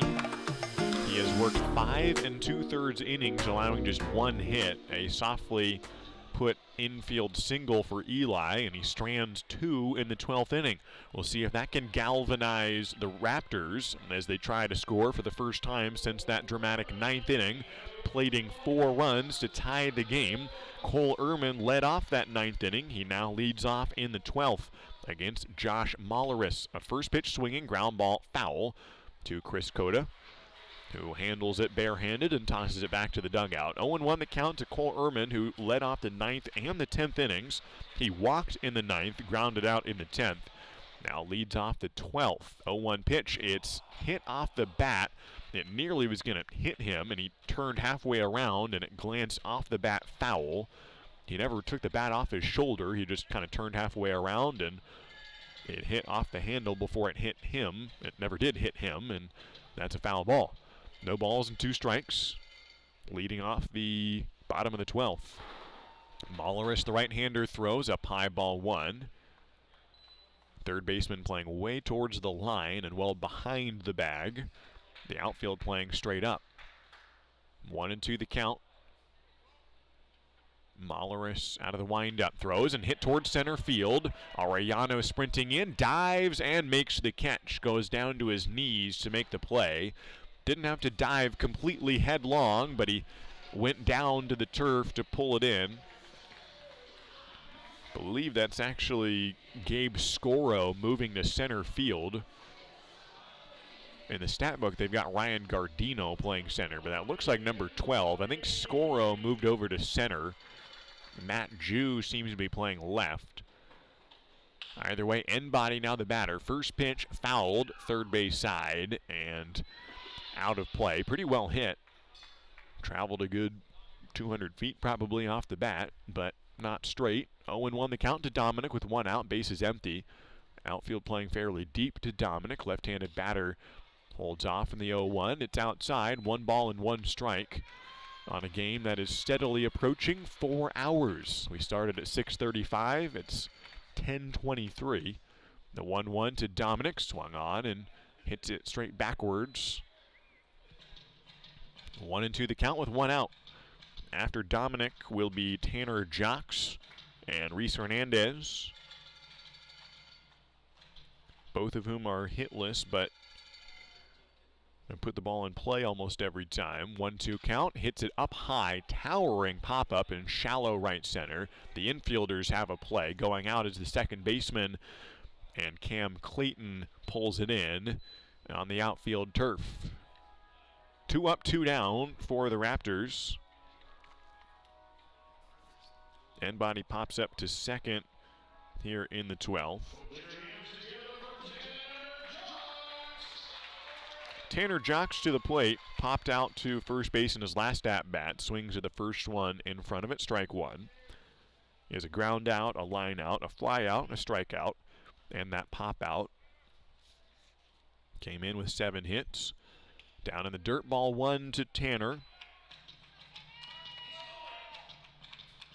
There's 5 RBIs and a batting average that got close to 400 after yesterday's 3-for-4 performance. 1-1 count to Tanner. Swings and off the hands, foul behind home plate.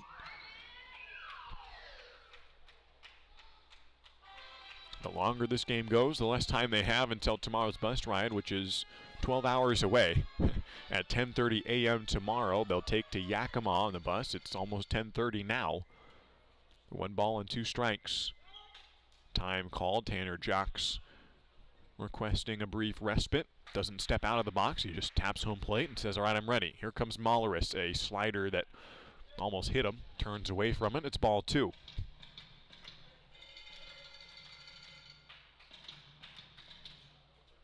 Two and 2 the count. 2 outs, nobody on base.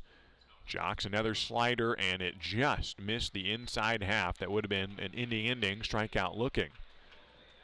Molleris waited and stared towards home plate.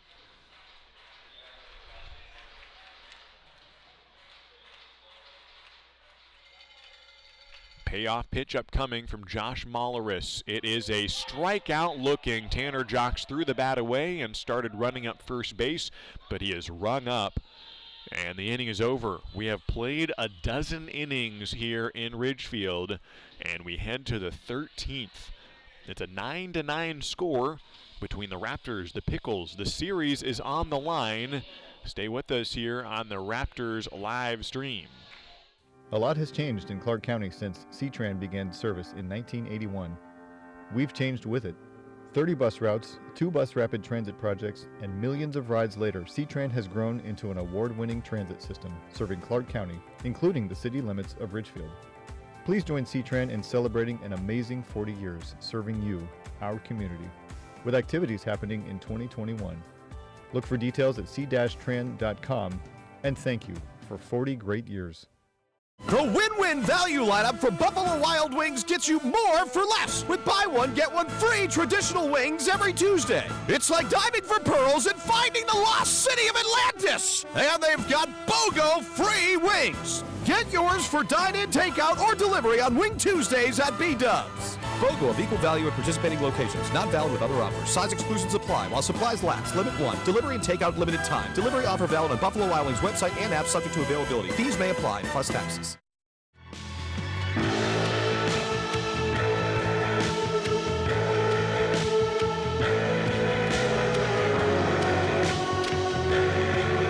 New pitcher for the Ridgefield Raptors. One a day for Eli Schubert, who finally gives way after 5 2/3 innings. Coming in for the Raptors is Andrew Trotman, and he'll come in the top of the 13th inning with the score tied at 9 apiece. Final line for Eli Schubert: 5 2/3 innings, 1 hit, no runs, no earned runs, 1 walk, 9 strikeouts. Coming up to the plate, Jacob Jablonski, a 6'2", 210-pound switch hitter out of Cal State Chico. First pitch from Trotman is a ball. Andrew pitched well earlier this series. The 1-0 pitch is swung on and hit hard to left field. Morales sprinting over towards the line. It'll land foul in deep left field. Morales has good wheels sprinting towards that one. He was playing way off the line, and that one kind of died out in left field. There's not really any wind right now. It's a still, chilly, and cloudless night in southwest Washington.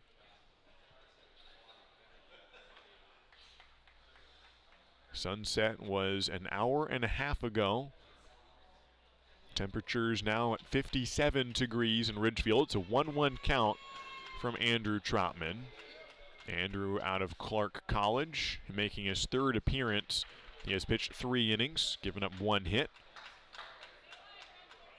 And no earned runs yet. The 1-1 pitch to Jablonski is a ball. 2-1 the count from the side armor from Fairbanks, Alaska. Came down to Southern Washington to play his college ball at Clark College. The 2-1 pitch from Andrew curls away. Ball 3, 3-1. Gave him 2 COVID years, no playing in 2020 or 2021.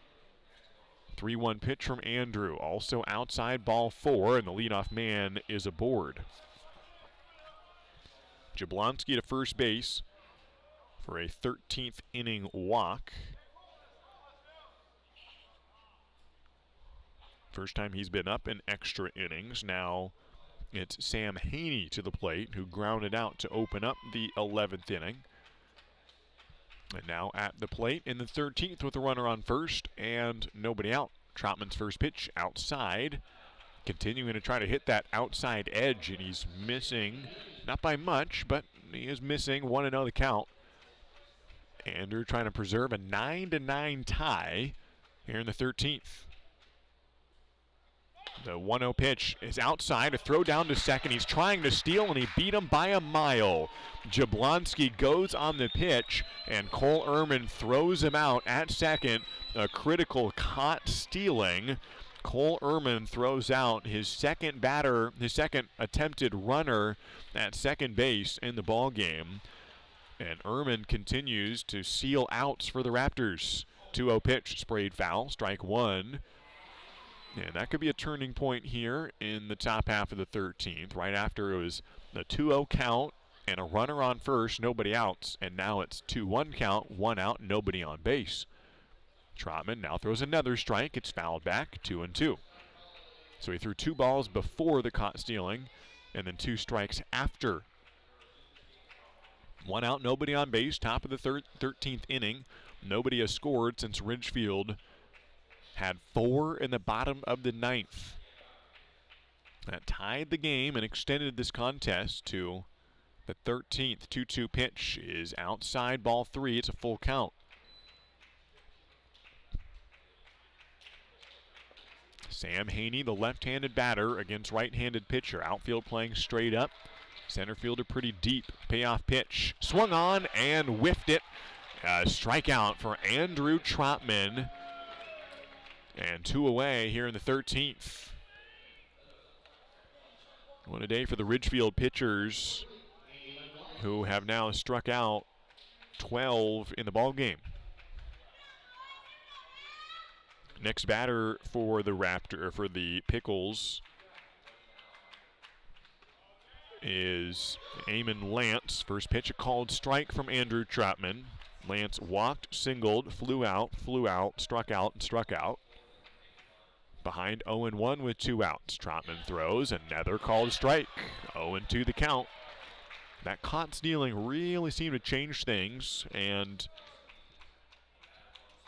he was showing bunt, was Haney, on the caught stealing.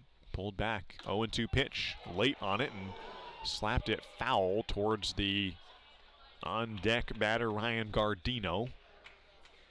Goes out to grab it and underhands it towards the dugout. No balls and 2 strikes from Andrew Trotman.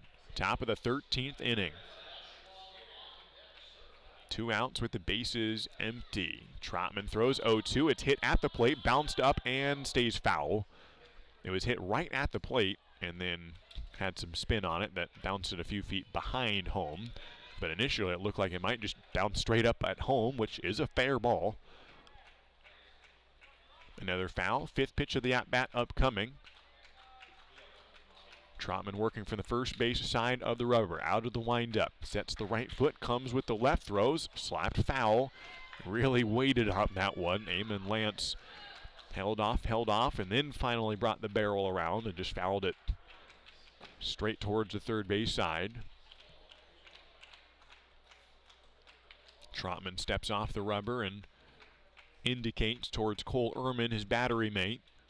Gets the call. Here's the 0-2 yet again. It's inside, way inside, and hit Lance on the hip. Gave up an 0-2 count, and after 2 foul balls, then Lance gets bailed out with a hit by pitch. Here in the 13th inning.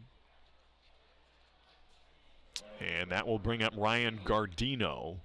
It was a walk, a double, a pop-up, a single, and a strikeout. Gardino scored a run in the 8th yesterday that proved to be the difference. Scored a run in the 7th that turned out not to be the winning run with the game tied. Throw down to first, and Eamon Lance gets back. Gardino at the plate, where he ended the 2nd inning, also at home plate. Swings and hits it down to third, fielded by Darcy. Long throw to first, got him in plenty of time. Tremendous play by Cody Darcy from behind the third base bag. Has to throw all the way to first, and Enbody records the putout, stranding 1. 2 runners get aboard. A caught stealing at second, and a ground out to end the frame off the bat of Ryan Gardino, who has grounded out to third base both of his extra innings at-bats. We head to the bottom of the 13th, and let's keep it here on the Raptors live stream. So glad that you're with us here today, and glad that you've stuck with us. It's going to be a fun one no matter how this game ends, and especially if it's in this inning, as Ridgefield tries yet again to walk it off, which they tried to do in the 9th and the 10th and the 11th and the 12th, and now the 13th. And they will face Trace Hockinen, a right-handed pitcher, 6'2", 205 out of Montana State Billings. Comes in relief now in the bottom of the 13th. Hockinen pitched earlier this series. This will be his 3rd game of the season. Went 1 inning 2 days ago. Gave up 1 hit, no runs, struck out 2. He also went 3 innings against Wenatchee. 1 run, it was earned, and 3 hits.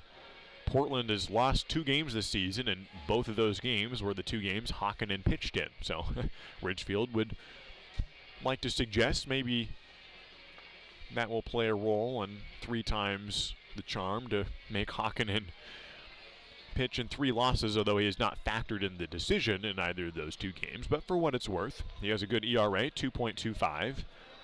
In limited work so far. Early this summer, Trace Hockinen coming in, the Beaverton, Oregon native, who turned 21 earlier this year. The right-hander will come in to face the Ridgefield lineup in the bottom of the 13th. That will start off with Reese Hernandez, the 9-hole hitter. Gets his first at-bat in extra innings. Reese walked, he had a plate appearance in the 10th. He walked and was stranded in the 10th. He walked in the 9th as well and came around to score the 8th run. And Ridgefield scored one more to tie it up at 9 and send it into extras. A baker's dozen here between the Raptors and the Pickles. Bottom of the 13th with Hakkinen peering in towards Reese Hernandez. Righty on lefty. First pitch is a ball as we begin the bottom of the 13th inning. Reese Hernandez will be followed by Caden Connor and John Peck.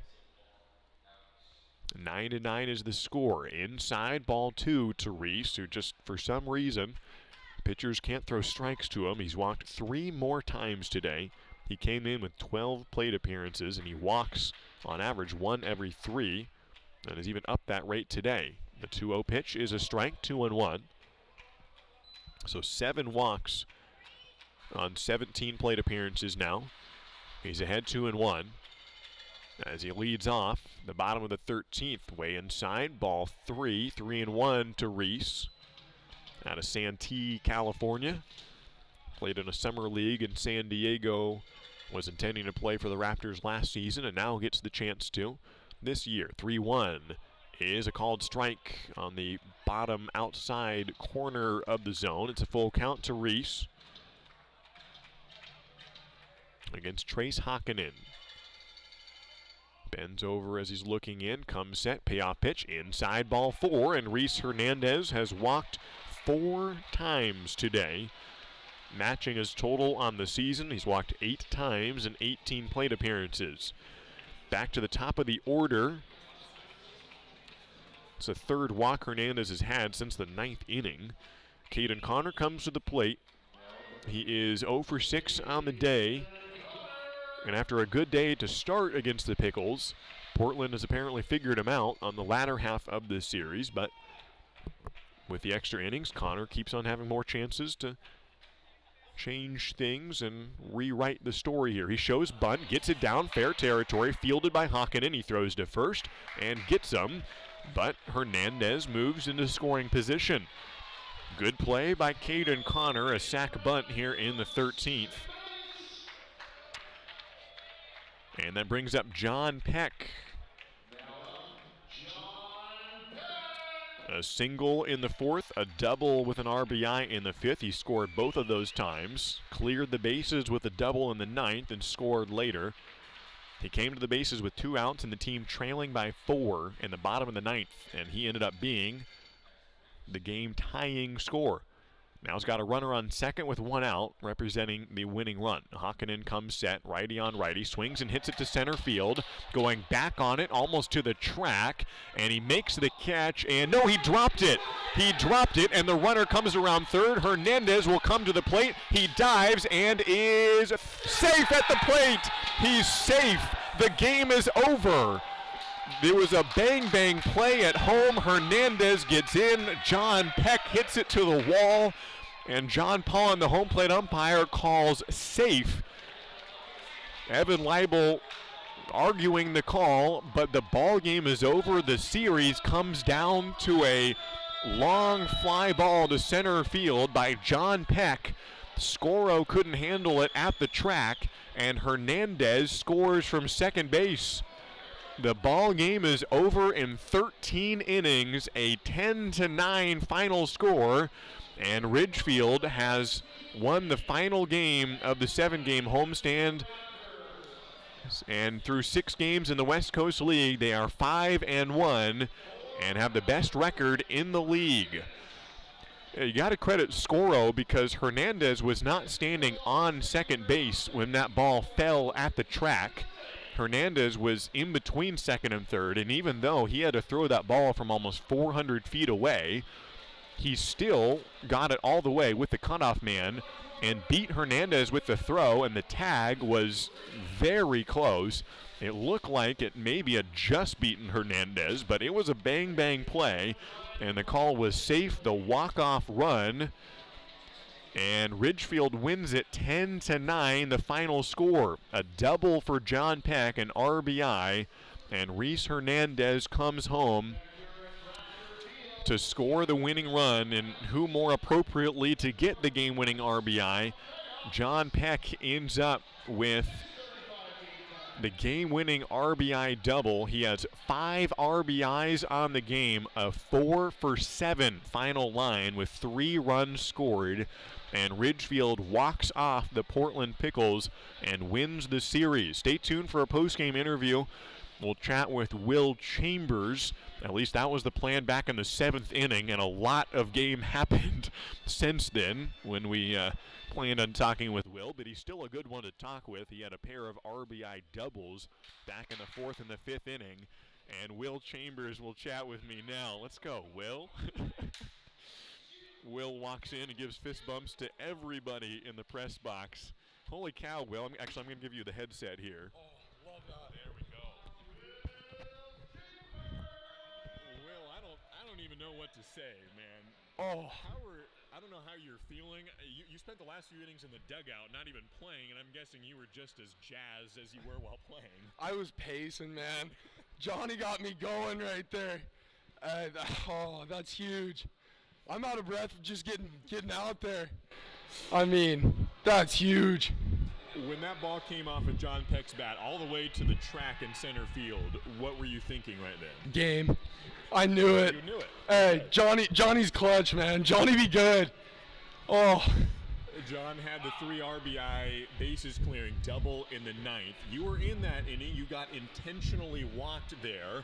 As you were coming to the plate, what were you thinking, and when did you know, okay, they're intentionally walking me? Take me through that little moment. What a mistake to walk me to get to Kobe. Hey, that kid's hot. I mean, I don't know.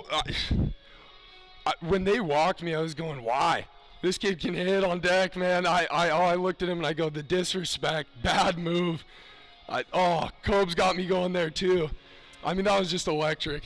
The lineup switch worked well. You've been batting cleanup. Kobe was right in front of you. Now you swap with each other. You were batting in the 3-hole. It worked out perfectly in the 9th inning. What led to that switch? Did you like batting in the 3-hole? What led to swapping you guys? I have no clue, but it worked. I mean, we lost one. We said we're coming back with a win. So, I mean, I'm lucky to hit in between the 2 guys I do with Johnny and Kobe. It makes my job easy. All I got to do is swing at fastballs, you know. They don't want to walk me to get to Kobe because you saw what happened when they did. And Johnny, it seems like he's always on, so it's huge.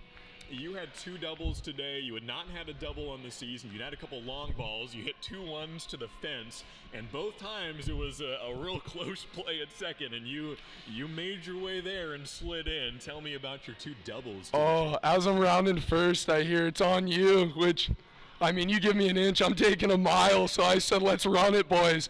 I mean, as I slid in, kid goes, you get me? And I go, no, I'm all speed, babe.